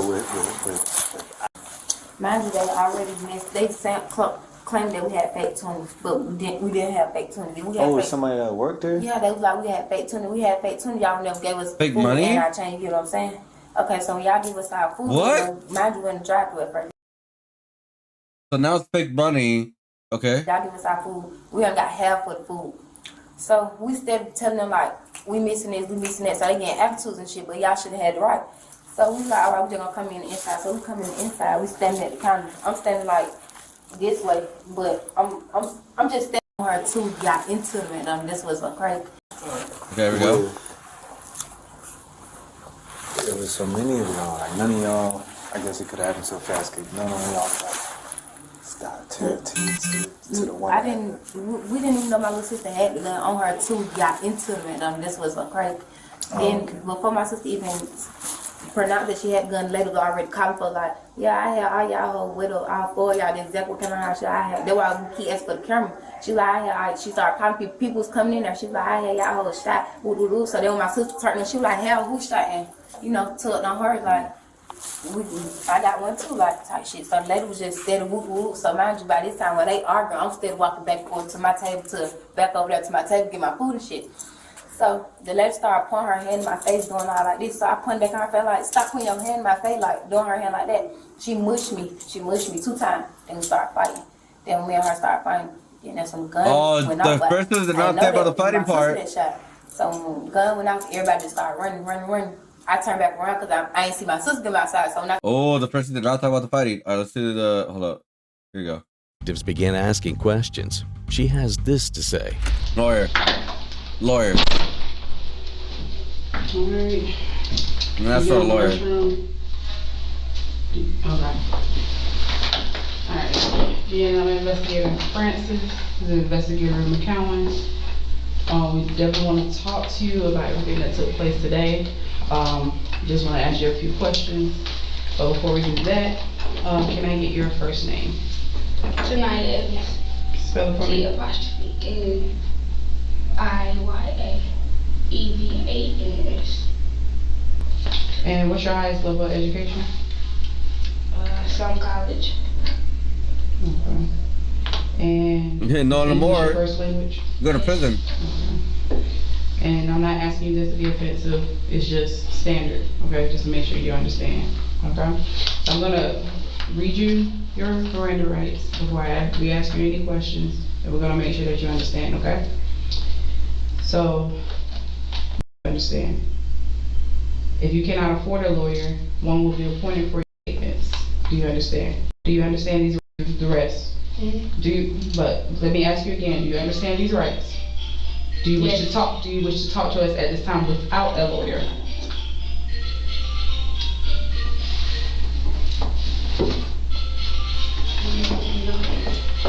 Okay. So no. I can call my mama like the lawyer. She invoked her right to remain silent and requested a lawyer. I hate it, but she's a smart one.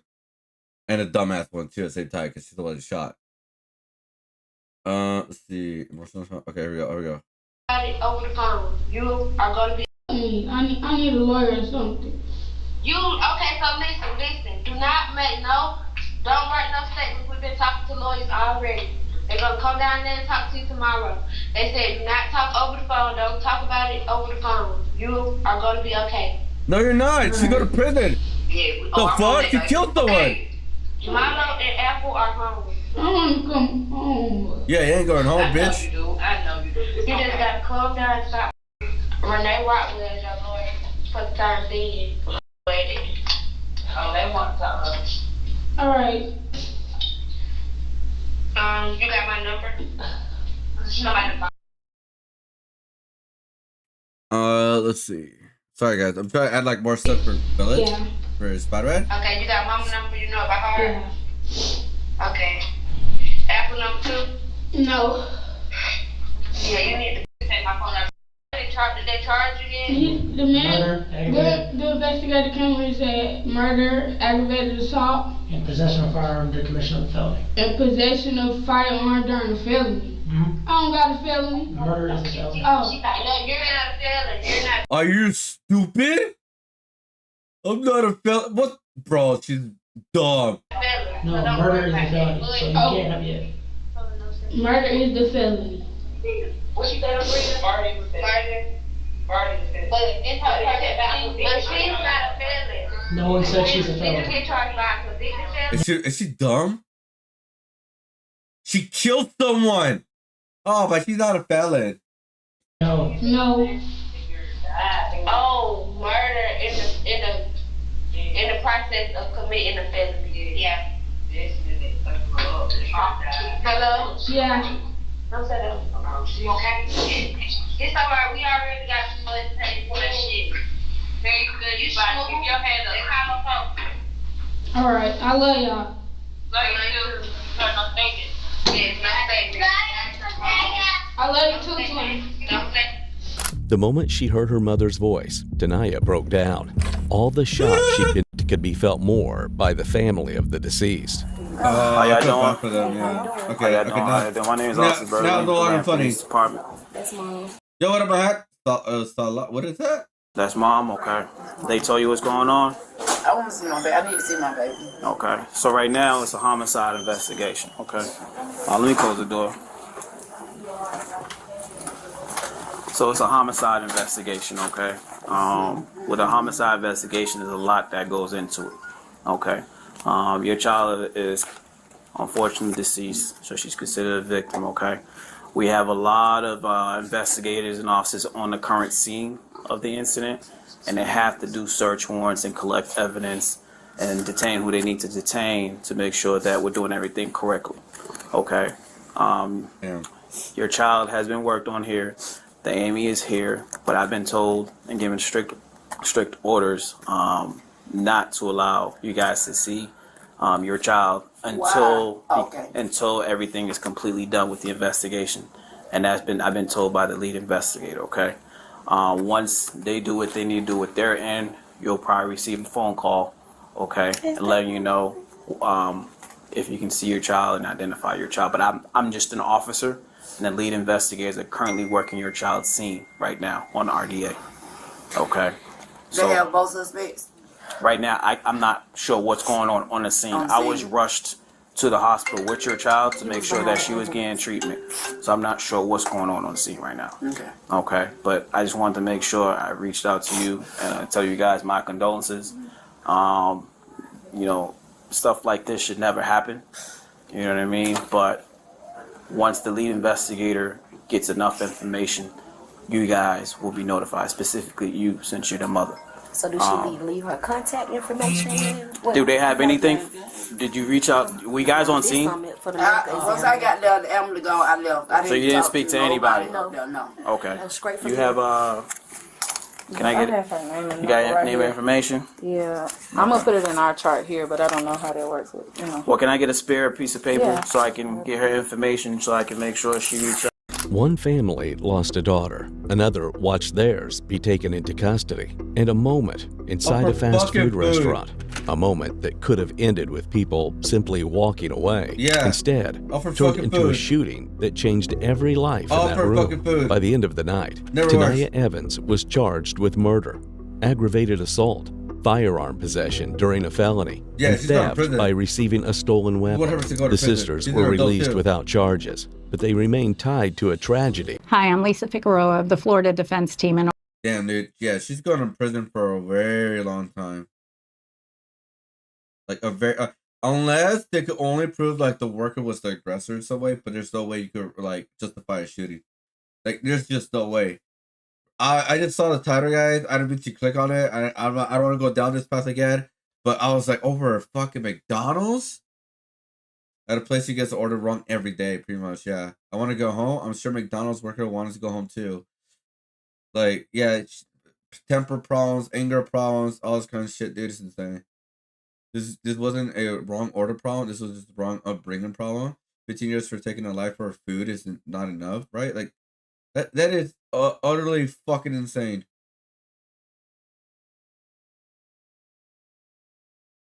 Man, even if the worker had an attitude, that doesn't justify killing, man. You just gotta gone home. Like it is what it is. I get my order wrong, and I'm like, fuck it, I'll just eat it. I've done that, like it happens, like it's not the worst thing in the world.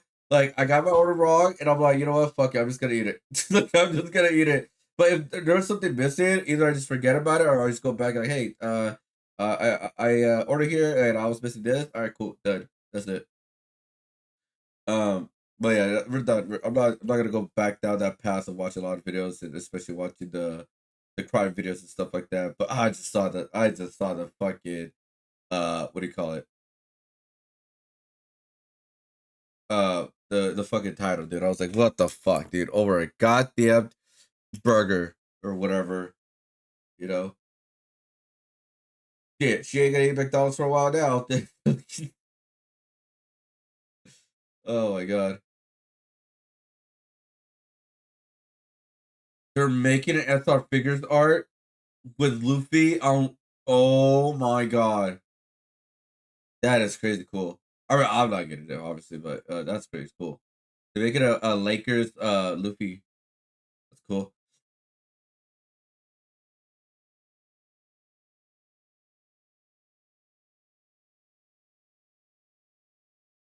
Let's check it out. I'll check it out right now.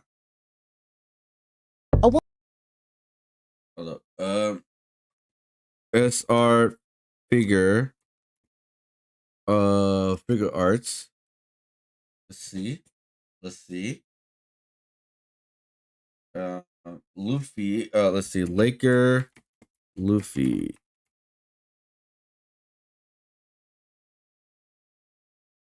Someone posted on Instagram. Oh shit! It is real. It's on the official website. It's on the official website. SR Figures, One Piece as NBA collaboration. SR Figure. NBA Fanatic. Fantastic lineup coming to SR Figures. Oh my god. They're making a Luffy Lakers figure. That is sick. With the basketball, I wonder what kind of stuff they're gonna add on to this. Bro. They're probably gonna do the base. It did sell well. They're gonna do the baseball one with the Dodgers one. 100%. Yeah, I mean, I think KB will love this.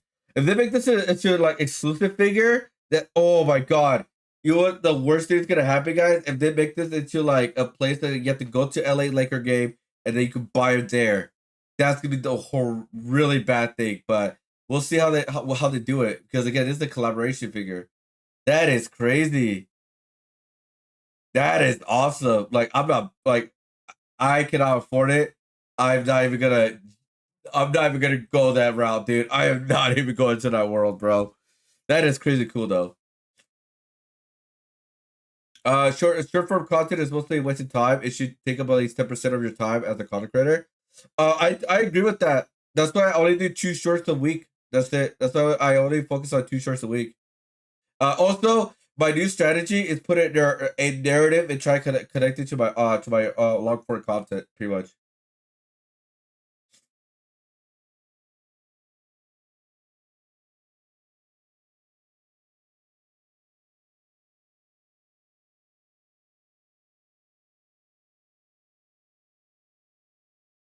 Yeah, because you can have like a billion or billions of views on your short content. It's like if you can't figure out a way to make that short content like go to like your regular long form content, it's like what the hell's the point, That's why I just started doing narratives with my 1 minute shorts.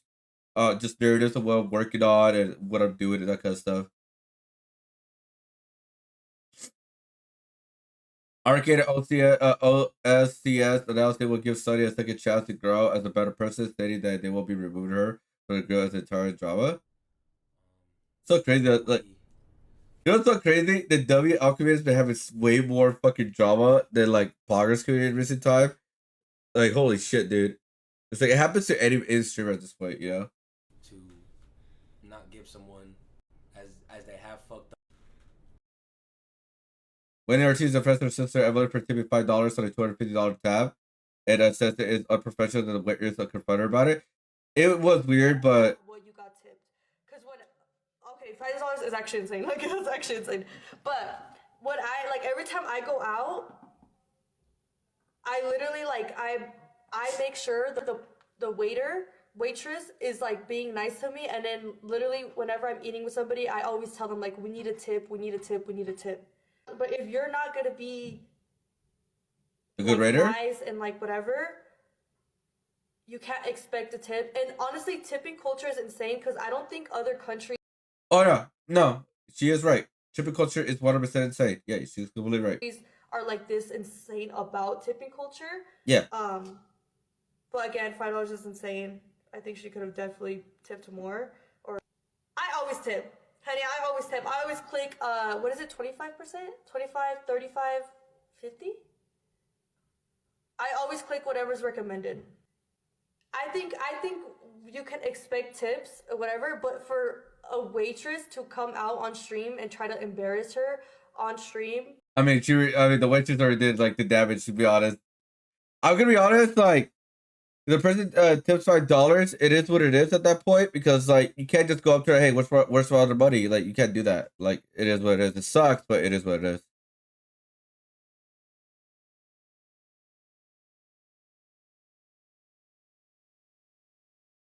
Bro, ain't no way, dude. They're accusing Kayla to be in a PDF file now, and his TikTok podcast won't change that. Like, why do people like do this for clickbait bullshit? Like, oh my god, man. Like, it's just so numb.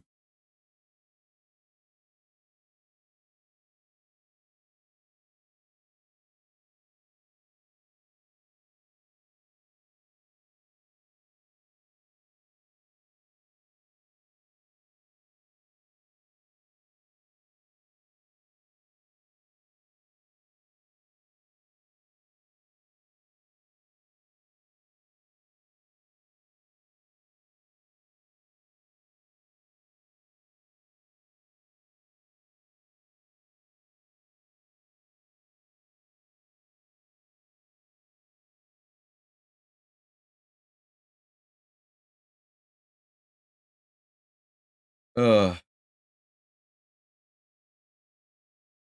Oh, by the way, guys, if I ever go to Japan, I gotta go to the Capcom exhibition 100%. I gotta go to that museum. That's one of the things I do want to go.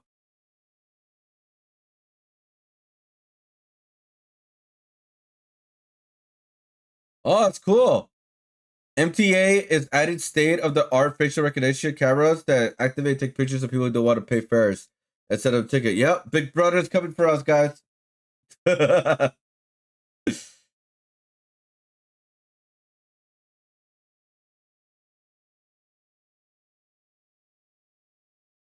Yeah, man, that LSR figure short is coming soon. That's crazy cool.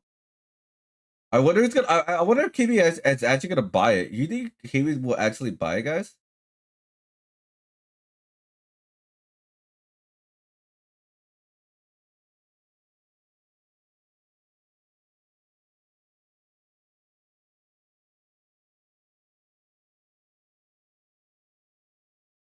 Oh shit! I gotta make a video about this.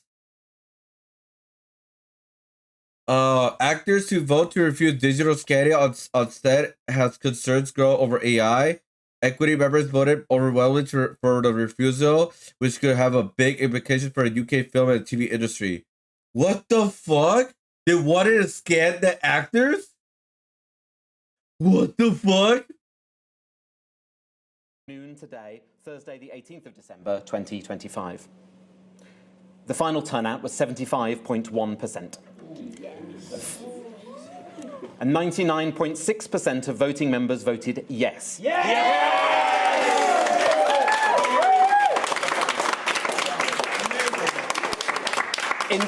Indicating their clear willingness to take industrial action if equity proceeds to a statutory ballot. 0.4% of voting members voted no. If this were a statutory ballot, the result would significantly exceed the required legal thresholds for both turnout and approval of such action. We've informed the Employers Association, with whom we negotiate the Producers Alliance for Cinema and Television, or PACT, of this outcome. And we've also informed US-based streaming organisations who use these agreements in part or in full via the lawyers who represent them in those negotiations. Wow. AI is a generation-defining challenge, which equity members are prepared to meet with generation-defining industrial action. Not in my lifetime has equity felt compelled. Yeah, I wonder what actors are gonna do now. You know, because again, people talk shit on artists, people talk shit the gaming company now, like they're gonna, like, obviously the actors with voice actors, they're stealing their voices at this point, and now they want to replace like actual actors, like their likeness now too. That is crazy. No, that's giving way too much control to people, to the companies. In my opinion, that's giving way too much fucking control. To begin the process to obtain a mandate for industrial action in this sector. And industrial action is not an inevitability. It is a choice to be made by the producers. That's crazy. It is entirely within their power to come back with an offer which meets our reasonable expectations on artificial intelligence protection and on royalties by the 19th of January next year. Now, we have said consistently for over 18 months of negotiation that offering us protections won by our sister union SAG-AFTRA in the United States following their industrial action is a floor and not a ceiling. Those terms are not appropriate for jurisdiction in this country, and nor are they appropriate for the exponential pace of artificial... Yeah, for sure, I'll be making a video about this, dude. That is insane. Insane. I gotta save this. Because I gotta finish one video tonight, which I could, before I go to bed. But yeah, that is insane, dude.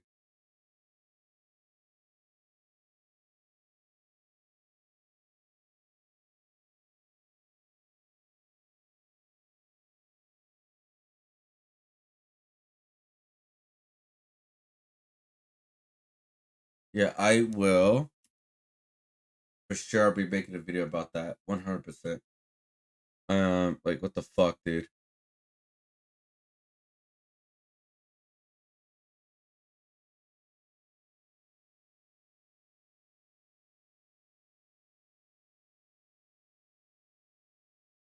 Let's see.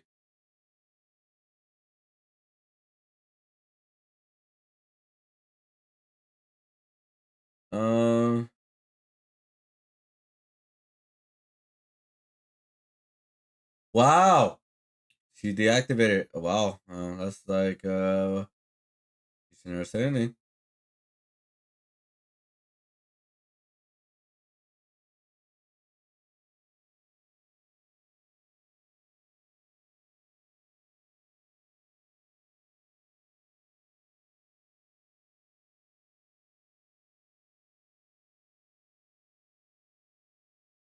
All right. I don't know about this whole streaming thing with Sunny, but I know something about it.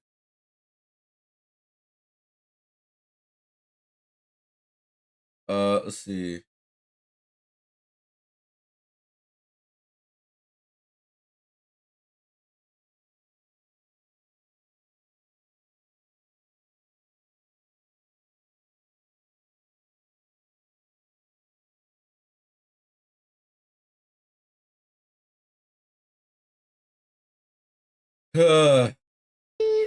Get breakfast later.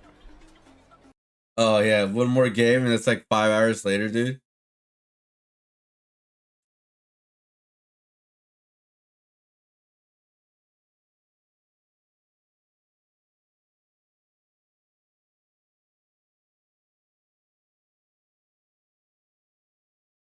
All right, cool. I think Twitter's kind of calmed down a little bit right now, but yeah, that's just crazy. I wonder like what they're gonna scam people. Like, you know what's kind of crazy? What if they use AI to scan workers, right? Which I guess they are doing that with robots. and just replace them two next. Like, yeah, universal income is coming, guys. Universal income is coming.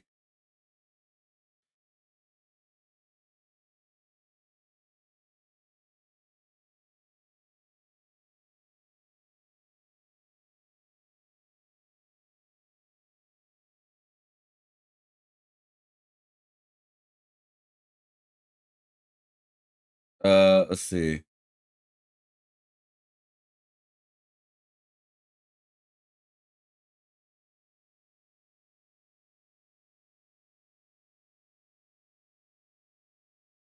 Playing toys on the field.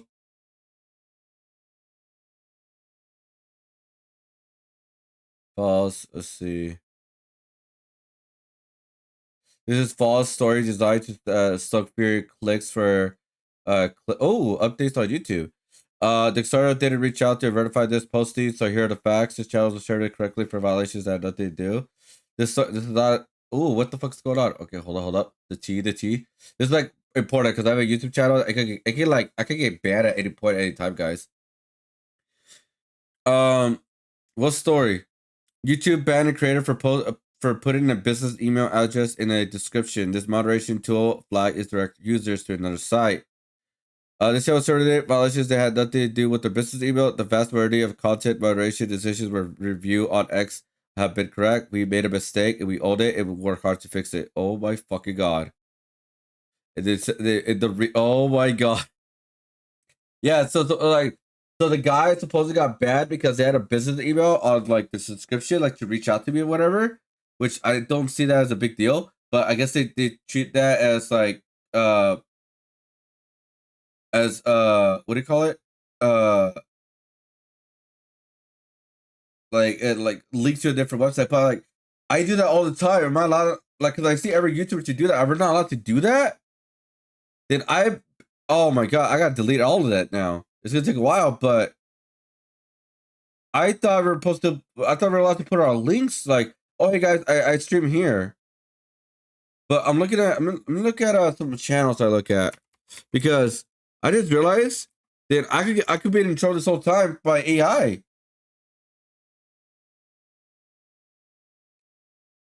No, he has the link there, but like I'm talking about like the video description. No, he has it too. Everybody has it. Yeah, like follow me here on Twitch, YouTube, all this kind of stuff.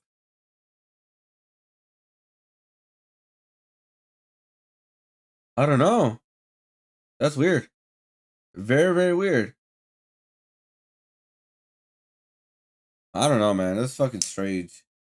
Anyways, what time is it? 2 o'clock. All right, cool. We're pretty much done with the outline.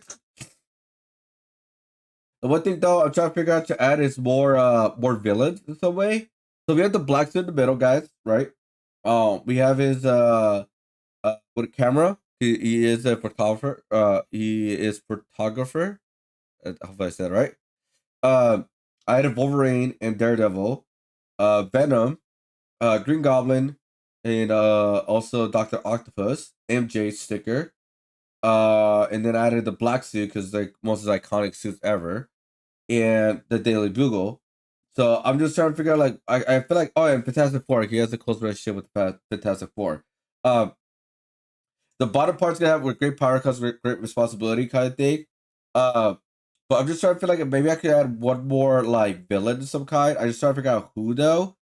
Or like maybe figure out to add maybe like some type of webbing or something like that. I just don't know, but I don't know.